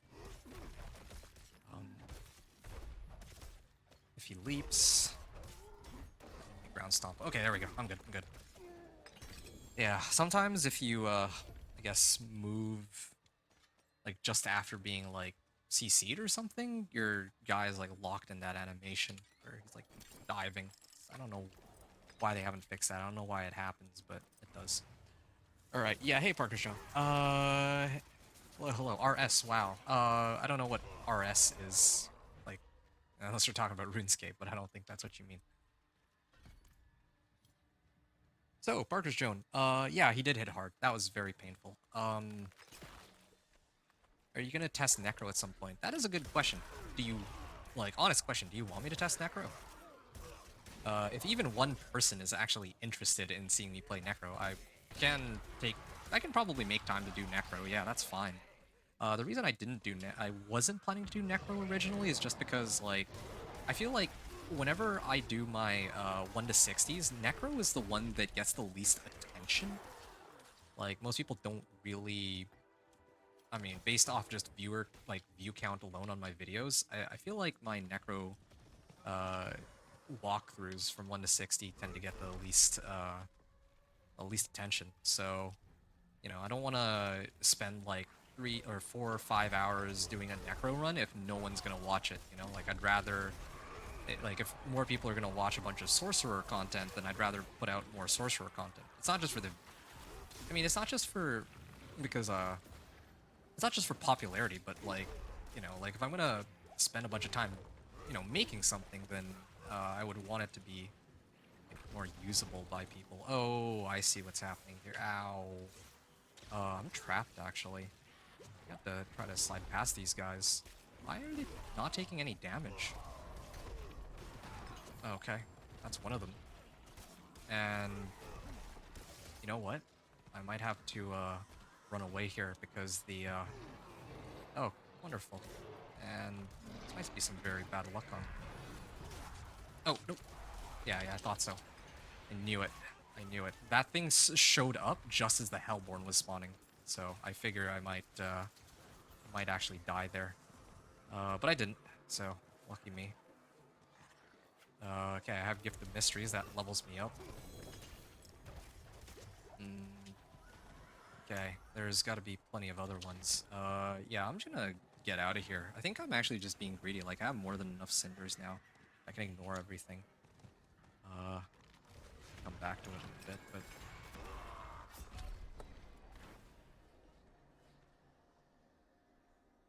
That was instant. I didn't even get to react to that. Like, I just immediately died. Dude. Oh, that hurts, man. That was like 400 cinders. Like, I'm actually missing half the XP. I'm actually annoyed. You can't tell in my voice, but I'm actually pretty angry right now. That happened. That's stupid. I just lost out on a level there. Like, that was actually a whole extra level, but, there's just... I think the problem is I have no survivability. Yeah, I have no survivability here. Because my level is, like, so high now compared to the level of equipment that I'm wearing. I think that's part of it. Also, for some reason, there's, like, way more monsters on this side of the, Tide. Runaway level 47, level 49 now, but yeah, I could have made it to level, like, I lost, like, what, 300 cinders? That's like 5 chests, dude. Like, I could be level 50, like, actually, right now. Well, you know, it's fine. This is gonna slow me down by maybe, like, 15 to 20 minutes, I guess. What I'm gonna do... I'm just looking at how much time I have left. Okay, here's what's gonna happen. I'm gonna go into normal. I might die here, but I don't think it even matters anymore because I have no cinders. Is Blood Maiden still dropping 1800 cinders? No, I don't think it is. The reason why Blood Maiden is dropping 1800 cinders is I think because of that event, the Red Cloaked Horror, right? Yeah, because of the Red Cloaked Horror, like, event that's going on right now, that's why you're getting so many cinders from Helltide. But, I mean, this is the PTR, and they're simulating, like, if the season had actually launched, like, there's not supposed to be 1800 cinders per Blood Maiden. That would be kind of insane, though, if you actually did get that many. Resplendent Shards. Yeah, Resplendent Sparks. The new Bloodwave Bone skills look amazing. Yeah, but if I'm going to do a 1 to 60 with Necro, I don't know if I can really, you know, keep actively pumping out Bloodwave. Same with Bone skills. I could do like a Bone Spear run, but I feel kind of gimped on Bone Spear. Well, yeah, like I'd rather run minions because they're not really dependent on Essence, so I feel like minions are much quicker. Or Blood Surge, one of those two. Blood Wave is good, but you actually need gear for it, I think. So, you're right, run away, yeah. Also, earlier it was said by Simon Gentry, I think Parker's Joan, you and Simon Gentry are the same person, but you're saying I've been dealing with old computers being upgraded to PC hospital. Nice, nice. Right, and I had gotten sidetracked. I was supposed to talk about... Oh yeah, look how quickly everything dies and how little damage I actually take here. I also like it how they made it so that you only need 2 Baleful Hearts now, like before. Yeah, I might just run the Allspire here. Might as well. So earlier you were asking... So I was talking about the Occult Gems. That's what it was. And I'm just going to run this while I'm waiting for the Blood Maiden to spawn. I think this is better. So for the Occult Gems, Occult gems are, well, just that. They're gems. You can socket them into your jewelry, and each occult gem gives you 160 armor and, like, I think it's like 8 to all resistances, so it's basically a flawless gem. Flawless diamond and flawless skull put together. Or is it royal or grand? Anyway, one of the tiers. It's basically a super gem. And then you also get powers too. Like, I don't know if you played like Season of the Malignant Hearts, but it's like that.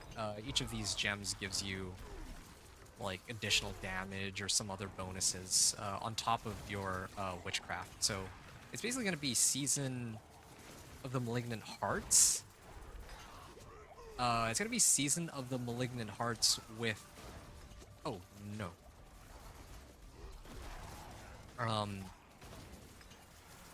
Yeah, Season of the Malignant Hearts put together with Season of Blood, where you had all these crazy powers. So, yeah, they put best of both worlds there. Hey, there's the Blood Maiden. Finally, she showed up. It was about time. Okay, cool. It actually lasted the entire time, except now she's flopping the floor with me, and I can't do enough damage to kill her. I might have to... Actually... Yeah, I can't survive anymore, man. My gear is way too outdated. I can't run Blood Maiden anymore. Okay, let's go back to town and properly gear ourselves up. Also, you know what? This is a perfect opportunity to kind of... Instead of finishing off on Hell Tides like I was originally planning, I might as well just go run those these headhunts just so you can kind of see what it's like in those headhunts. So I'm gonna go there in a second. I just need to run Tree of Whispers first. Okay, Bone Spear is now Blood Spear, yeah.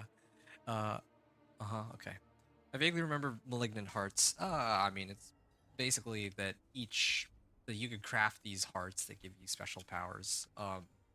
The hearts that you would socket in your jewelry. So they're just taking both and then mixing and matching them. Which, okay, fine, I'm not complaining about that. As long as, like, seriously at this point, as long as they properly balance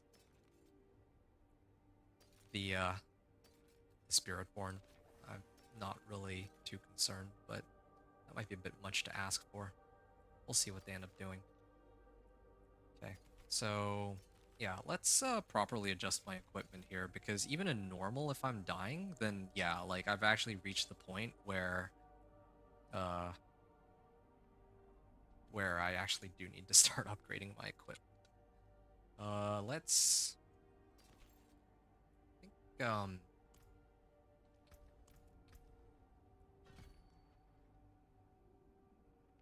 could get movement speed. I could try to get some defensive stuff too. Oh! Oh, have I not been using Imposing Presence? Oh, no. Yeah, I need to get Imposing Presence.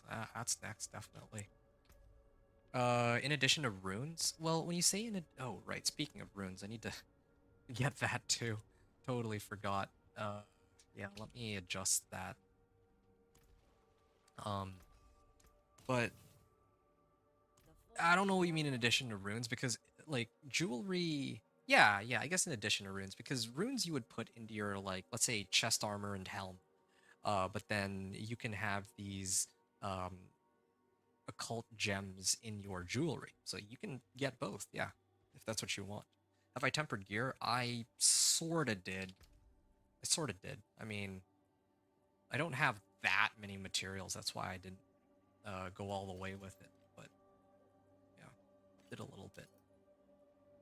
16.1% cold resist. Yeah, this one I think I need to upgrade to. I get like 6% more resistances that way.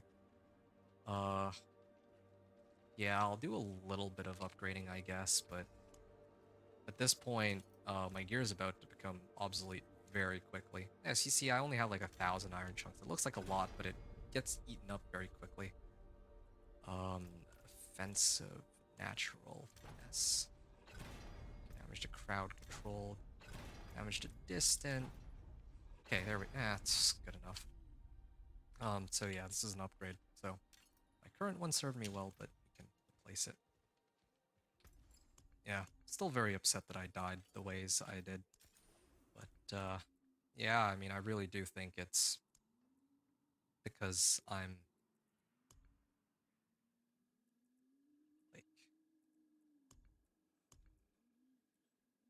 like really high level at this point relative to having like two items from like 25 levels down or 20 levels down. Do you gamble for upgrades? No, I don't gamble for upgrades until I make it to level 60, because at level 60, when you gamble, you're going to get at least a 750 item power, like, item, which is when I actually need my obols to be burnt up. But prior to that, like, I find it kind of pointless. Like, I feel like it's not, you're not really getting much out of it. Yeah, here it is, Soul Harvest. So yeah, increases my primary stat. So yeah, that's a really important one for me. Oh yeah, and Eldritch effects apply vulnerable to enemies. Yeah, sure, free vulnerable, why not? So yeah, I can kind of show some of these powers. If you just 2 seconds here. Swarm enemies every 3 seconds. Wave of woe. Okay, so yeah, here's a perfect example of some of the like powers that you can get now, right? So I have here Wave of Woe. So every time I use one of my skills, or when I damage an enemy with my skills, it releases like a wave of damage. Now this by itself doesn't do very much, but if I combo it with Shaken Soul, my Eldritch skills apply vulnerable to enemies for 3.3 seconds. So this will apply vulnerable and a little bit of damage, basically. Um, I just noticed I ran out of Restless Rot with the last two that I picked up. This is perfect because these are all the skills or all the powers that I wanted. And then of course you're supposed to upgrade them as you get more Restless Rots too, right? Like you can get them up to like rank 12 for a mini upgrade, and then rank 20 is where you max it out. So here's another one, Twilight Warding. This gives me a barrier. If I had Conceited Aspect, this would work really well with Conceited, but I don't have it, so like whatever. Then I also have Aura of Siphoning. Um, this doesn't do very much by itself, but this is supposed to deal with stragglers from my thorns. And then this one is whenever I use a skill with a cooldown, and pretty much all my skills are cooldown based, right? Then my stat goes up by 1%. Uh, Wait, no. I think for every skill that I use that has a cooldown, it goes up by 1%. So yeah, do the Witch Gems level? Yeah, you can take a look at it. It says rank 1 out of 20. So if I spend 25 Restless Rot, I could upgrade this power from rank 1 to 2, and then 2 to 3, and then so on and so forth. Sure, God, I still have Mercs. I do have Mercs, but Thorns Barb is kind of a weird case where I opted not to use a mercenary because I don't want my mercenary to split the damage with me. I want to be the one to take all of the damage for obvious reasons. So that's why I didn't get a mercenary, even though usually it would be very helpful, right? Yeah. Anyway. Let's put on... Yeah, like I definitely have enough damage. I think a lot of my damage is coming from overkill too, since it gives like 259% physical damage, which is kind of ridiculous. Do I have Inner Calm? Oh, I don't even have Inner Calm on my gear either. So yeah, there's like a lot of ways I can increase my damage right now, I think. But I think the main issue was just survivability, right? So yeah, let's keep the focus on that for now. I'm gonna salvage this, and I'm gonna put this in here. So my resistances are up a little bit. What are my resistances? It's 41, 38, 61, 56, 42. It's not like awful, but it's not amazing either. And yeah, I mean, again, I guess I could, at this point, Come back I mean, I don't even know if I want to spend that much time upgrading my equipment. Like, I'm gonna be getting, like, I'm reaching level 50 very soon, and then once I reach level 50, it's not even gonna matter. Like, I'm gonna be subbing out all my gear anyway. So, I might even just hold off on that for a little bit. Especially because when I die in a Helltide, I basically lose, like, a whole level. Uh, but if I die in the headhunts, there's actually no real drawback, I guess. So, yeah, it's fine. Uh, yeah, I mean, I'm just gonna go, I think. I have a little bit more resistances now, but yeah, I have a little bit more on the resistance side of things. So, yeah, you're gonna get a chance to see how these work. Yeah, I can run. I, oh, okay, here's a new headhunt that showed up. Yeah, okay, fine. Let's do this one. Yeah, let's run this zone. Plus you have the whispers and the headhunts. Two birds, one stone. Oh, I always boost fire first. Yeah, I was debating whether to do, like, ruby. Like, I could do, like, ruby amethyst to, like, cap out fire and shadow first. But, yeah, I opted to just do a little bit of everything because, well, yeah, I just felt like doing a little bit of everything. But, yeah, I guess fire and lightning would have been, or fire, lightning, and shadow would have been better. So yeah, you can see, like, I'm on normal mode right now. And yeah, there's like plenty of whispers, otherwise feel squishy. And yeah, here's one of the awesome things about this, right? Because, I mean, unless they changed it this season, I didn't test that yet, but unless they've changed it, whispers are still going to be give me the same amount of XP, regardless of whether I'm on normal or expert. So all I really need to do is kill these guys as quickly as I can. And on normal, I don't even think that my survivability here matters, so I'll probably just stick with this. Maybe even grab, like, a elixir of fortitude, too.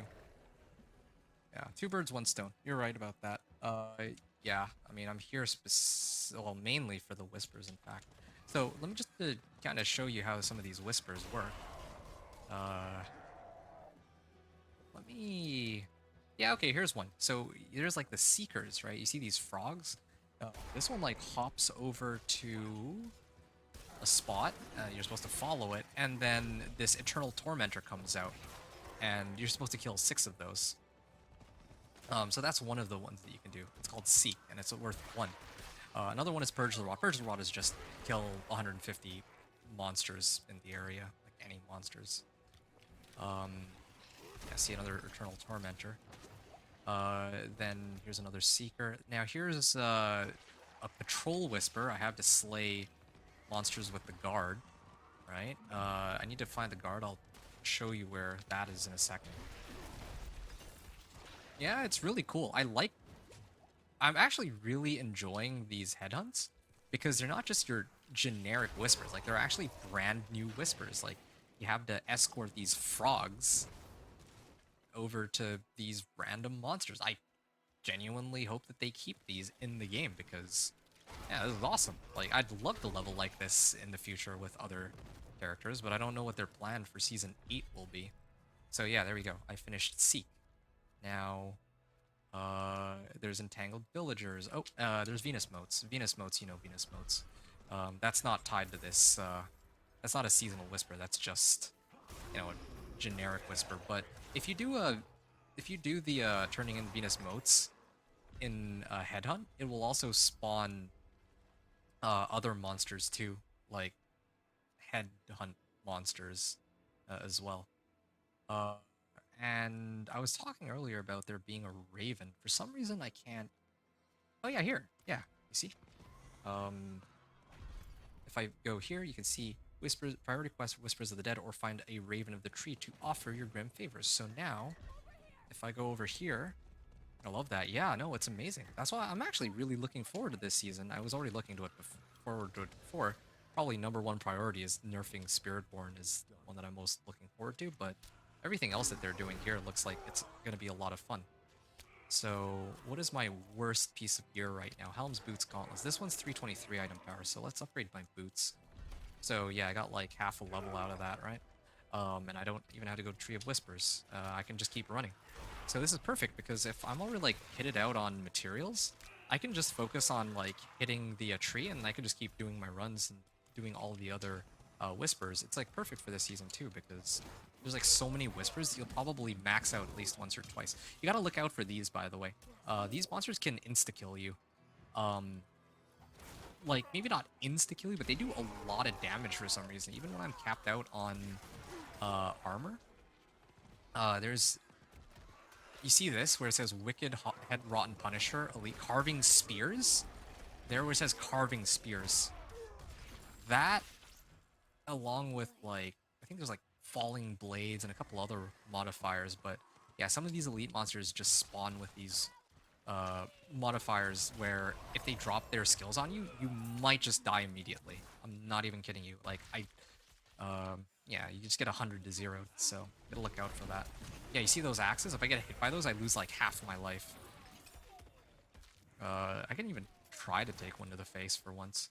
Okay, so this one, like where I'm at right now, this is the patrol. So I'm following the patrol right now. If I kill, yeah, there you see I killed 80 monsters while I'm next to the patrol. I get a whisper. Nice, see, I'm already almost maxed out here on the whispers. Might as well run the body because I'm already here. Dispel Shrouding Charms. I love that. I think I'll be playing Necro Minions. Oh, okay. I'll tell you what, man. I would be happy to do a Minion Necro 1 to 50 for you if you'd like. Maybe as early as tomorrow. Either tomorrow or Thursday. I'm not sure which. Tomorrow I was planning to do a bunch of Sorcerer runs, but I'll have to see. I'll have to see. I might opt to do Sorcerer first. But I definitely want to do one Necro now that I know that you're actually interested in doing a Necro. Because, yeah, I mean, you've been hanging out on this channel for a while, and I've been asking people for, like, oh, yeah, if there's a specific thing you want to see me run, then, you know, just let me know. But no one's ever really, like, most people don't really say much. But in your case, if you're going to be playing Minion Necro, I'd be happy to do one of these for you. Just to kind of show you how that would look, if you're interested. You'd watch, definitely? Okay, nice. I got no PC, so can't play till Thursday. Well, this is perfect, then. How about this? Thursday I can do the run on the Minion Necro, and then you can actually watch me as I do the run. How's that sound? Oh yeah, you see those axes? Like, I didn't get hit by any of them, but if I got hit by all of those, or multiple of those, I would have died. I'm trying to get hit on purpose this time. I don't know why they're not doing as much damage anymore, but earlier when I was running this with the Companion Druid, they were actually just...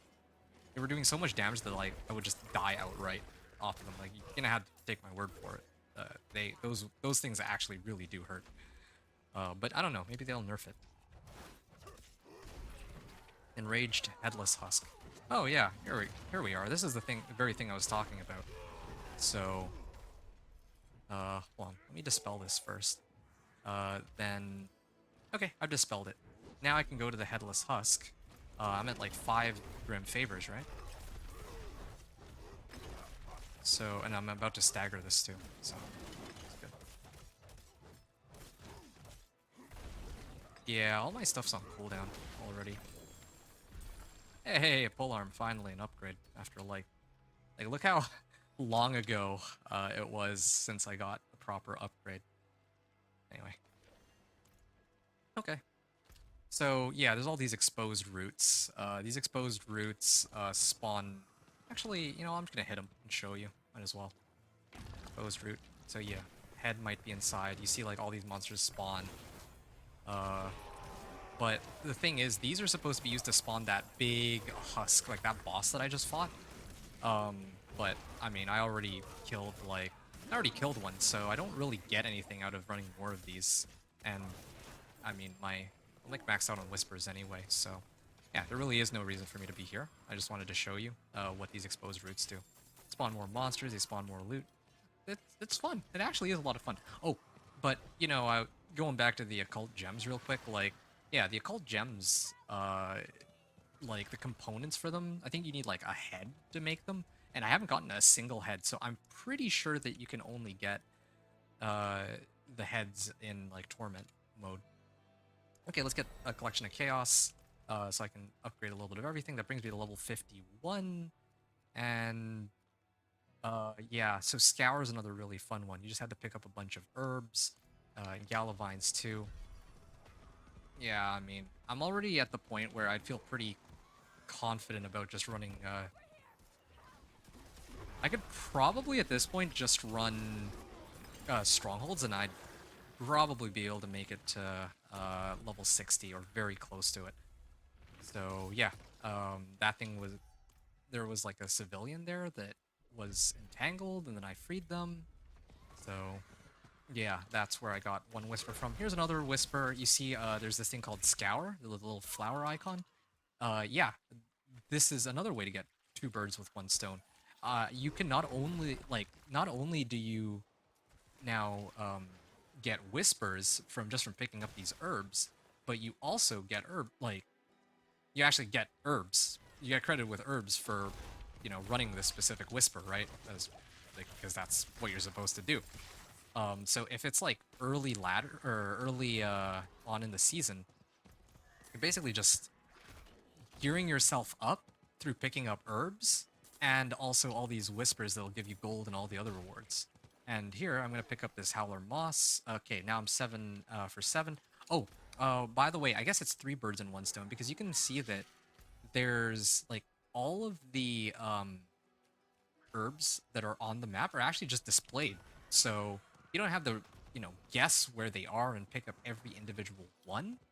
They're just marked on the map. So you can just go and grab each of them, even when the whisper, I think even when the whisper is done. I guess we're gonna find out in a second.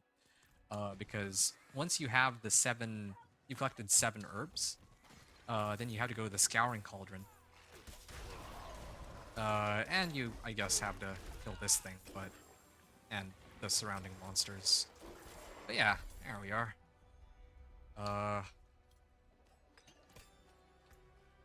And I think I've done just about all of them, except for, oh yeah, Guide Wildlife to Safety. That's a pretty chill one. Cool for potions. Yeah, it's really good for potions. And you're glowing again. 200 item levels. I don't know. Oh, you mean like the upgrade for my boots? Yeah, that is a pretty big upgrade. Okay, so you see here. No, not here. Sorry, I'm in the wrong spot. It's actually here. So I'm not gonna do this one. I don't like this one. Or, I mean, this one's okay, but it just takes forever to do. So I usually, for the sake of min-maxing, I would avoid this one. So this exposed roots will generate a wisp, and you have to follow this around. Now this is worth 3 whispers, but yeah, you'll see that you follow it around, and I mean, even if you don't follow it around, it's gonna go do its own thing, and then eventually it'll stop, right? And you see that it's tied to a bunch of monsters. If I kill them, then you see the lost wisps. It'll actually go up in how much health it has. Slay. Oh, there's another whisper. Oh yeah, another whisper just spawned too. These ones weren't here before. They just showed up. And you can see I'm doing all of this on normal. That's the best part. You don't even have to play like Spiritborn to clear these quickly, because the vast majority of the XP that you're getting is just from running these whispers anyway, right? So, yeah. I love follow missions. You love follow missions? Well, this is perfect for you. This is not my cup of tea, but sure, like, whatever. Oh, I did slay. Oh, this is a problem. I think it might be bugged where if I... Okay, you know what? I'm gonna stop there, because I have maxed out whispers, but I want to see if I can make it for 51.5 all the way to 60 now that I'm actually turning in, like, the Nahantu rewards and whatnot. But I'll just really quickly show you the guiding wildlife to safety, although you'll get a chance to see this with the Necro anyway. Maybe. I don't know how I'm going to try to level with the Necro. Maybe I'll do campaign with Necro or something. I'm not sure yet. But the way this one works, like, I'm maxed out on whispers, so I can't get credited for it, I don't think. So yeah, you'll see like the wildlife, like the little deer would run in, but I didn't get credited because, yeah, I'm like maxed on whispers, right? But you get the idea. So yeah, this is an escort mission that's way faster. So this one, the wisps one that I was complaining about, that one does take like a couple minutes to complete, but this one is very fast. You just hit 3 of these, and then you get three rim favors. So That's why yeah, as far as escort missions are concerned, that one's a really fun one. It takes like less than a minute, and you get like 3 whispers or 3 grim favors. And the best part about all of this is you might think, oh wow, okay. I mean, it's not like previous seasons, like the last season with the Realm Walker. I think Realm Walker was kind of lame. It just took forever. Like it took way too long to wait for monsters to spawn. You have to follow it around for like 2 minutes. It just took forever. But this time around, you can do as many of these whispers as you want, and if you clear all of the whispers in one zone, you can go to the next zone. There's like, it's not like previous seasons where there's only one Vamp Tide, or like one in Season of the Construct. There's only one Arcane Tremors. No, they have like these headhunts spawn every, like they have like 4 or 5 of them at any given time, and they last for almost an hour, like 50 minutes. So you know, it's yeah. Hopefully that kind of gets you hyped because I think that's exciting. I think that's pretty awesome. Yeah, there's 4 or 5 zones depending on if you want to count the Nahantu one too. Too cool. Can't wait to get my PC back. Yeah, man. Definitely give it a try. Like, you know, when you get your PC back because it's a lot of fun. Or just wait until next season. Either is fine. Yeah, because everything that we're doing right now is really just a beta test, right? Next season is when everything will be super cool because you know I'll be playing, you'll be well. I mean, I'd like to think that we'll finally get a chance to play together on even grounds, playing things other than you know just Spiritborn, right? Like, yeah, like our classes are gonna be pretty kitted out and ideally more up to par with everything else. And we're also gonna have. I'm just trying to put this into words properly, but we'll have a lot more freedom to just run whispers and not just be forced into running like campaign or something, I guess. Touching that again, SB. Yeah, yeah, fair. I like PTR. Yeah, no, I love PTR. PTR is one of the best things that they could have released. I think the one problem I have with PTR is that part of the fun of a new season is not knowing what the new season provides. But on the other hand, I think that having a PTR is way better for the overall health of the game. Hey, I got Natural Schemes, the rare version. Yeah, it's like way better for the game to have a PTR because yeah, like people will catch a lot of the bugs that they miss, right? And overall, that's better. Uh, but yeah, it was kind of nice seeing like a season where yeah, no one knows what's happening, but with a PTR, you know, like I know exactly what to expect in a season. And but this, yeah, like it's just like a mini complaint. Like this is still infinitely better than the alternative. That's just a simple reality. It's kind of like early access. It kind of is. I guess early access is a good way to put it. It is like early access, yeah. Yeah, that's actually a very good analogy if I think about it. Um, right. I'm gonna salvage this for now. Polearm.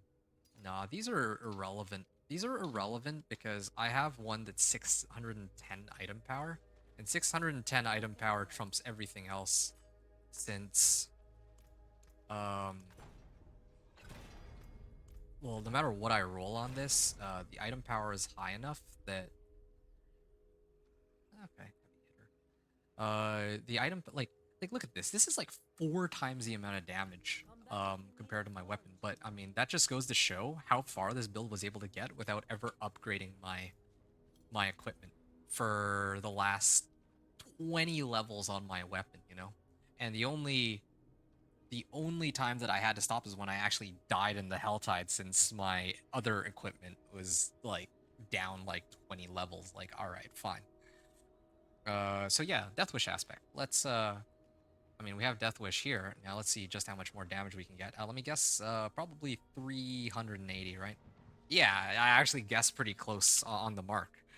or yeah, like 380 thorns. So yeah, I'm gonna be getting like additional 300 thorns. Like how much do I have right now? Like 80 thorns base. Once you get 60, don't you get guaranteed 750s? Yes, you're right. I do. But I still need to run strongholds. Like I'm about to run strongholds, so I kind of need some. I do need a bit of, well, let's have a look. damage improvements.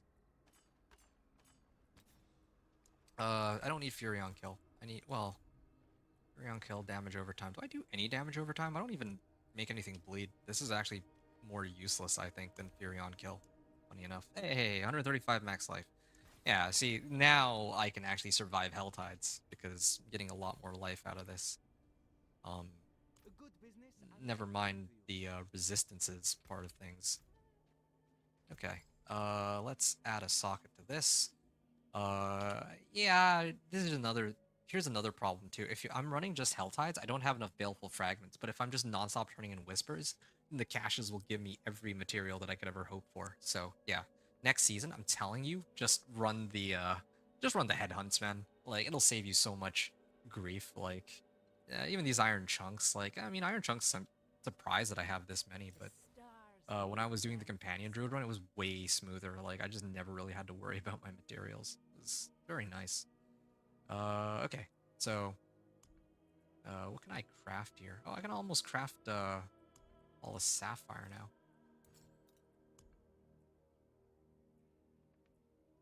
I'm very close to being able to craft 2 of these, but for the time being, let's just do this.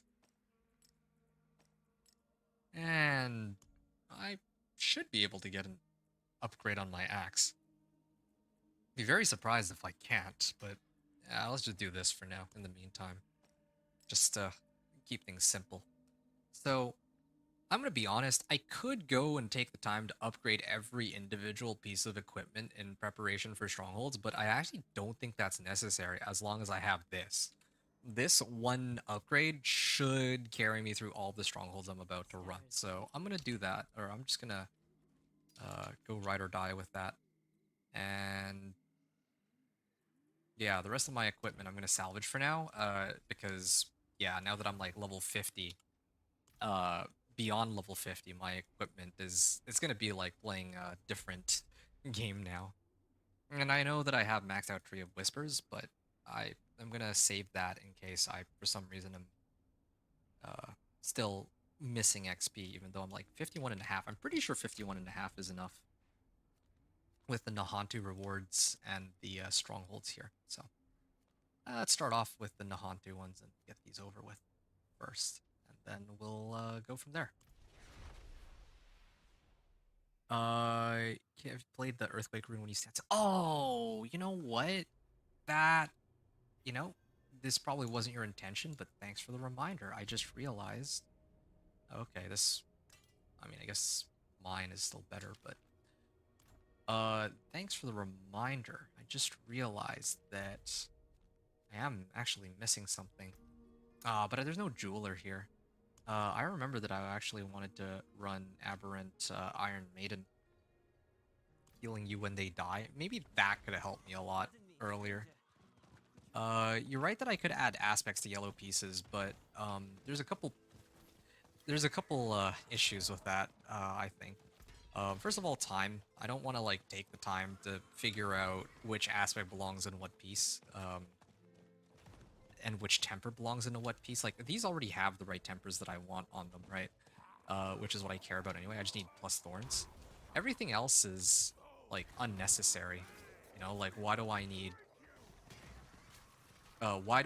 more thorns? Or why do I need... I always need more thorns, but why do I need... Like, what aspect do I need at this point? Like, I'm not close to dying if I'm running normal strongholds. So, basically, I don't want to take the time to do it. Like, specifically because I want to complete this run like as quickly as I can. Like again, it's not a speed run, but yeah, like I just don't think I get much return out of buffing my gear, especially since, like I was saying earlier, at this point I'm just doing normal, mode strongholds. I don't need to buff any of my equipment. I don't need aspects for that anymore. So that's the second reason, and then materials is the third reason. The third, like the materials, like I have enough for it at this point, but um, yeah, like I don't want to splurge. I usually don't like to splurge materials because I don't know if like later I'm gonna need to re-roll a whole bunch of stuff, right? Like especially when I hit level 60, that's when I need to all in on getting. Wait, what is happening here? I guess over here.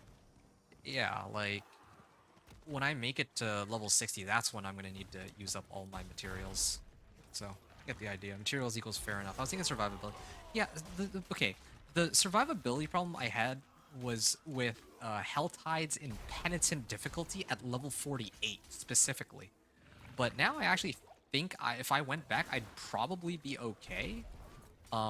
Because my resistances are a little bit higher now. I could probably even run an incense at this point. I think incenses are level 50 requirement. And, because I upgraded my polearm here, I actually have an additional 150 life that I didn't have before. So, I think I'm okay. Like I'd be okay for even for Penitent Helltides, but yeah, that was just unlucky earlier. But I mean, it kind of works out because I got a chance to show you all of the seasonal stuff, basically. Like, yeah, I got to tour you through it so you kind of know what to expect. Yeah, it's kind of fun figuring that stuff out for yourself too, I guess. So I feel kind of bad that I spoiled it, but I figure you might just want to know kind of how this stuff worked. No, that was good, thank you. And I mean, I'm also recording this, so it would be kind of silly for me to not explain stuff or to hold back on doing it just because, you know, you're watching, I suppose. But yeah, I'm glad you thought it was good, though. That's very nice. Just gets me excited. Okay, that's even better, yeah. No, I'm not even kidding you. No, I think this next season is going to be, like, freaking awesome. I thought the current season was pretty hype with all the changes they made, but no, next season is gonna be even cooler. At least the 1 to 60 leveling process is just gonna fly by. Like, I love whispers, and the thing is too, it's not like you're forced into doing whispers either. You can level off Helltides and be perfectly fine too. Just if we disregard how I died earlier on Penitent Helltides, right? Or you could run the campaign. All three are perfectly good leveling methods, and it's maybe a difference of about like, I'd say about an hour. I have to run the campaign again, but I think I could clear campaign and make it to the pit in like 4.5 hours. This run so far that I've done, I'm at like a little over 4.5 hours. So, and I mean, that's factoring in that I died in Helltide, right? So, you know.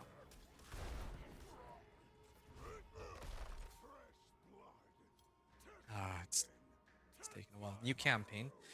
Yeah, Vessel of Hatred campaign. I think I talked about this before, right? Like, the Vessel of Hatred campaign is... I think everyone was saying last season that it was the fastest way to level up to 60. Just do the campaign on normal mode.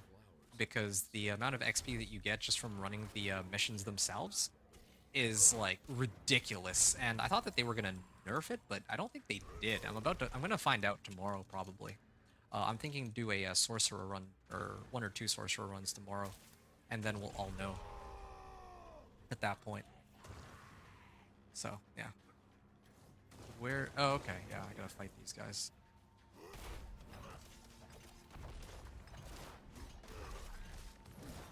Yeah, that's okay. Ooh, what? How did he heal like that? Oh, they're dead. Let me pick these up.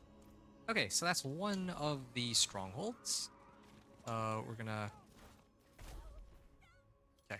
turn this in. That brings us to level 52 to start. So we basically started around like 51 and a half.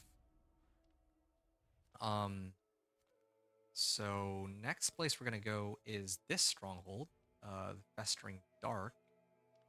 I don't know which is closer, Ickerfall or Kurast, but let's do Kurast. S7 has so that's actually a really good question. That's like the one thing I forgot to talk about, actually. I don't think there is a story associated with this, or maybe there is actually. Maybe there is some sort of quest line, but I haven't seen any NPC that I need to talk to where they kind of they're all like, oh yeah, this is, like get access to these witchcraft powers. It would be kind of bizarre for them not to have one, but I have not encountered any NPC for which I actually needed to talk to them to start any witchcraft related activities. You know what I'm trying to get at here? Like, if you want to unlock your powers, you go to the Coven in Tree of Whispers. Like you can talk to these vendors that offer up witchcraft powers. You can open up the like the reputation board at the Tree of Whispers too, but there are no NPCs there that you talk to, and I'm kind of wondering if, because when you make a character, like you'll see what I mean on Thursday, but when you try to make a character, the content, like it'll say like, oh yeah, if you try to make a seasonal character, it'll show you what the season theme is. That's missing. And so I'm kind of thinking that, yeah, maybe there's some things that they're hiding. I think that this would make sense. They want us to test the seasonal mechanics themselves, but they didn't actually include the quest line itself, which I think, actually, now that I think about it, that makes a lot of sense. Maybe they hit until the season starts. Yeah, I think you're right, actually. Yeah, like when I'm actually... Wait, why am I following this? I'm not supposed to be doing any of this. I'm supposed to be going with the stronghold. Whoopsie. Yeah, I think you're right. Maybe they're probably hiding until the season starts because otherwise there's like nothing new in this. Well, I mean, we're testing a lot of the season mechanics, right? We are testing the season mechanics themselves, but at least this way we don't get spoiled on the storyline. So, yeah.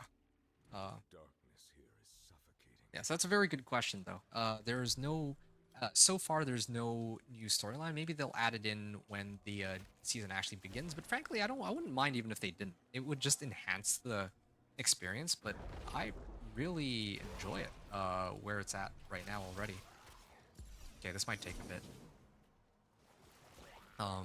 Yeah, usually this stronghold takes a minute, but it's unique. It's kind of a fun one. Yeah. Yeah, this what were creators calling mechanics last season, not tools. Creators calling it mechanics. I don't understand what you mean by that.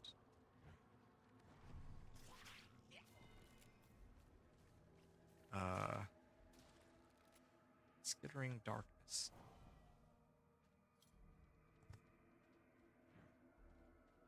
Yeah, but are there other questions you had? I think I've covered everything, but I could be wrong.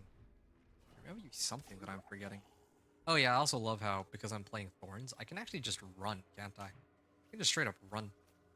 And because if anything hits me, it just dies, right? Oh, no. Game's lagging like crazy there, but... yeah, we can keep moving up this way. There was a new buzzword they were using? Really? I wouldn't know. Yeah, I don't know of any buzzword. The sigil allows the reliquary lantern to be resummoned if lost. Okay. Warding Brazier. Merchant. Okay, so I can just follow this. And it'll take me there. I mean, even if I'm carrying the lantern myself, it doesn't even matter.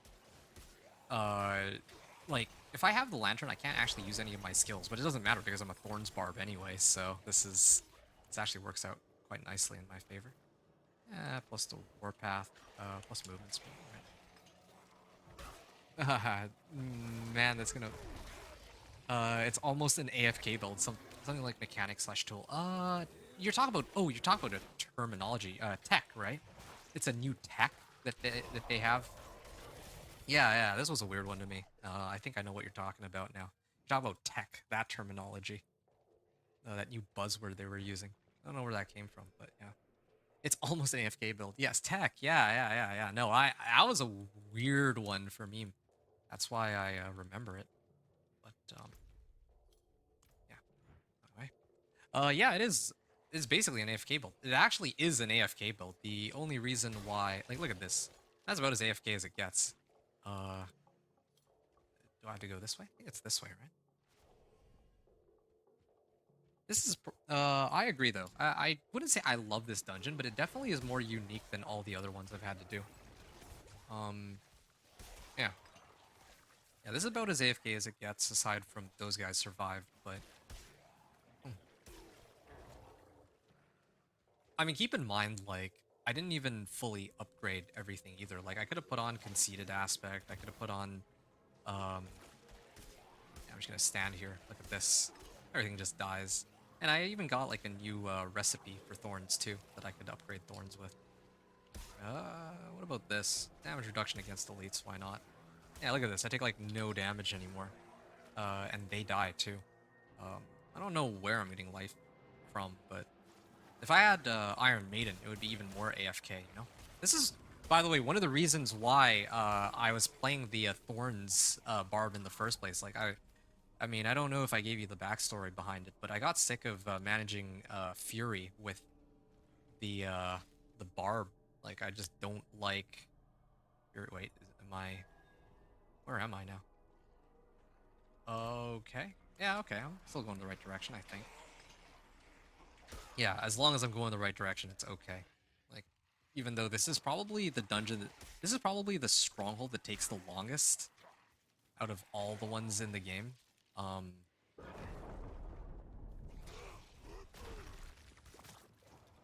Wait, which one? Yeah, well, I hate to say it, but I'm kind of lost. I have no idea how to get down there. Oh, no, there's a path here, yeah. Yes, Fury is challenging. Yes, my Necro last season was almost AFK. Well, that's... Look, I mean, keep in mind that when I first started playing Diablo 4, like, the builds that I had the most interest in were the builds that I could AFK. I wanted to make AFK builds specifically, so the the three builds that I took the most interest in, like, originally, like, I'm talking, like, you know, Season 0, Season 1, Season 2, I'm genuinely confused. Where am I going here? Maybe this way and then around? Okay, let's do that. So, the builds that I was most interested in were Companion Druid, Minion Necro, and Thorns Barb. And yeah, like if you think about it for a second, like what exactly do these three builds have in common, right? They're all very AFK oriented, like you're just supposed to be able to... How did I go through any of this? I'm lost. I'm actually lost. I don't like this dungeon.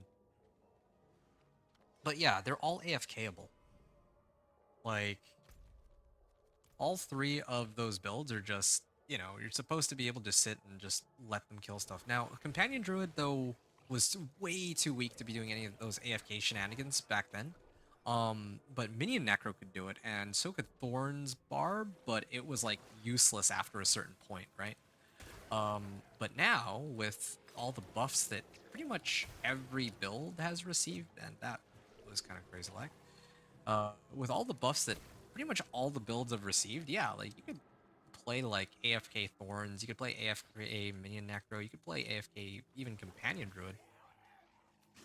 There's probably other AFKable builds, too. Conjuration Sorcerer is kinda AFK. I'm sure Spiritborn has a couple good ones. Yeah, I don't know. Rogue, I mean, you could go Dance of Knives and just hold down one button and spin to win. That's an option, right?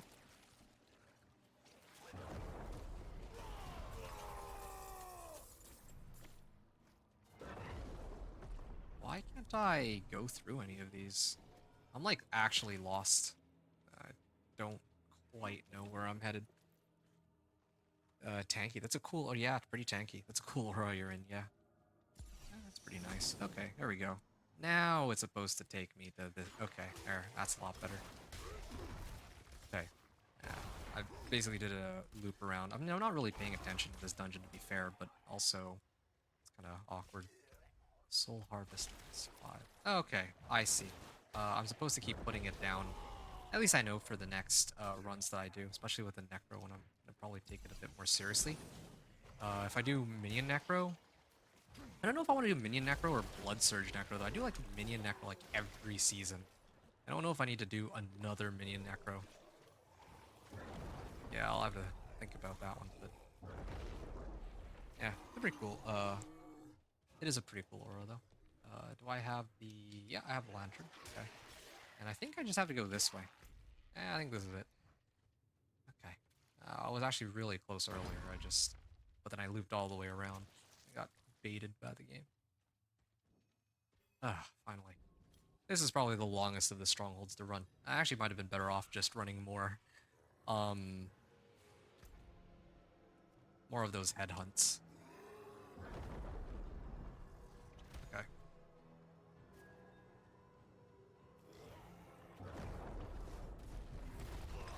Okay, I mean, even just my regular attacks will do a stupid amount of damage. Alright, well that was quick and easy. Even for Thorns. Okay. Let's head up. Best to get it out of the way. No, I'm with you. I'm with you on that.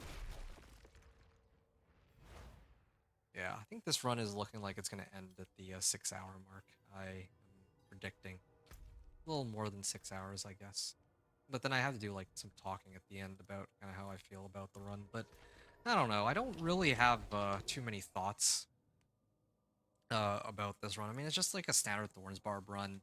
Didn't really change anything about Thorns Barb.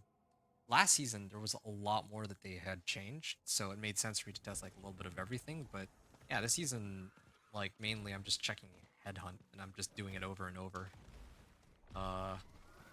Yeah, tomorrow is kind of exciting because I'm going to be comparing to campaign and seeing if they change the XP gain on that, but I doubt it. And then just comparing how much time it took to do each one. Well, here we go. Here's the last Nahantu stronghold. Parker's any class of the invisibility cloak is almost AFK build. You mean Shroud of False Death? Yeah, I mean it is, but it's not. I'm most interested in the making AFK builds for 1 to 60. Well, let's just say 1 to 50, because, you know, 50 to 60, you're going to be running strongholds, like, whatever, okay, fine. But imagine if you had, like, unlimited baleful parts, right? And you just wanted to sit in the middle of Helltides, and... yeah, imagine if you just wanted to sit in, like, the middle of the Helltide and let your minions do all the work, or, like, let events just keep spawning on you, right? That's, I think, that's the kind of fantasy I had when I was playing the Minion Necro. That's what I wanted to have happen. Thorns Barb was, again, like, it was... when I first made Thorns Barb, like, way back in, like, season 0 or 1 or 2. I don't remember which season it was. But, yeah, that was kind of what I was trying to do with Thorns. Like, I just wanted to be able to sit in an event and get XP so that I wouldn't really have to play the game while still getting XP. I thought that would be pretty cool setup, right? But, yeah, in recent seasons, I think that the reason why Thorns is quite interesting is it scales in a different way from other, like, pretty much every other build in the game. Since your damage is not dependent on your weapon, it's dependent on your Thorns values. And, well, I mean, plus damage still works on it, but it also scales with physical damage. So, for example, I have Overkill. I got this really early on, so now I just have an additional 259% physical damage. Same thing goes with Butcher's Cleaver. I found a Butcher's Cleaver because, well, as you can imagine, I killed the Butcher very early on and dropped me a Butcher's Cleaver, right? So, yeah, these things actually... oh, wow. I got rare natural resistance. Okay, that'll be helpful for a bit, but... yeah. So... but, yeah, the base Thorns itself, you unlock Thorns... it's called Natural Schemes. The magic recipe for Natural Schemes, that's already available to you from the very beginning. That's already available to you from the very beginning of the game. because it's available to use so early. Yeah, because Thorns is available to use so early, like, yeah, you have, like... You can have, like, 50 Thorns at, like, level 15, and that can get you very far, even on Penitent. So, yeah, I did.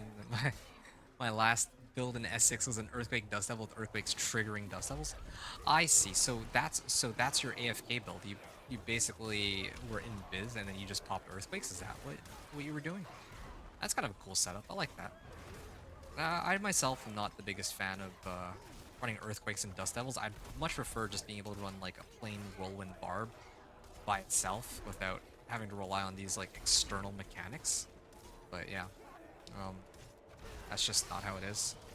Yeah, why wouldn't you use them then? Yeah, exactly.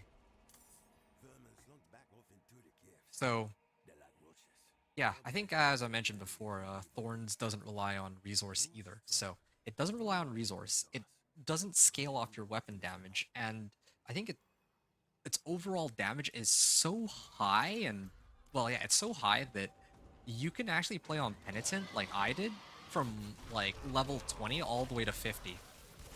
And yeah, if you were careful, or if I was a little bit more careful, I could have even made it all the way to like 51. But yeah, right? Like, most people don't even know. I don't know how most people try to level with the Barb. I wonder. I'll bet you though that most people do like they just level off the pit. I'll bet. But yeah, for people who are actually trying to like level a character solo, it's yeah, Thorns Barb is kind of the way to go there. I feel like. Okay, did he just? I think I just kicked him and he just exploded. Killer. We can leap up here. We can destroy that one, and then I think I just need to break one more, and we're done. Levels off of base life? No, it doesn't. Here, give me a second. You might be thinking it levels or it scales off of base life because of challenging shout on a barbarian, but no. Let me just kick him. Can I not kick him? Oh, okay, he's dead. Alright, yeah, that was a much easier one to run, and I was able to do it kind of while mindlessly chatting with you. Where have the survivors gone? Oh, nope. I still have to run this. Come on. Oh, did all of them die? Ah, that's too bad. Oh, and he's dead. Kind of glad that they don't really drop too many.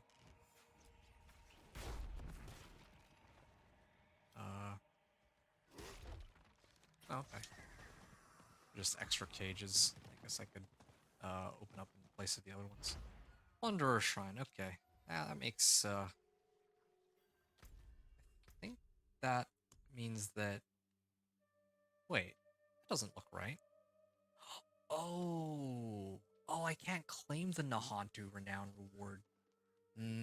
I need to remember to like go back to the main server and actually do like a bunch of the side dungeons and side quests so that I unlock the remaining renown rewards, because even though I have the skill point, I don't have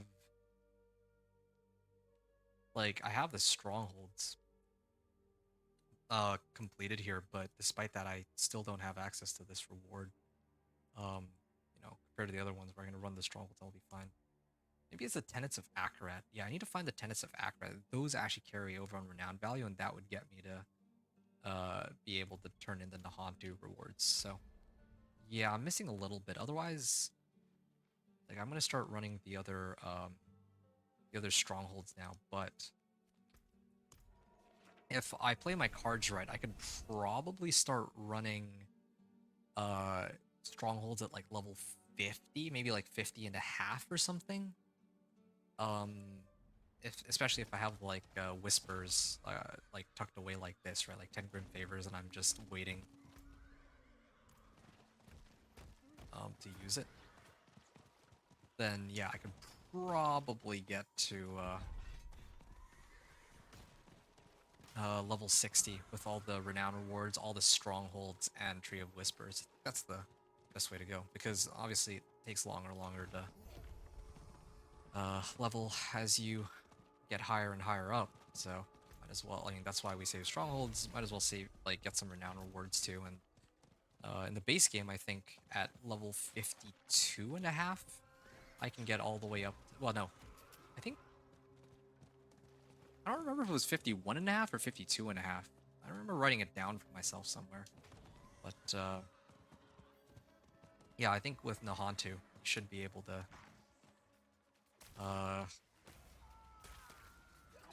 with Nahantu, you should be able to start at like level 50, like mid, maybe level 50, and that'll get you to like level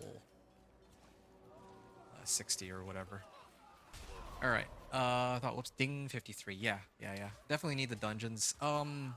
Yeah, I think the dungeons, but the tenets of Akrat are the ones that carry over, because if you look here, right, the reason why my renown is so high in the other regions is because these are still active, because they carry over from season to season. But I haven't done a single tenet of Akrat. I don't even know where to find them, to be honest. I don't know how those work. That's like the last thing I haven't really done. That and Dark Citadel, I guess, but I don't know if I care much for Dark Citadel right now. I can play that next season. Right. Oh, well, he's out. Serpent's Eyes, so that makes 2 of them. And okay, this is perfect. Since the door's gonna open, I need to wait a minute anyway. I can actually talk to you while I wait. Okay, they're weird, the tenants. Yeah. You know what? Explain to me how those work real quick, like TLDR version. Helltide chests give like 300,000 each for XP. Let's put it like this: at level like 40, I was getting like 45% XP per chest in penitent mode.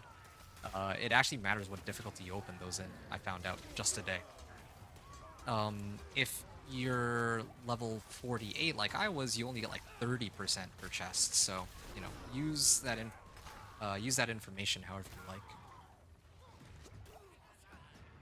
So yeah, why wouldn't use them yet? Then exactly. So levels off of base life. So going back to this Thorns stuff, no, Thorns does not scale off of base life. It doesn't scale off your weapon damage either, aside from Death Wish aspect specifically will scale off your weapons item power. But what Thorns does scale off, like Thorns is a flat value, and it just so happens that like take a look, right? I have like 10 thorns here. I have basically all my equipment put together is like 50 thorns. Well, I also have thorns on my amulet, so let's just say 60 thorns, right, to make things easy. Like very early on in the game, 60, like when I say early on, I'm talking about like all the way up even to like level 20. Even on Penitent, like 60 thorns is a lot of damage. Like most monsters will actually get one-shotted if they hit you and you have 60 thorns. Like as long as you have thorns on even like 3 or 4 pieces of equipment, you could probably carry yourself to, you know, up to like level 25 on Penitent. And that's not even like, well, yeah, I mean, you should have like damage rolls too, and maybe have like Death Wish aspect, but that's kind of crazy that that's all you need. Like you just need to roll thorns on everything, and you're basically able to run Penitent, right? Most builds require like multiple aspects. They need to be like one of the higher, like one of the builds that are a higher tier.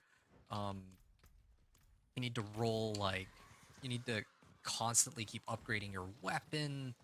You need to have all the right tempers. No, with thorns, you just need to roll thorns on everything. And you saw that like earlier. I was running the same equipment for like 20 levels. I basically threw on thorns on everything. I threw on Death Wish aspect every time I needed it, a Needle Flare aspect, and then yeah, I was just chilling. Like I didn't even bother looking at my equipment for like the next forever, and then until like level 48, and then well, you saw me get like one-shotted, but you know, like that was my first death. No, wait, no, that's a lie. That was actually my second death. But yeah, the first one I only lost like 100 cinders, and that was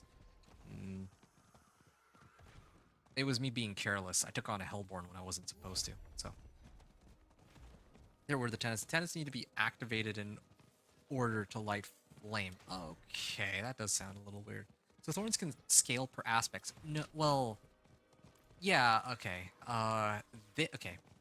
It depends what you mean by scaling per aspects. Like, um, thorns will scale with like, let's say like, I guess I don't have any aspects that really I can use as a good example, but inner calm. You know, inner calm. Inner calm aspect is you gain like a certain percent of damage, and if you're standing still for like 3 seconds, then you triple that bonus, right? That will work with thorns. And otherwise a flat number. Yeah, there is a recipe. Actually, let me go back to town. I just realized I'm like maxed on items. But yeah, your Death Wish aspect will give you like a pretty big chunk of thorns, but eventually it'll cap out, right? Because eventually you're gonna hit like 750 item power, and then ancestral equipment, which is 800 item power. And once you hit 800 item power, you put on Death Wish, and that's as high as that number can go. That's just base thorns though. Then you have like plus percent thorns while fortified. I think there's a kind of silly you can't like favorite recipes, but sure, whatever. Surprised that I haven't gotten it already. Usually I get it pretty quickly, but yeah, there's this recipe here, Thorn Body, right? Thorn plus thorns while fortified. That's where the build will start to scale in the later stages of the game. Once you get that, then you know this like plus thorns value kind of starts to become, well, I mean, become obsolete really. Like even right now, yeah, the thorns is this extra. I mean, even now it's actually pretty irrelevant because think about it, right? This by itself gives me 60 thorns. But this gives me 400 thorns while berserking. And then even outburst by itself gives 29 base thorns. With and if I pop challenging shout, then like in the really late stages of the game, challenging shout gives me thorns equal to, okay. So if I break it down, really early on, the recipe, like natural schemes, that's where most of your damage comes from. So like from like level 1 all the way to about 60. Then around level 60, this aspect, Death Wish, is where a good chunk of your thorns will come from. And possibly if you get Razor Plate. And then in the late stages of the game, Razor Plate along with Thorns while fortified, later stages as in like once you're trying to push like Torment 2, 3, and 4, yeah, you want stuff like this, which is additive thorns damage. And you also, the vast majority of your damage will start to come from strategic challenging shout, because like if you saw my last season, my Thorns Barb from last season, I had like what 20,000 life when I popped this or something stupid like that with all the Paragon nodes. 30% of that is like what 6,000 thorns, right? Like, so yeah, that's how the scaling comes in. There's actually it's quite interesting. This is one of the reasons I like the build. There's a very unique, I would say, sort of progression for the character that you can't find on any other build really. So hopefully that you saw that. Okay, so yeah, hopefully that kind of gives you some insight onto how this character would work. Again, I'm just trying to hold on to the gear that I might end up using. And everything else goes into the trash bin. And stash. I hate having to sift through so much equipment. I feel like that takes like the most amount of time on my runs. And in fact, I'm at like what 5.5 hours. Yeah, I don't know if I'll be able to clear this in 6 hours. Probably 6.5. So like a little quicker than my previous run, but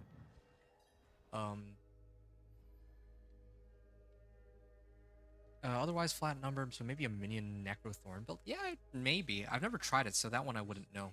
I'm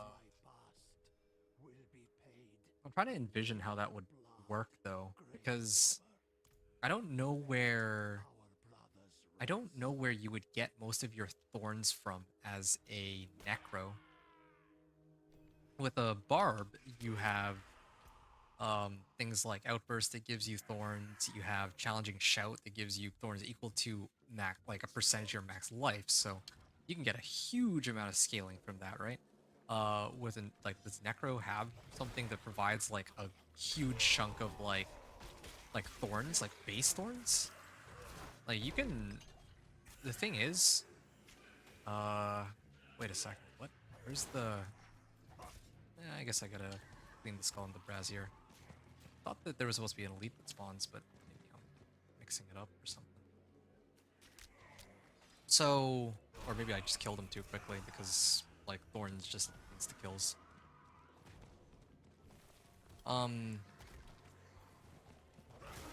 Yeah, like max scaling with max life is kind of crazy. That's like 6,000 life for like, or 6,000 thorns for having like 20k life, right? But does Necro have anything of that caliber? I mean, if they do, then great. But I wouldn't know if they did.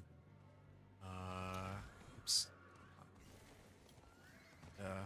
Mixing it up. I'm not really paying attention right now. I'm like, this is like, I already did a run of this today, so this is like my 13th hour playing the game. Plus, I'm like trying to have a conversation and talk about strategy while I'm just trying to mindlessly run this stronghold.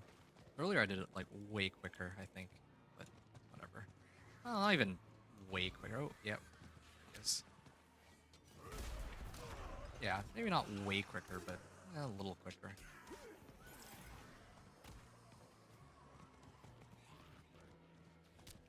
Okay. I've seen Necrothorn builds. Okay, I see. Gotta find for Thursday. Refresh Maroni. I saw you have another stream today. I did. So yeah, the first stream I did was for the Companion Druid, right? I did the Companion Druid first. Yeah, when I finished that run, I took a short break. Well, not just a break, but I wanted to properly split up the stream so that I could upload it as an actual video. So I did that, and I think that the I think I mentioned that it's like in the middle of uploading right now, even. Or like because usually what I do is I take the wait, what? There's like monsters here still? Sure. Just gonna head up to Aramin's Pyre. I think it's quicker if I go in from this side. Yeah, okay, I'm just start running there. Yeah, like earlier when I like usually when I finish a run, like right, like 1 to 60 or 1 to Torment, like level 1 to Torment 1 or whatever. I like to record the Torment 1 pit clear, pit tier 20 clear first, right? So that's why I mute myself and I upload that separately. So that's what I've already uploaded on my channel. Then I'm also releasing a short pretty soon for just the part where I actually killed the boss. And then tomorrow, when the full-length video, or stream, whatever you want to call it, finishes getting put up on YouTube, then I'm going to release that too, so people can actually watch that. So, yeah. Yeah, you gotta learn OBS. What's there to learn? It seems pretty straightforward to me. Like, you just download it, and then you add window capture or game capture, and you target Diablo 4. It's about as simple as it gets. And then you just need to attach your stream keys. If your plan is to stream, then yeah, there you are. A simple, very simple 1, 2, 3 sort of process.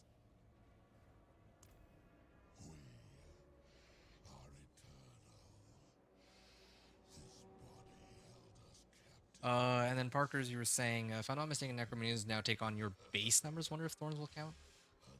I think so. Oh, by the way, pro tip for you.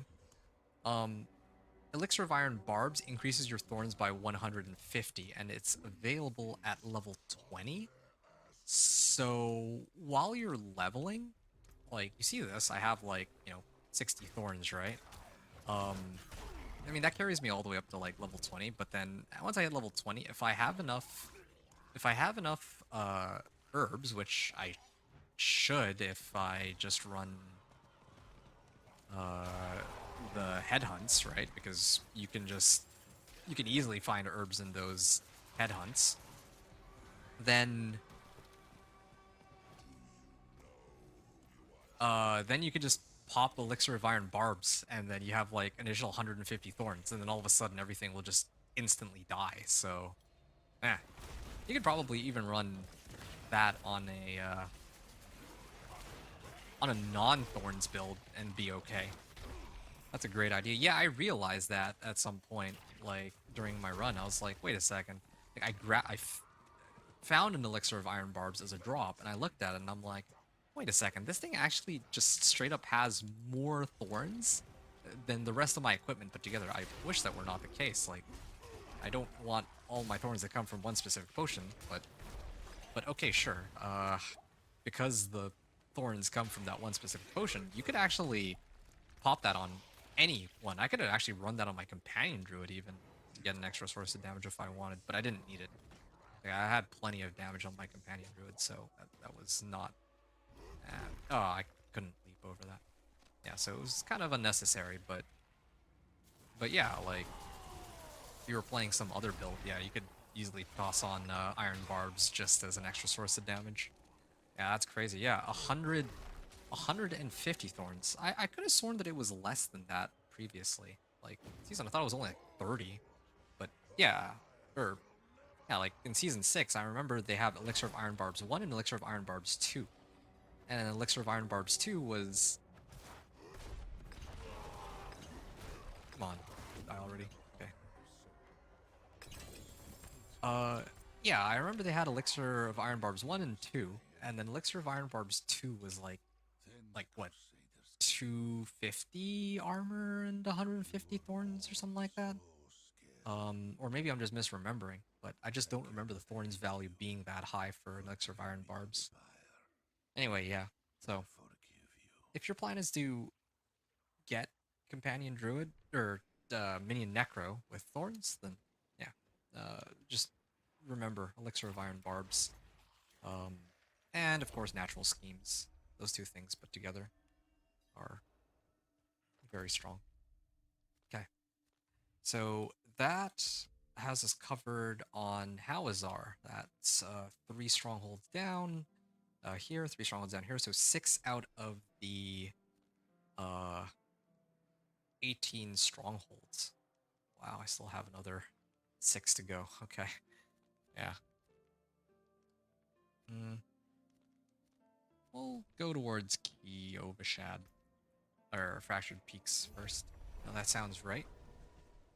Which part sounds right? That's what it used to be, or what?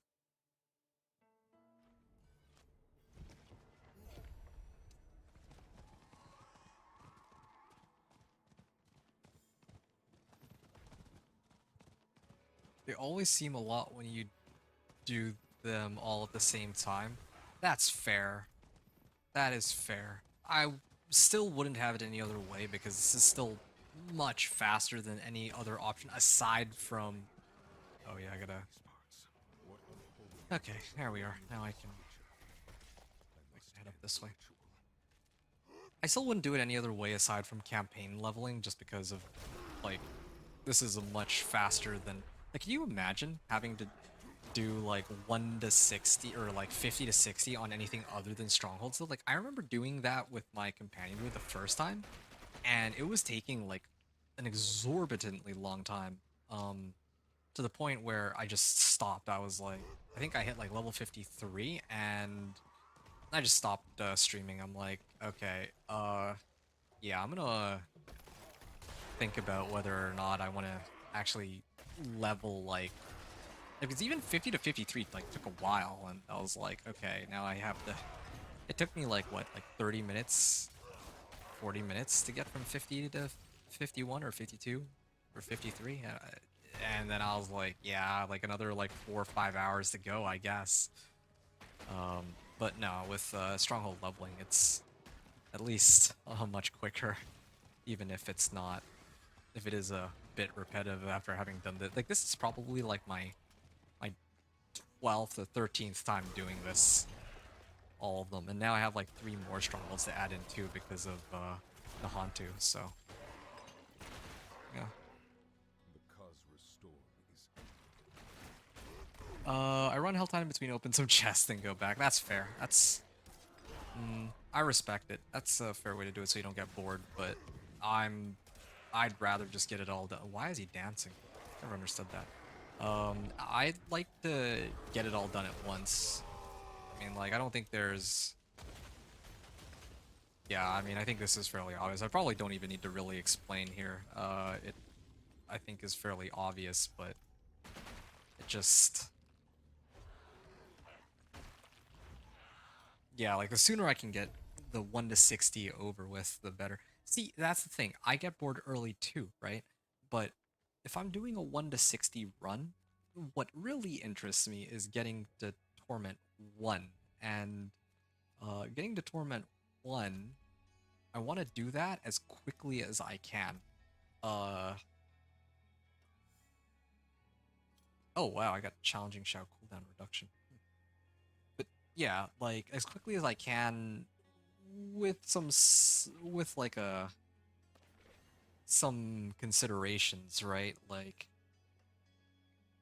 the considerations is in like back in the day people used to just spam domain tunnels over and over with like meta builds. I thought that was pretty boring. Running the campaign is kind of pushing it, but yeah, like, you know, ending off on strongholds, like I'm okay with that. Like going from 50 to 60 on strongholds, just skipping that because that's like a very big chunk of time. Like it's like the difference between, you know, I spend an hour suffering through strongholds. It doesn't feel like an hour. It feels like 3 hours, but it's an hour, maybe like an hour and a half tops, versus like actually doing the 50 to 60 grind, which would take me like maybe 2, 3, maybe 4 hours, right? So yeah, changing up things as much as possible is makes perfect sense. And in fact, that's one of the reasons I love this headhunt thing where you're doing like all these different whispers, right? So I'm not even bored. Like going 1 to 50, time was like flying by. Like it was super quick. But when it comes to 50 to 60 specifically, I don't want to waste my time 50 to 60. Like legit, I feel like the game might even be better off just doing 1 to 50. They don't even have a 50 to 60. So and then they just get rid of strongholds. I actually think that would be better, to be honest. Because yeah, strongholds just like 50 to 60 just feels like a grind for no reason. The scaling of items leading up from 50 to 60 is very bizarre, and um, that's good too.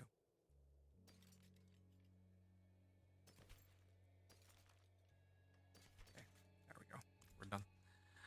Yeah, like the scaling of items from 50 to 60 just doesn't make that much sense in my opinion. Like every level, like 51, 52, 53, like the items that you get are just badly outclassed by the next level. And then especially when you get from 58 to 59 and then 60 and then everything is a 750, it's like, all right, well then yeah, now everything is completely useless aside from 750 and beyond. And then well, ancestral rendering everything obsolete makes sense, but I feel like yeah, like 750s are sort of weird. 60 anyway. Uh, what is the point of having 50 to 60 if all that 50 to 60 is good for is just people have to run every single stronghold and you got to do this on every single character? Like even capstone dungeons were more interesting of a mechanic in my opinion. Like capstone dungeon was actually a challenge where yeah, like in order to clear a capstone dungeon, you have to like defeat Elias. You have like enough resistances for like fire and shadow to survive some of his attacks. Like there was some prep work involved in it, and that was kind of cool. But you know, running strongholds from 50 to 60 just feels like elongating the amount of time that you take to beat the to actually make it into Torment 1. So, yeah, I don't really like this grind. Especially after having done it like a dozen times, at least. Pretty sure I've done it even more, but yeah. Here, hold on. That makes sense. You can pop 2 incense and a potion too. Yeah, for sure. I could, but I don't even think that those actually impact the kind of XP I get from strongholds. I thought they were doing killing 50 to 60. I don't know what their intention was. I can understand them trying to get rid of like, you know, going all the way to like 60 to 100 because it wasn't really all. If I'm being honest, I like the system now more than I like the one before, because Torment 1 to Torment 4 is challenging. It's actually challenging, and the game becomes a question. Okay, I can't quite get up there. I need to find another way around. I guess I have to go up this way. Yeah, like torments are actually challenging.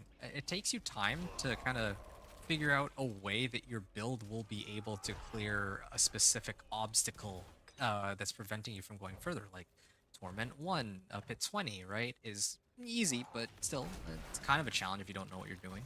Then Pit 30, like Torment 2, like Pit 35, okay, it starts to ramp up. For me, it took an hour to get from Torment 1 to Torment 2 because all I really needed to do was unlock some Paragon wards, which is quick enough for me to do. But then Torment 2 to Torment 3 is like kind of crazy. It's like 8 hours to get from Torment 2 to Torment 3 alone, and then Torment 3 to Torment 4. Oh man, right? Like that progression for me is significantly more interesting than just grinding out Nightmare Dungeons for 40 levels, which is what the old system used to be. This new system isn't perfect. I still think 50 to 60 is like a weird, awkward state that needs some sort of a rework, but yeah, I mean, yeah, it is what it is, at least right now.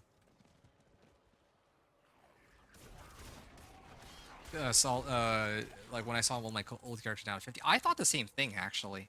You know, I mean, I'd forgotten about this, but yeah, you're right. I remember when I saw all my characters at level 50, I legitimately thought that they were killing 50 to 60 as well, but no, apparently not. They kept it, which is fine, but if they're gonna do like level, if you're gonna do like if you're gonna have level 50 to 60, then it can't just be like, you know, oh, I'm just gonna run all the strongholds to go from 50 to 60. I think that's kind of lame, but 1 to 50 is fun. 1 to 50 is really fun. 50 to 60 feels like it takes forever. Like 50 to 60 should not feel like it takes as long as it does unless I run either the campaign or stronghold specifically. I think that's dumb. Let me conquer the stronghold now.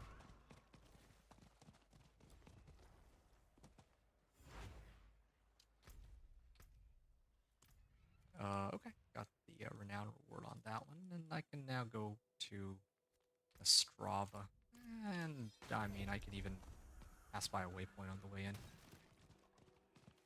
You miss capstones? Dude, yeah, I do too.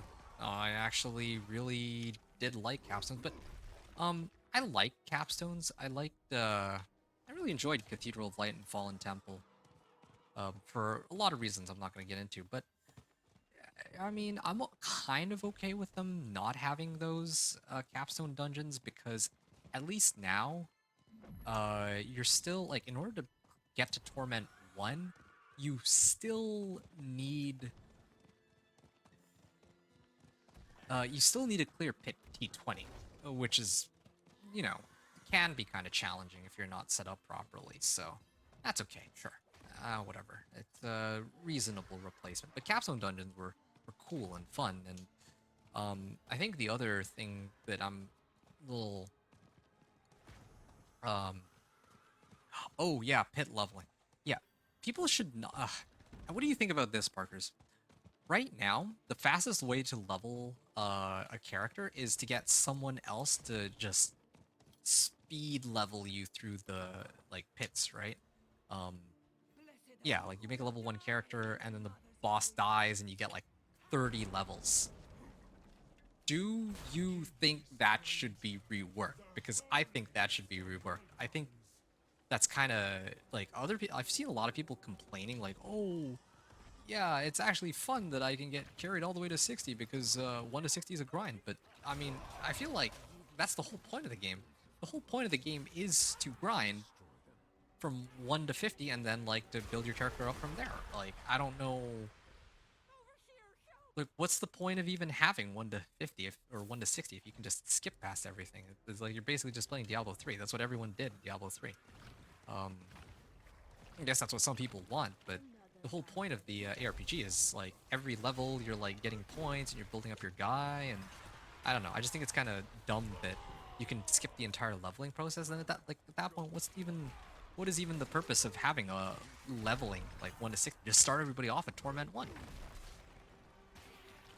So I don't think that people should be able to get power boosted like that. That's kind of ridiculous, I think. If they're gonna get power leveled into Torment 4, then that's a completely different story, but the system as it is right now, I don't really like it, and I'm very surprised that, look, I haven't been able to test it for myself, but I don't think I've heard anything about them changing the leveling system in such a way where you can't just get boosted through the pit instead of actually playing the game. I mean, if next season they don't change it, then sure. All I'll do is probably just... I'll take advantage of it in the sense that I'd probably get my companion druid up and I'll just power level other people who ask for it. If they, if other people really want me to. It's whatever. I guess it's not a big problem for me, but I just think that it's bad game design. The same with like 50 to 60. 1 to 50 is great. I love 1 to 50. And Torment 1 to 4 is also amazing. But 50 to 60 has the die, and pit leveling has the go-to.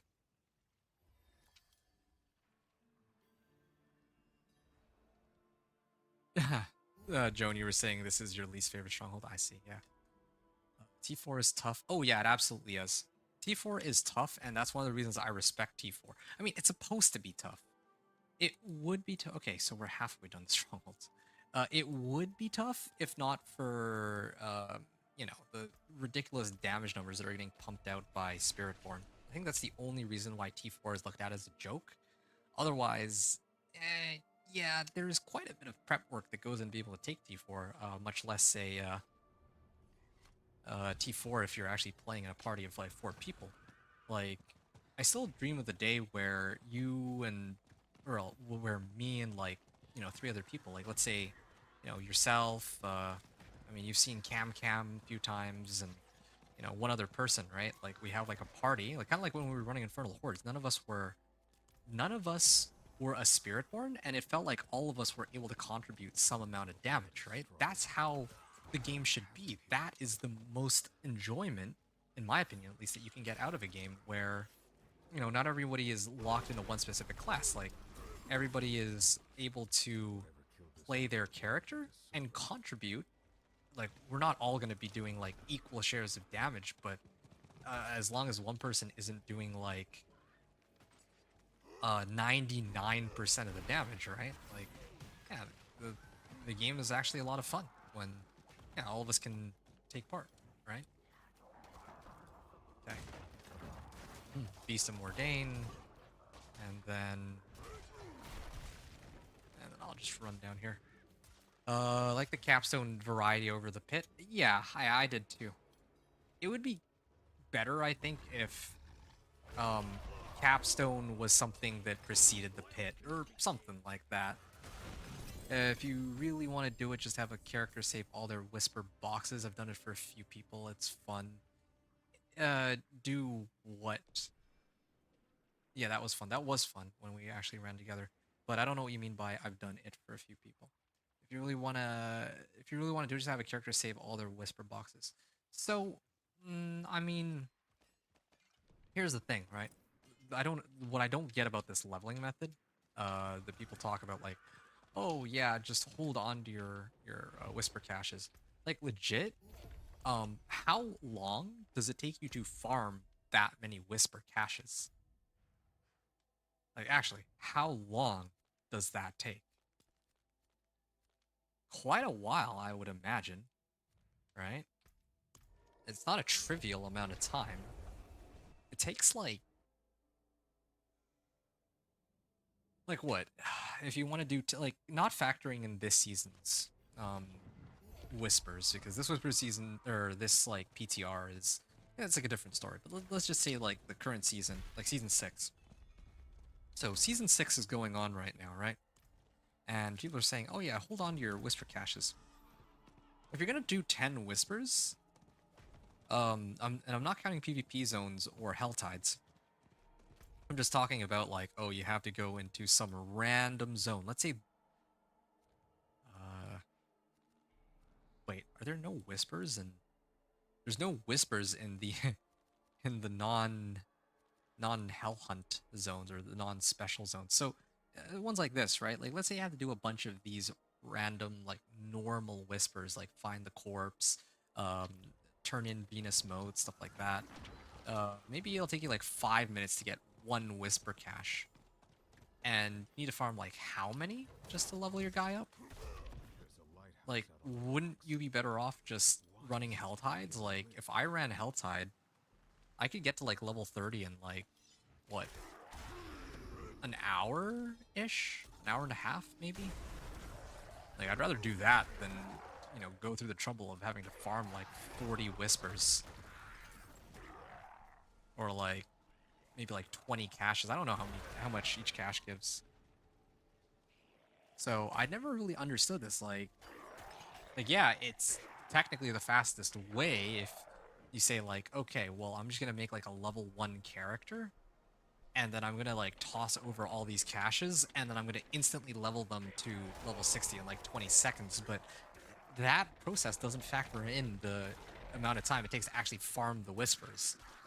And yeah, like, I guess you could say that, yeah, I'd rather play on my like level 60 character rather than, you know, make like a brand new character and have to level from the ground up.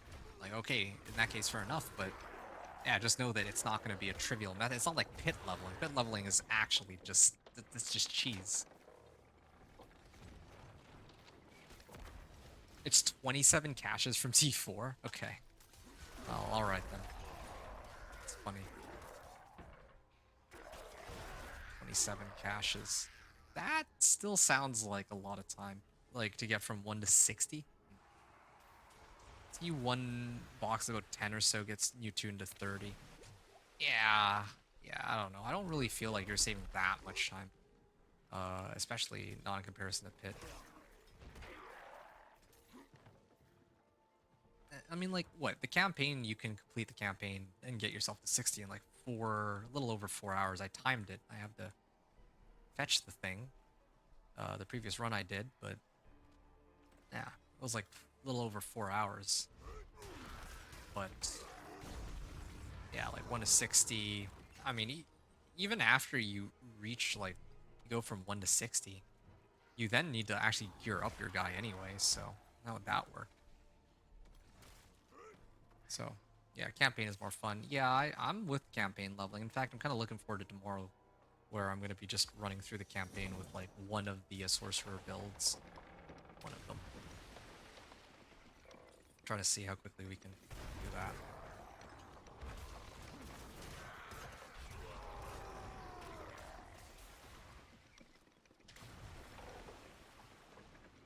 Had to try it for myself. Yeah. Yeah, me too. I mean, that's what I did with the Blizzard Sorcerer. Well, no, it was Spiritborn first. Then the Blizzard Sorcerer that I made. I was just trying to speed run 1 to 60, essentially. With the Spiritborn, I was really enjoying myself, though.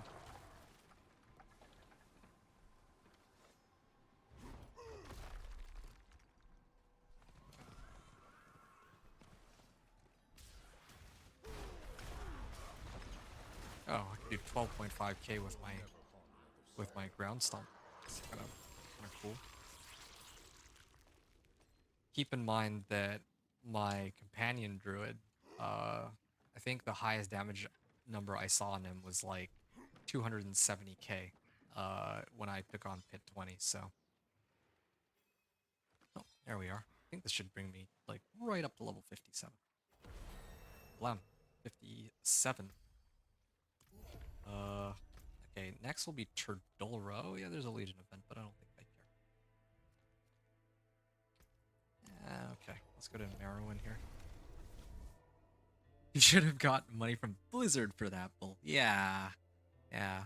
I'm a poor sucker for not coming up with that any earlier.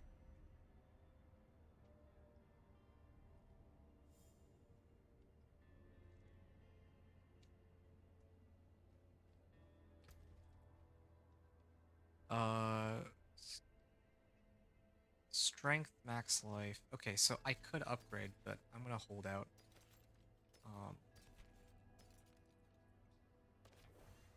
Strength, max life. This one could be usable. Same with this one, but I doubt it.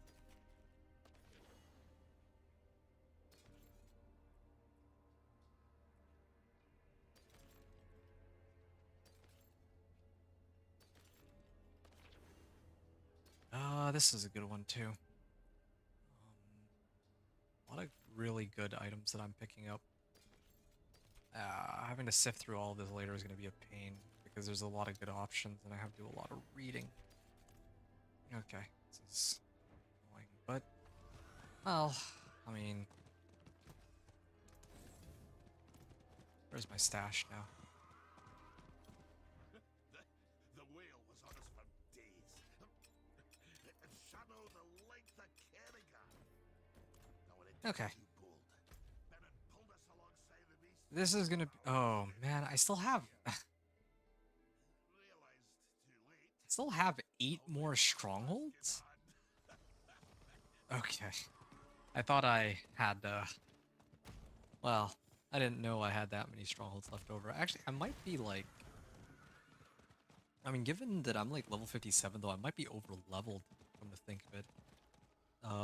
The Nahantu strongholds might be giving more than the base game's strongholds because I should not be this close to 60, despite having 8 remaining strongholds. I might not actually have to do all of them after all, which means that for the next character I make, I might have to tone it down.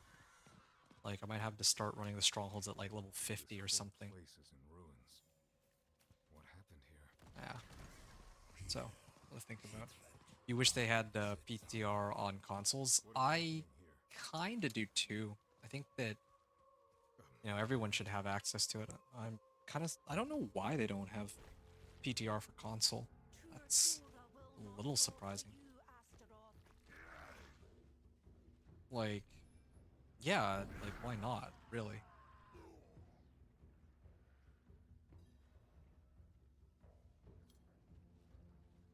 Okay.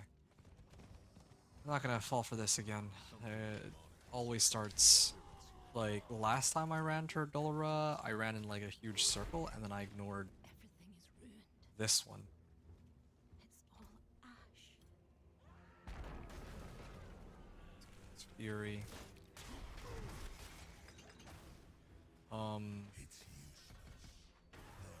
I don't know where I'm supposed to put the rest of my points. Damage reduction while berserking, that could be pretty good, I guess. Feels using bludgeoning weapons. Well, I mean, Thorns is not a bludgeoning. Well, yeah. I think everything else is pretty much set on everything else. Alright. Yeah. I think at this point it's just. This one I'm really just tossing points wherever I feel like.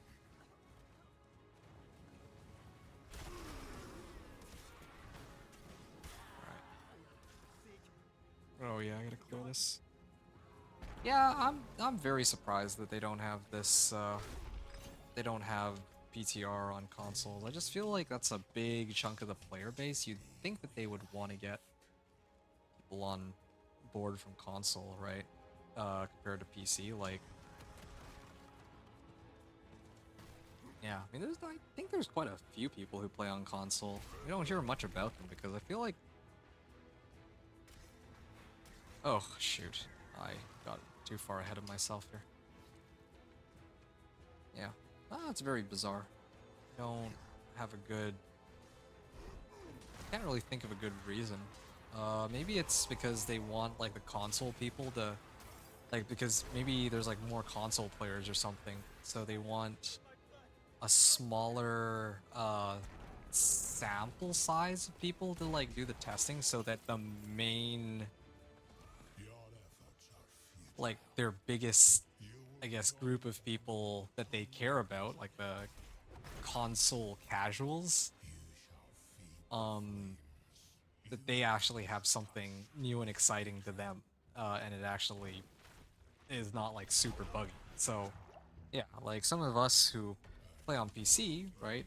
Maybe there aren't as many of us as on console. Maybe it's like you get a chance to try it out, a small percentage of the overall player base, and then the majority of the player base gets to experience it nice and fresh and bug-free for the first time after that. That's my theory. That's the only thing I can come up with. Okay, so 57.5. We got another... Okay, so this region is completed now, so we have another... Why do I have 4? Did I miss one? I think I might have... Oh no, I'm misreading this. I mistook this icon as a stronghold. There's only 3 left here and 3 left here. Okay. So I need to hit Onyx Watchtower now. Believe. I might be on pace actually. I don't say that lightly. I'm when I say console casuals, I'm not trying to imply like, you know, that us PC gamers are like so much sweatier than your average console player or anything. I'm just saying, like, if I were to offer a theory, maybe this is like Blizzard's thinking, like, yeah, you know, 90. I'm just throwing out a random number here. Like 90% of people play on console, so the 10% of the PC players will use them to weed out all the issues, so that the 90% of people will actually have a satisfying experience. Because yeah, like the 10% of people who are actually trying PTR are going to be moping and complaining no matter what anyway. So might as well, you know, have them take the bait and... Wait, what? Onyx Watchtower. Oh yeah, I remember this one. I mistook this for one of the other ones. Yeah, but you know, there's going to be a bunch of people who are going to be disappointed no matter what, but they're going to play the PTR anyway, and they're going to complain away, but they're going to get a chance to offer this feedback and say, like, okay, this thing's broken, and then they're going to, when the season actually starts, they're going to continue complaining, regardless of if it's actually good or not. But then, by that point, Blizzard has already not only gotten their money, but they've already gotten their feedback too. And then they use that to actually make the game more presentable for, yeah, like the majority of other people who actually will be satisfied with the game. That's my, again, my line of thinking here as to what they could be thinking if they didn't release it for PTR. Or maybe it's just technological limitations. I'm not sure. Hardcore, yeah. If it's a coding thing, easier to tweak PC than do console coding. Yeah, that was the other possibility too. That I was thinking about. I guess having multiple versions of the game is much easier to do on Battle.net launcher versus on console, where you only just have one version of the game. Maybe that's it. That could actually be why. That was the other thing I was thinking about, but I feel like that one's less likely just because, like, how hard could it really be to code, you know, possibility of people running console, right? Temple of Rot and Ruins of Karayisu.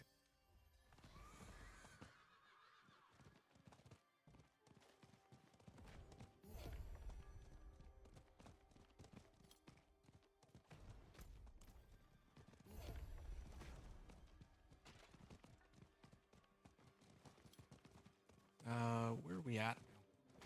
Okay, so we're at the 6-hour mark. Yeah, I keep underestimating how long the run will actually end up taking. I thought this one would be like closer to like 6 hours or maybe, well, yeah, 6 hours, but looks like running these strongholds is taking a bit of time. Okay, this is gonna be Ruins of Karagisu.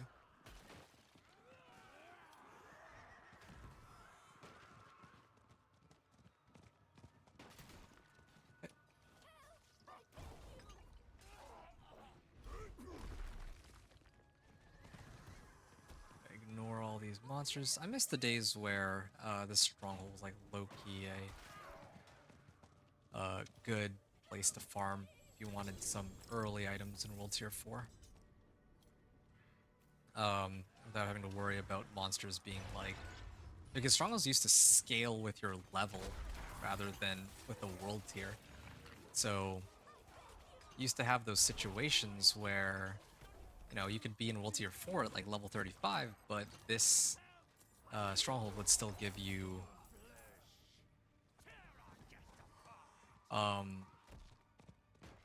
the monsters here, even on World Tier 4, will also level 35, so they didn't really do too much damage to you. Kind of missed that. And then you'd be able to farm in peace and get all the equipment you needed. And all of them were like ancestrals too, I think, right? No, wait, no, ancestral was like level 60 requirement. That part was... well, no, that part never changed.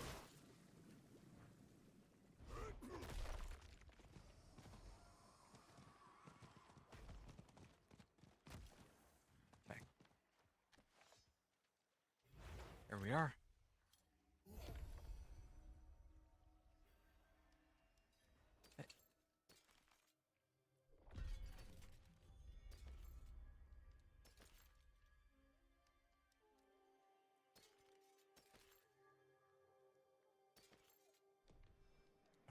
Rare axe slashing. Ah. Yeah, there's way too much good stuff that I was picking up. Damage, I actually don't need that. I'll pick up these recipes though. Crit strike chance, yeah, crit strike chance, lucky hit chance, movement speed, all of them are useless except for the movement speed. I might salvage this just for the aspect. Okay, now this is a really good one. Oh, hey, it's Bold Chieftains. Whenever you cast a shout skill, its active cooldown is reduced by 11% per nearby enemy up to a maximum of 70%. Okay, I hope that this, like, that they fixed it so that this actually works with challenging shout. If it does, suddenly this Thorns Barb becomes like S tier kind of build. Well, not actually S tier, but it becomes way stronger than how strong it is right now. Okay. Yes, I still have... Oh, yeah, right, I can max out aggressive resistance because I'm usually berserking anyway. Yeah, Ruins of Karaisu. Let's head there. I don't think that I have any closer waypoints, so I'm gonna have to run it with my horse. I'm such a hoarder. You're a hoarder. What does that make me, I wonder?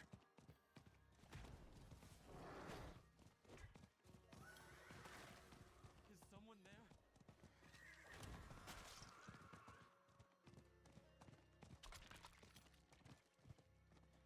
Yeah, I'm like thinking about, I kind of want to make a Chain Lightning Sorcerer and just run the normal mode headhunts. I wonder if I could actually make it into World Tier 4 in record time with that setup. I gotta think about it. I definitely want a sorcerer build to do that. I just don't know which one yet. But yeah, the next run I'm going to be doing is for the campaign. And then on Thursday, I guess I'll do the Necro. Minion Necro specifically, I suppose, but I wanted to try doing Blood Surge for a change, but I'll have to think about it.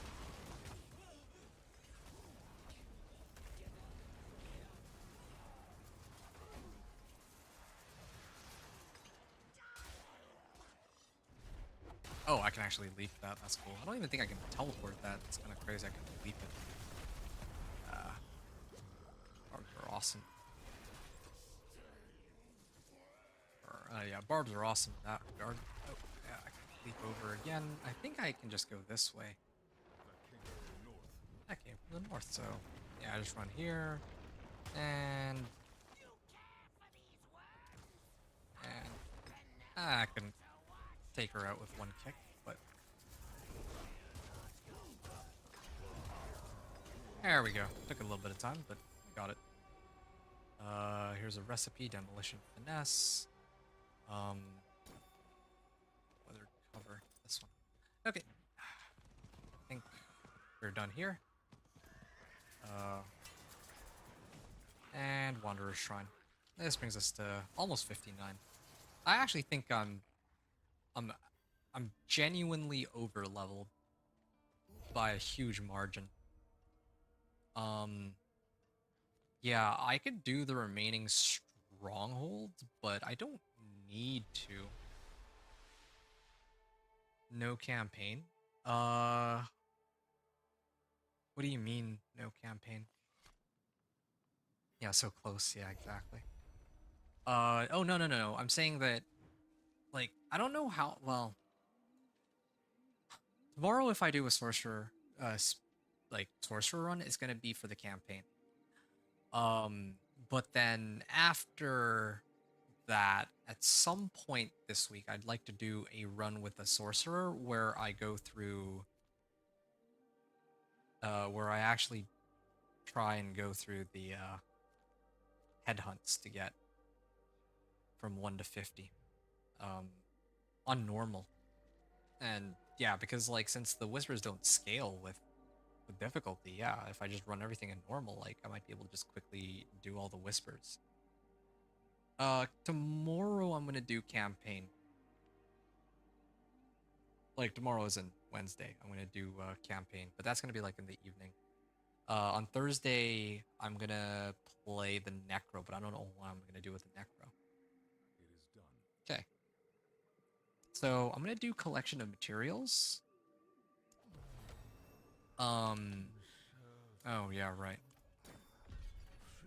So now that I'm level 59, I can do this. Boom. Yeah, that's the thing. If I had Nahantu, I might have been able to. Oh, yeah, right, because I haven't done the strongholds, so this is as far as I got. Yeah, I figured I'd be very close. Even another set of whispers would get me to 60. But yeah, if I had Nahantu, I probably would have already hit it by now. But yeah, I don't have Nahantu. Well, no, I'd still be a little short. Because Dry Steps, or no, Kyrgyzstan, I haven't unlocked the Renown Reward for that since I haven't done the Strongholds. I think that, yeah, if I make it to like level 50 and then I start doing the Strongholds, I think that would be best since I own Vessel of Hatred. 50 and a half, maybe. But whatever. Okay, so now I just need to... Now I just need to run one more Stronghold. I don't need to do any more after this. Okay, I don't want to sift through my gear. I'm actually too tired for this. Yeah, I'll believe I'm setting it up like this, but let me also pop this open while I toss all this into my stash. Berserking Innovation. Yeah, 2 recipes, and I got Whirlwind Size 2. Okay. Let's head back. We got to do one last stronghold. We don't have to do all of them this time. I think the quickest one is Omath's Redoubt? Karnas. I'm trying to remember which one's quickest. It doesn't even matter. All of them are roughly the same time to do. I have to sit there and listen to dialogue. Although I think this one, I have to listen to the least amount of dialogue, so let's do this one.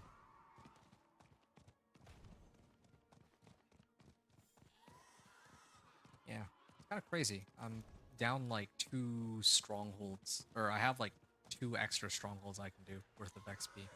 Each of these strongholds is like half a level still, so. Yeah, I think I started at like level 51 and a half, so I'm surprised I have this much XP available to me.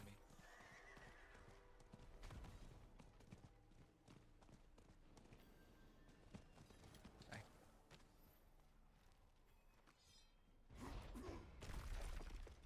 Yeah, this one's pretty easy. Just after this one,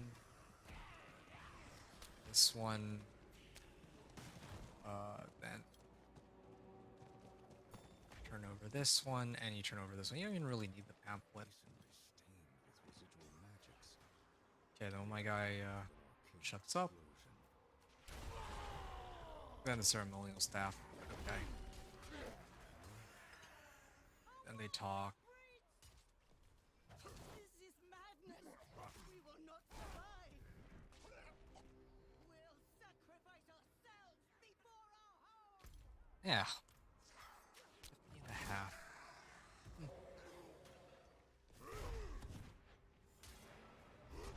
And of course, because I don't have... Yeah, I don't have the Nahantu rewards. Just remembered. That's the other thing. If I had Nahantu, yeah, I think I'd... Oh, yeah, there we are. We're done. But, yeah. Looking pretty good. Oh, and let me just kindle the shrine. And the best part is there's, like, the PvP zone is, like, 5 feet away, too. I totally could hit that for more quick whispers if I wanted to. If, you know, like, if I run an OMAS readout, I can run there, and then, like, if I start at, like, level 50 and I find out that I'm under leveled, then, yeah, I could go and run PvP zone. Okay. Ah, that was fun. Do you still have whispers? No, I am all out of whispers. Well, I mean, if you mean like Grim Favors, I'm at 0 out of 10. There's still tons of whispers I could do, but yeah, Stronghold is still the quickest way. That was like 2 minutes to get the remaining XP and all. All right. I'm just gonna sort this all out at once. Do I have any more witchcraft stuff? I have 102. I can... vulnerable duration is good. Barrier. Aura of siphoning. Yeah, I mean, I guess this one is what I'd upgrade. Yeah, sure. Gonna upgrade. Oh, I made a mistake. I just realized. Yeah, I'm not maxed out on this. I realized that since I'm level 60, there's a chance that there was actually a chance that I would be able to get these ultimate or unique witch powers, but it doesn't quite look like they're available. Yeah, I see this slot. This is for the unique witch powers, but I don't have that.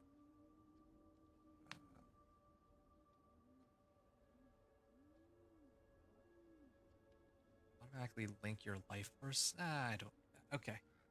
Only at 60? Well done. Yeah, thanks, dude. What do you mean only at 60, though?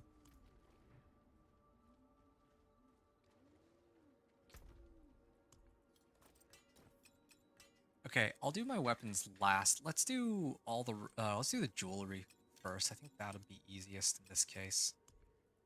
Okay, let's sift through all of my jewelry first. All right. We'll go through highest item power. So this one takes precedence. This would be probably the one that I use. Let's get started.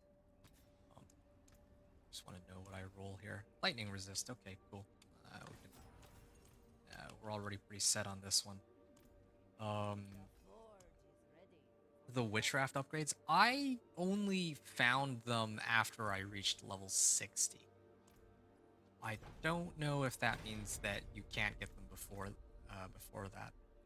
Brawling cooldown reduction, work by cooldown reduction. Yeah, I probably would want work by cooldown reduction right now. Brawling cooldown reduction? Yeah, I mean, that affects my kick, yeah? And my leap. Okay. Yeah, this is good. I'm gonna replace this one with it. Oh yeah, but then I still need to roll for offensive. Natural finesse. Damage to crowd control.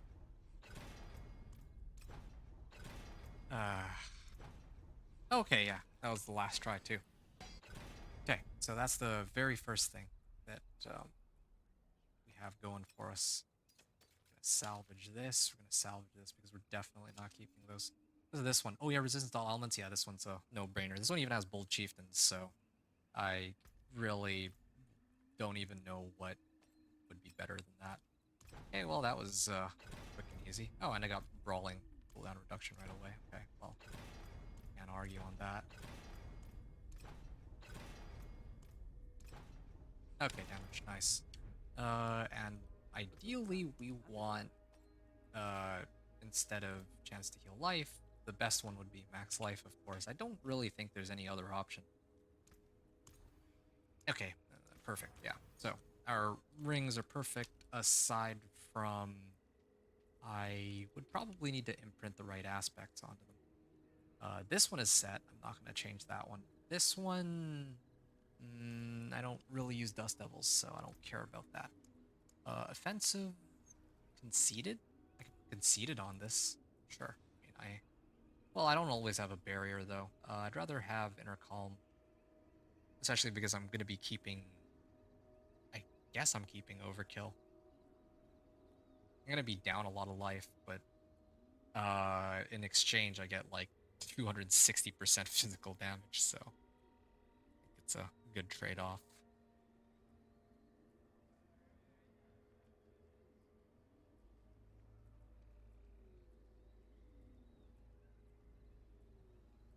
Well...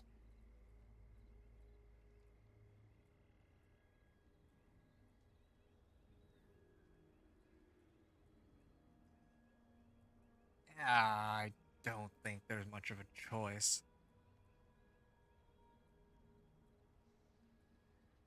I think it's just gonna be Inner Calm then. Yeah, sure. Inner Calm.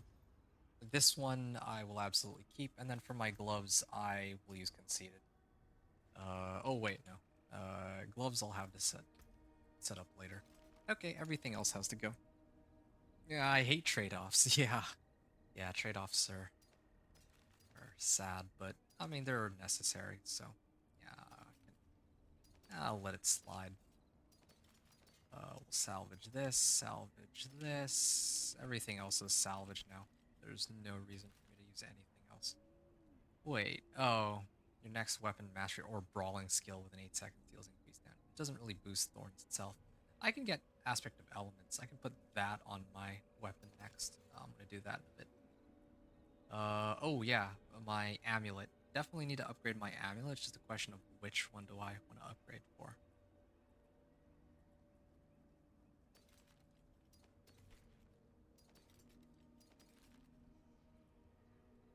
I'll probably just gamble. I think I'll gamble for it.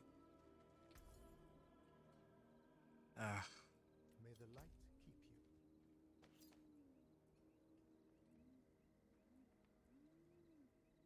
Max life lightning resistance. That's probably the one that I prefer the most, though.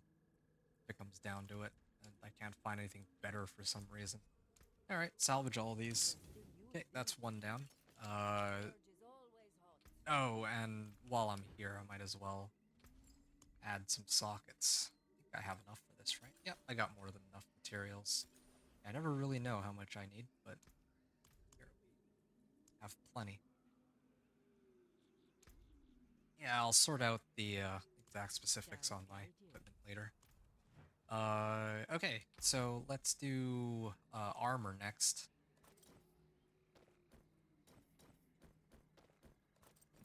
Oh man, this is gonna take a bit. So much garbage. Okay. This is not worthwhile. Yeah, I mean... Okay. Oh wait, these are chest armors though. I have a feeling that probably just have to use this one. Yeah, I guess I can use this one.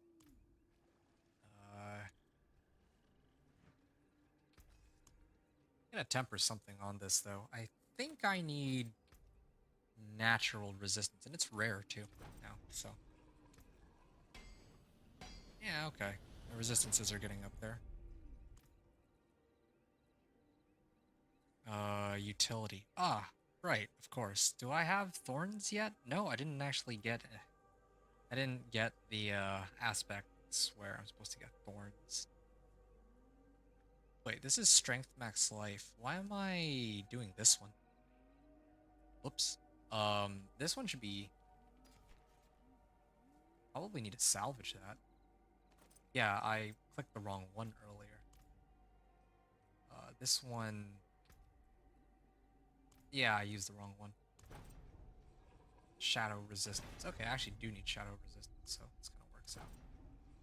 Barrier generation. Barrier generation. I mean, I don't need to roll thorns anymore, but it would be nice. Okay, like...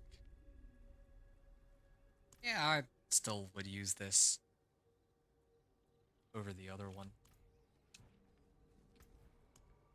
I would just ideally like to roll off 45 life for 5 seconds for something...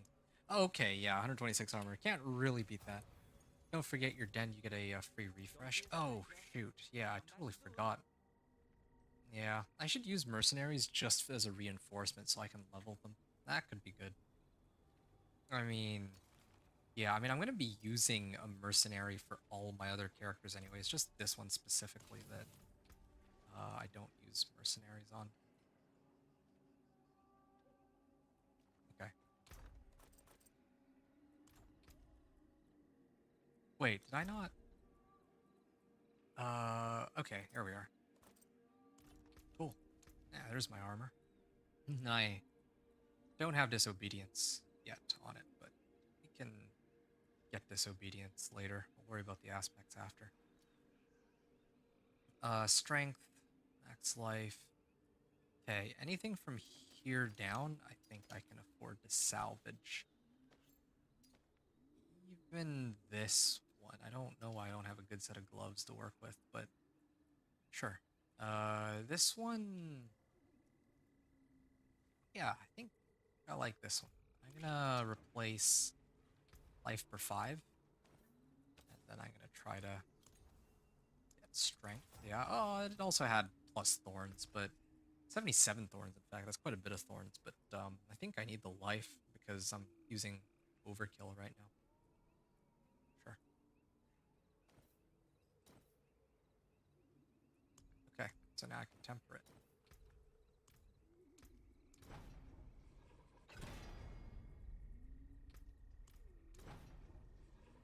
Hit fire resistance.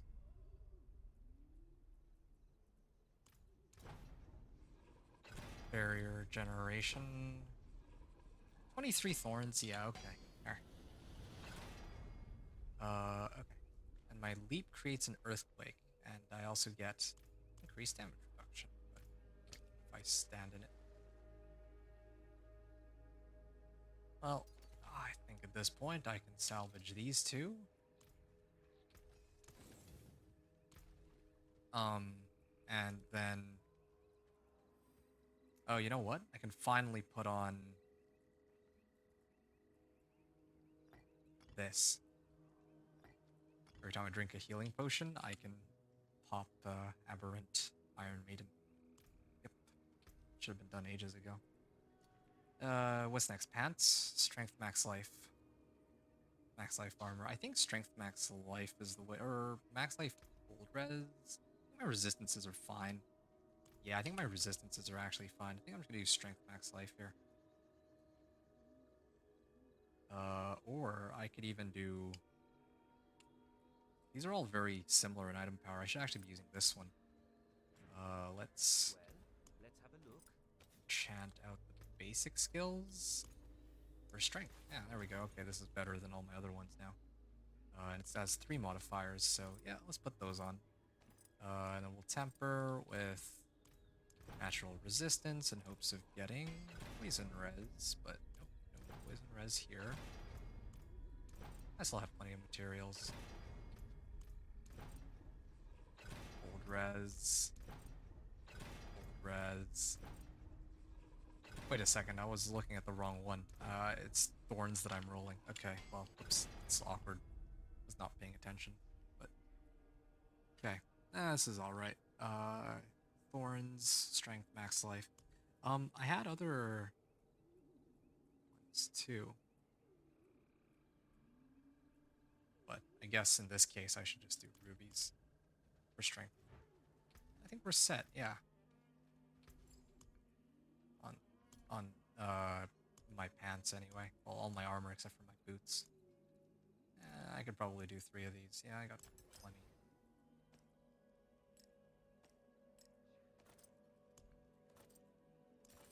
Yeah, okay, I can do that too.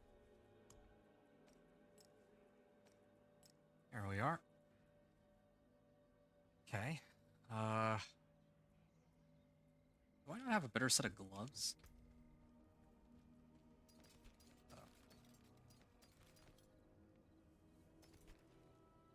Yeah, this one. Go away. I don't need that one either. Okay, yeah, I would take these ones. Poison resist. Well, this is actually perfect. Just this by itself would be an adequate replacement.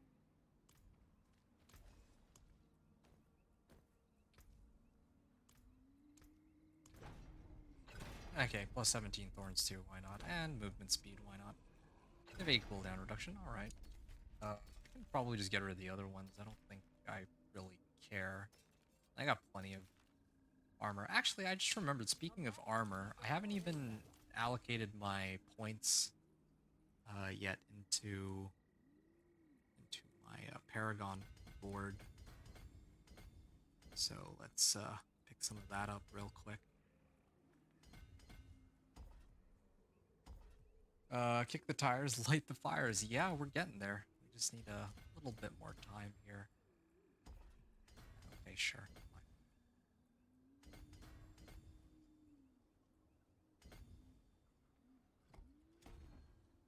Yeah, I really wish I had a couple more Paragon points because...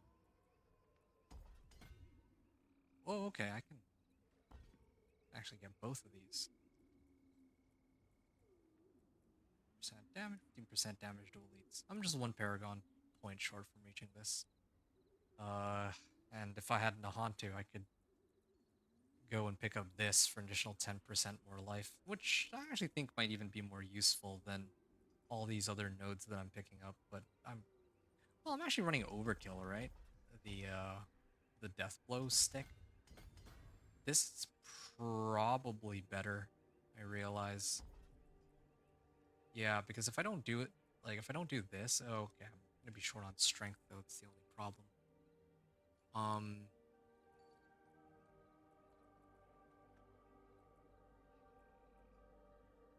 Yeah, because if I don't do this, then yeah, my life is. Well, if I got rid of this, how much am I losing? Yeah, I'm losing like 200 life. Yeah, I could afford not to have 200 life. Be fine. Okay, let's leave it as is for now. It's not as dramatic a difference as I was expecting. And I get 1 more point into something.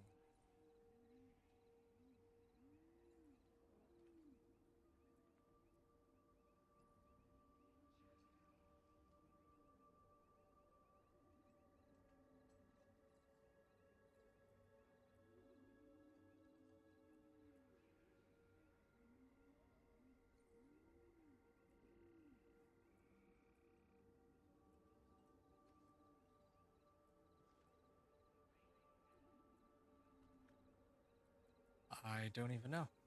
I don't know where my last point is supposed to go.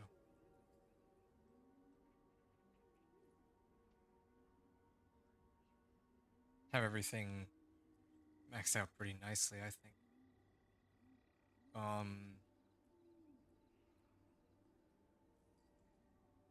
Use some more like defensive stuff, but yeah, I guess this is the only thing left. Swiftness, sure. Let's just do swiftness. The extra damage early makes a difference. Yeah, yeah, it definitely does. So, all right. Yeah, all of my armor pieces are pretty good. I don't think. Well, I didn't actually have a good set of gloves. Um. Oh yeah, right. Amulets were, or my amulet was supposed to be the next one. Yeah, I'm surprised I didn't already change this, but sure. I'm gonna use this one over my current amulet because I'll get additional 50 life. That's pretty useful. And some extra resistances too across the board. I'm gonna temper it with, I guess, some plus damage. Plus damage. Nope. Okay, fine. We'll go also utility for thorns. Not getting either of the ones that I really want, but okay, 19 thorns. We'll get there. Did damage distant, whatever. Sure, can work with that. Now we're gonna roll off lucky hit chance. Strength ideally would be good. I'm gonna try to roll 3 more times because this is getting total armor and strength. Now, I could do total armor, but I already have I'm already gonna throw on disobedience. I'm pretty sure, and I don't even have any of my elixirs up yet. So I think I have plenty of sources of armor. So I'm just gonna go strength. Armor at 911, yeah. 916 here.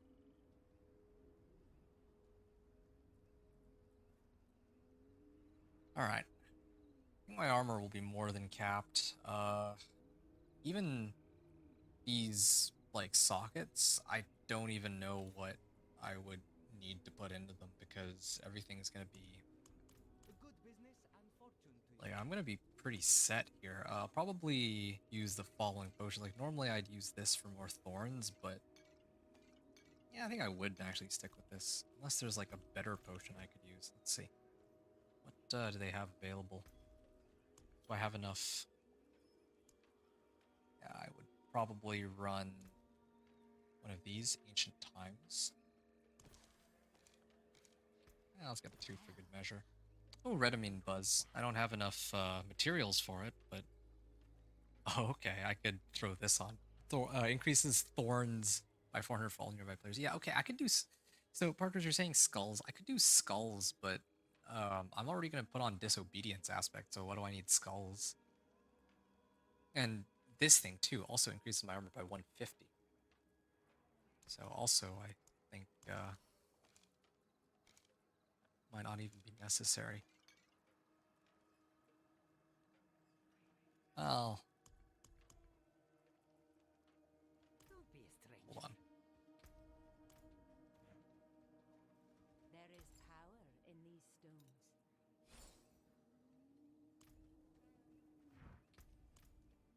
Okay, now I think I should have enough to craft 2. I like to have 2 in case I mess up the first time. Oh, okay, yeah, I got plenty of Redamine Buzzes now.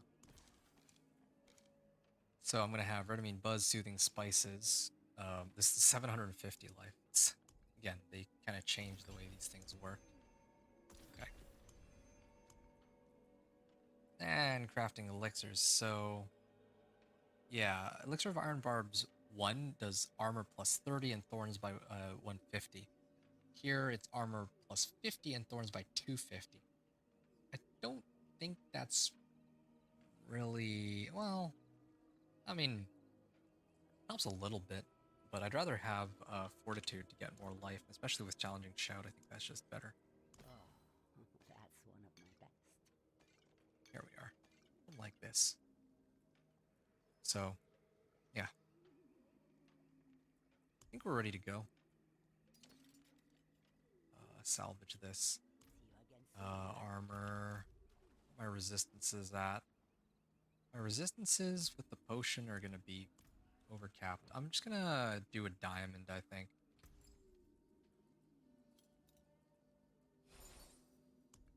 I'm gonna craft one diamond so that if I use the incense, I'll be pretty much capped on resistance. That might be like a little bit off, but it's okay. And then for skulls, I can just...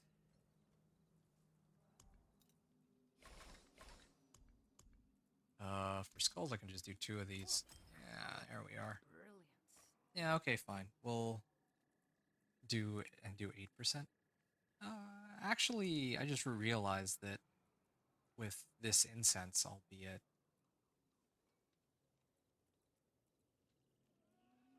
maxed out. I'm gonna be maxed out either way. All right, whatever. This is fine. Yeah. Now I just gotta go find some aspects to temper onto my defensive equipment, and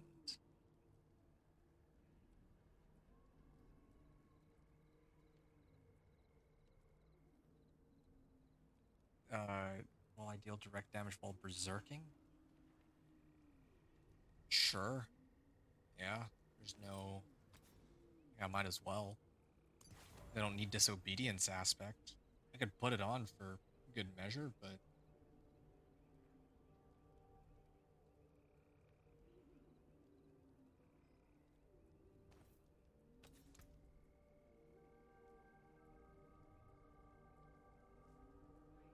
aspect of might.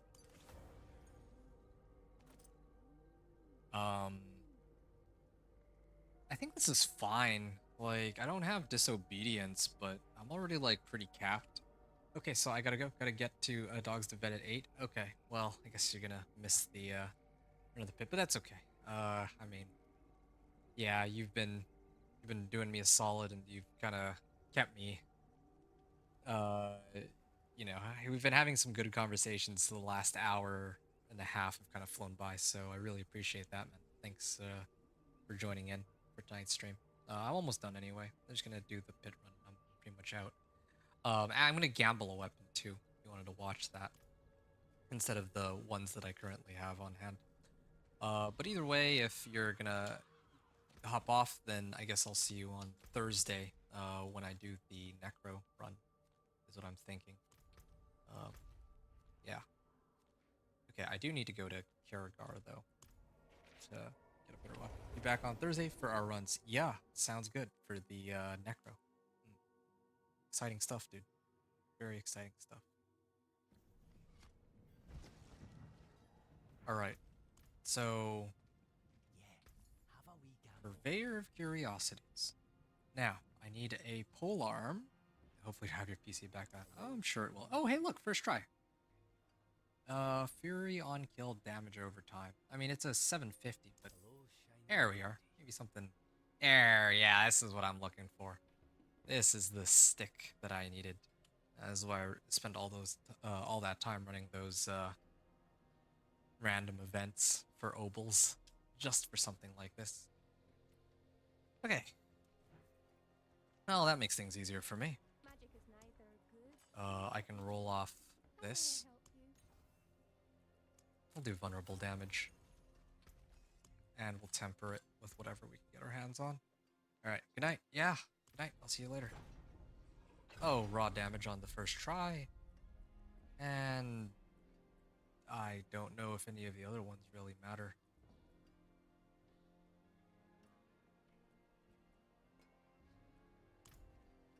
Let's just get one more socket into it.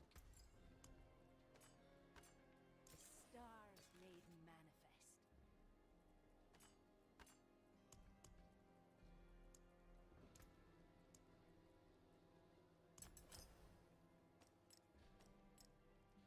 Here we are. Very big stick with a lot of vulnerable damage. This also has a lot of vulnerable damage. Like, I don't have very much max life because... Like, normally I'm supposed to have 2 of these kinds of weapons that give, like, a ton of max life, but because I'm using overkill for the massive damage boost that it gives, that means I'm missing out on a lot of max life. It's a trade-off I'm willing to make here. Wonders of sanctuary Oh yeah, life Death in Wish nature. is kind of I may important. help you. Yep, we can get, instead of, my old weapon had 374 thorns, now we're up to 760 thorns. Good. So, yeah, our main damage source there. Ooh, I have,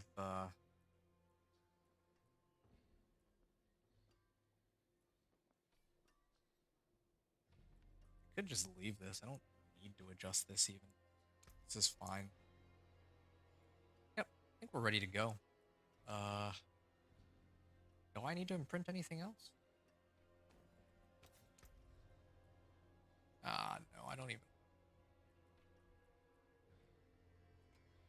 Definitely don't want to stun them.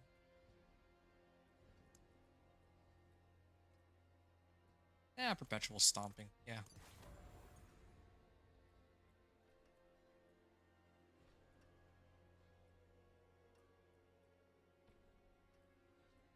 And oh yeah, one-handed axe. I'm gonna need to gamble for one of those. Or sword, doesn't really much matter. Maybe it matters a little, because this one actually, oh yeah, it actually doesn't matter. Okay, well, next upheaval does more damage. Let's roll off the overpower damage. That's pretty useless here, and we can get max life. I was missing something. Now I can. Yeah, it's a lot of physical damage, but yeah, I think we're fine. Actually, okay.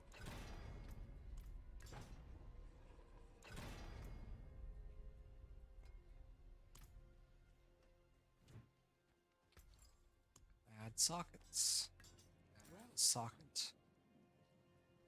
And we'll replace this. It's, even though it served me very well, but it's time for me to replace these and get this in here.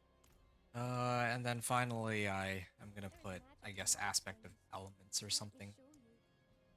Or conceited, but I don't usually have a barrier active. I mean, I guess I do get a barrier from my witchcraft.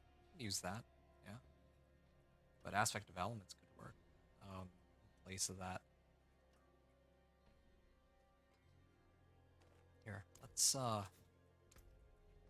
do this one first. Sure. Seated. And this one I guess I can do.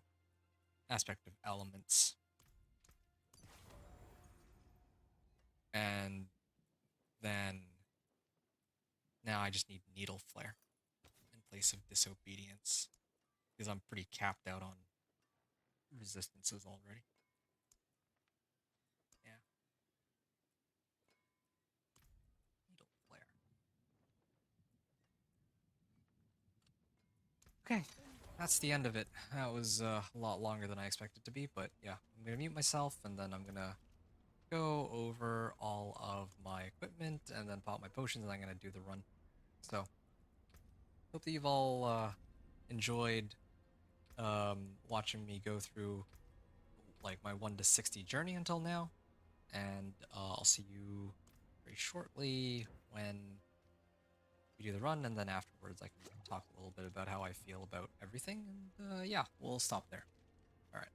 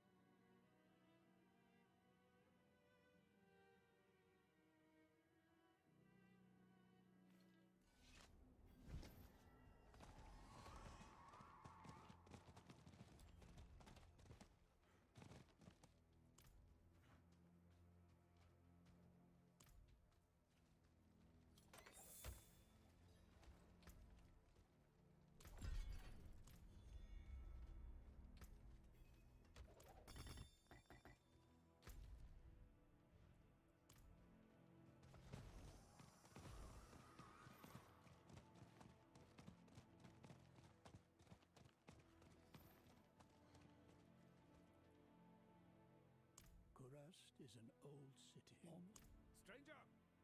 What?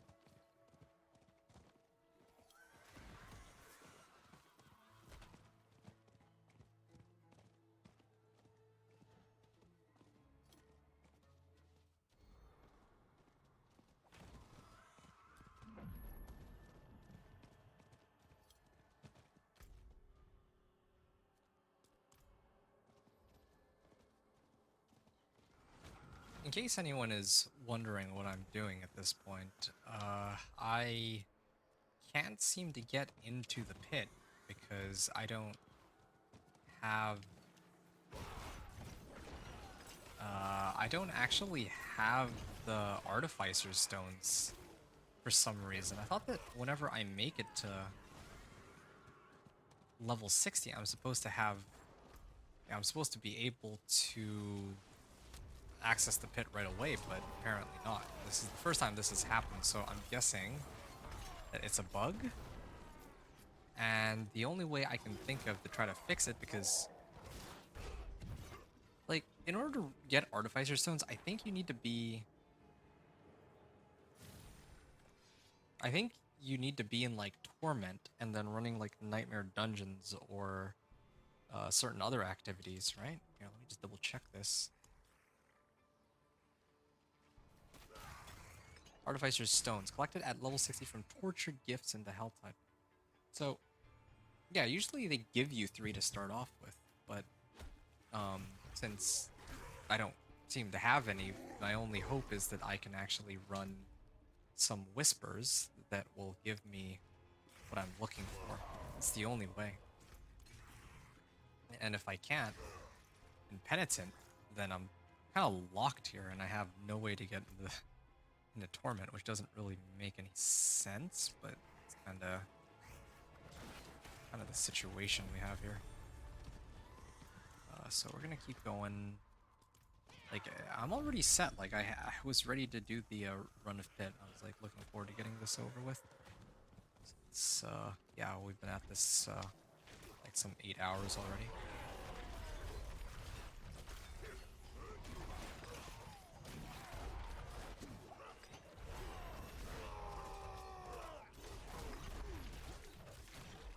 There we are.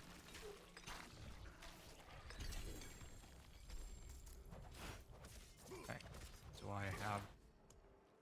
Nope, no Artificer Stones. There's gonna be a vent of some sort in the area, right? Okay. So it's a caravan, I just need to... Oh, defeat the waves. Okay, I just had to sit here for a minute while I question life choices. Nope, don't need that.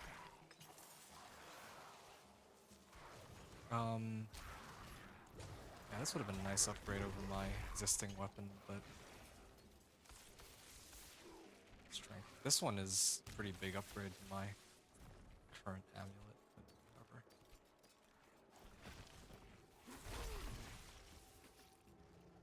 This is very disappointing. I wish I were able to just do it and get it over with.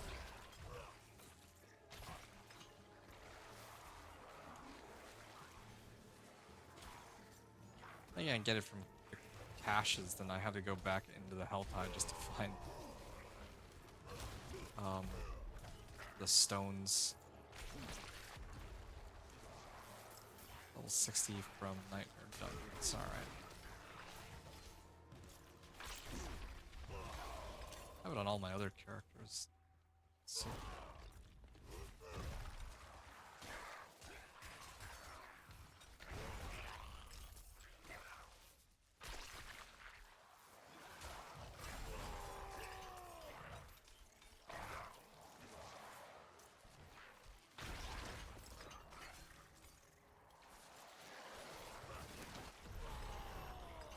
Got another level up out of that.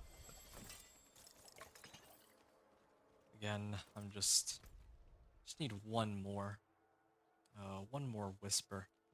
What is like a really quick one we can do? One of these should do it. Usually Harvest Venus Motes is pretty fast. I should have probably just done that one.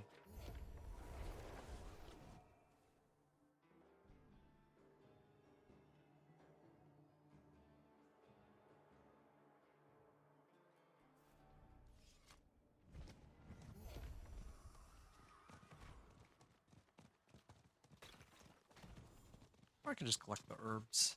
Collecting herbs is usually pretty quick too.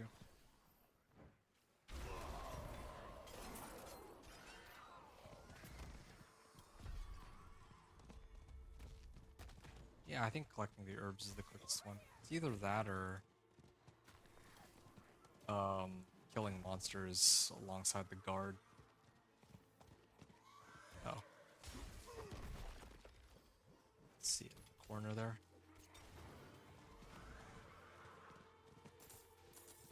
Oh, it disappeared. You there, please. I don't think I can kill 70 or 80 of monsters here. All the herbs are on that side. Cool.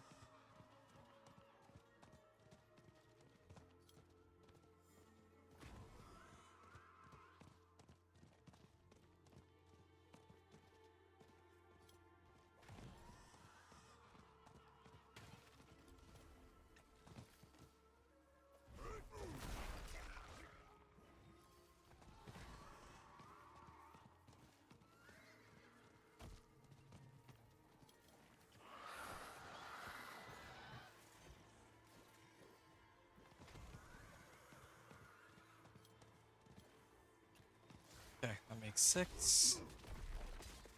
And I just need one more.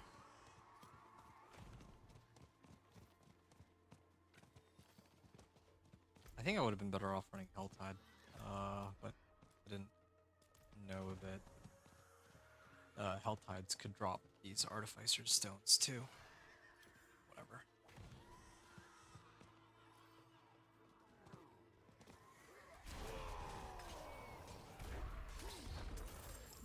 I can't wait to. Oh wow, that was like 52k damage.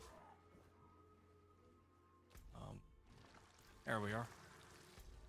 I'm gonna get out of here. Out to the Tree of Whispers, and fingers crossed that I get my 3 Artificer's Stones.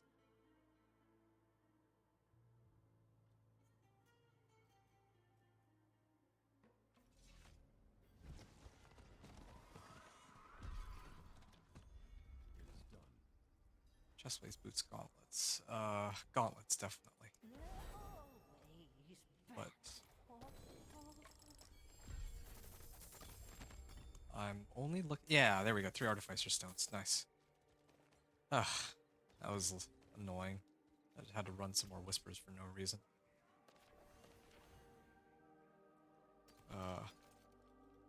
Oh, this is a nice set of gloves, but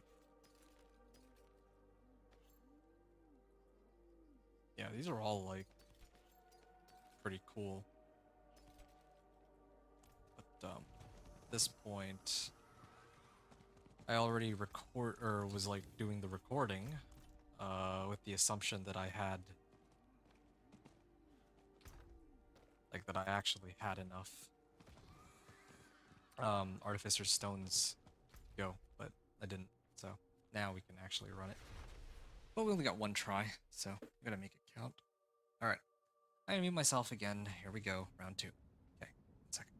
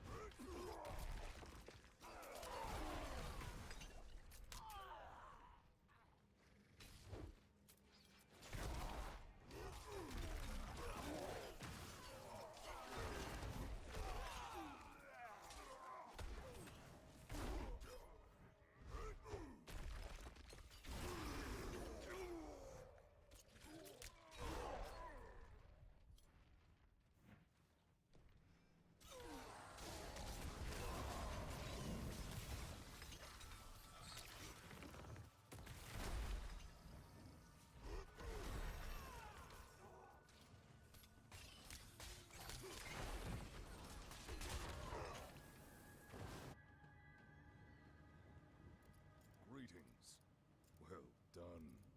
I appreciate that, till our roads cross again.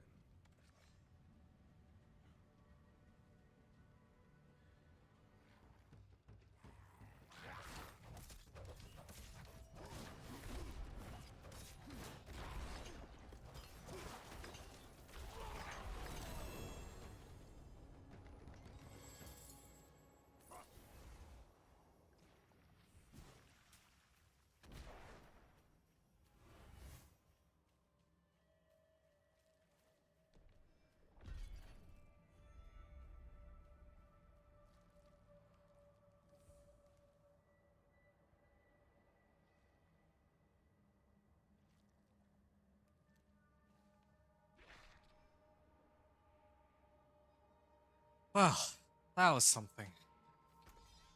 Uh, yeah. I mean, the pit run itself was about as easy as I would have expected. Like, all this setup that I've done is total overkill. In fact, with the amount of stuff that I prepped, you could probably even go into like Worlds here, or no, Torment 2 with this. Maybe you'd need like some Paragon points first, but yeah, like just upgrade everything to 750s and you could easily make it a Torment 2. But yeah, so this kind of brings us to the end of our Thorns Barb walkthrough. I think that there's some things I could have done differently with the Hell Tide, and if I didn't die twice, then I think I could have been done a half hour sooner. Same thing goes with the strongholds. I started the strongholds too late, and I'm also missing renown rewards. I think all these things together could have helped me shave off about an hour. So this roughly 7 hour run could have been closer to like 6 hours. I think if I actually do it right. This build is kind of crazy for Penitent. I think that I've demonstrated this well enough with all the plus damage rolls and the base damage on Thorns. Um, yeah, at least for running Hell Tides. And I think I even demoed it here in the headhunts. I think the headhunts are, in some ways they're easier, in some ways they're tougher than Hell Tides, but yeah, no, this build can definitely hold its own in both Hell Tides and Headhunts. If you want to run it on normal mode and just do Whispers, that's fine. You want to play on Penitent, that's fair enough too. I was using the same equipment for 20 levels, and like to get from like level 25 to like 45, and my damage was still more than relevant, and I was able to stay alive for most of it until like the very end, where I died twice, like I said. So yeah, I still think that like I ran Hell Tides all the way to 60 for the well, mostly to 50, but I still think that headhunts are the way to go. I feel like you're getting XP a lot quicker with whispers overall. Um, like yeah, you could do what I did and like stack a bunch of cinders and then just turn them in, like at the end of the Helltide, but it's riskier, and I think that overall it just takes longer, and you don't even get as many materials. Like here, I'm sitting at 3 million gold. When I was using my companion druid, I had 10 million gold. I think something like that, and I had more of everything. I think I had more iron chunks, more materials of every kind. I just think that overall the headhunt farming is quicker and more effective, and you even get to boost your uh witchcraft powers too. Like here, these are all like rank 1 except for this one, which is like rank 3.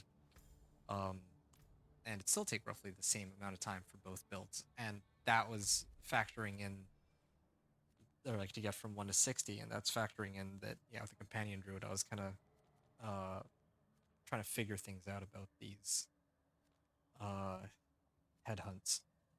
Now, the next time we play is going to be tomorrow with the Sorcerer. I don't know which one I'm going to play just yet, but I'll figure that out. When I play Sorcerer, I'm going to go through the campaign. I strongly suspect that's gonna be the fastest of the leveling methods I've used so far. Um, yeah, it's gonna be fastest because uh well, yeah, you're gonna get like a lot of XP just by running the campaign quests, but the trade-off is you're not gonna have any of the restless rots for your witchcraft, and well, I don't know if Hell Ties really give you anything that you don't already get from running the campaign. I was gonna say you won't have as much gold or materials or equipment, but the campaign gives you plenty of those in abundance as well. So, um, yeah, I'm not sure what to say there. Um, but yeah, we're gonna figure that out more with the Sorcerer run. And of course, on Thursday we're gonna be playing via Necro, as per my discussion with Parker's or Simon, whichever want to refer to him as. Uh, and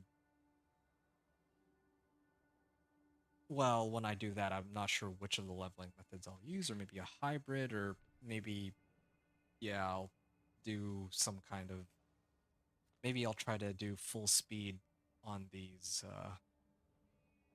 headhunts. Yeah, plenty to think about. All right, well, let's head over to Kyovashad. Let's head to Torment 1, and let's call it a day. Because, yeah, um, we have been at this for quite some time. Oh, hey, Aaron.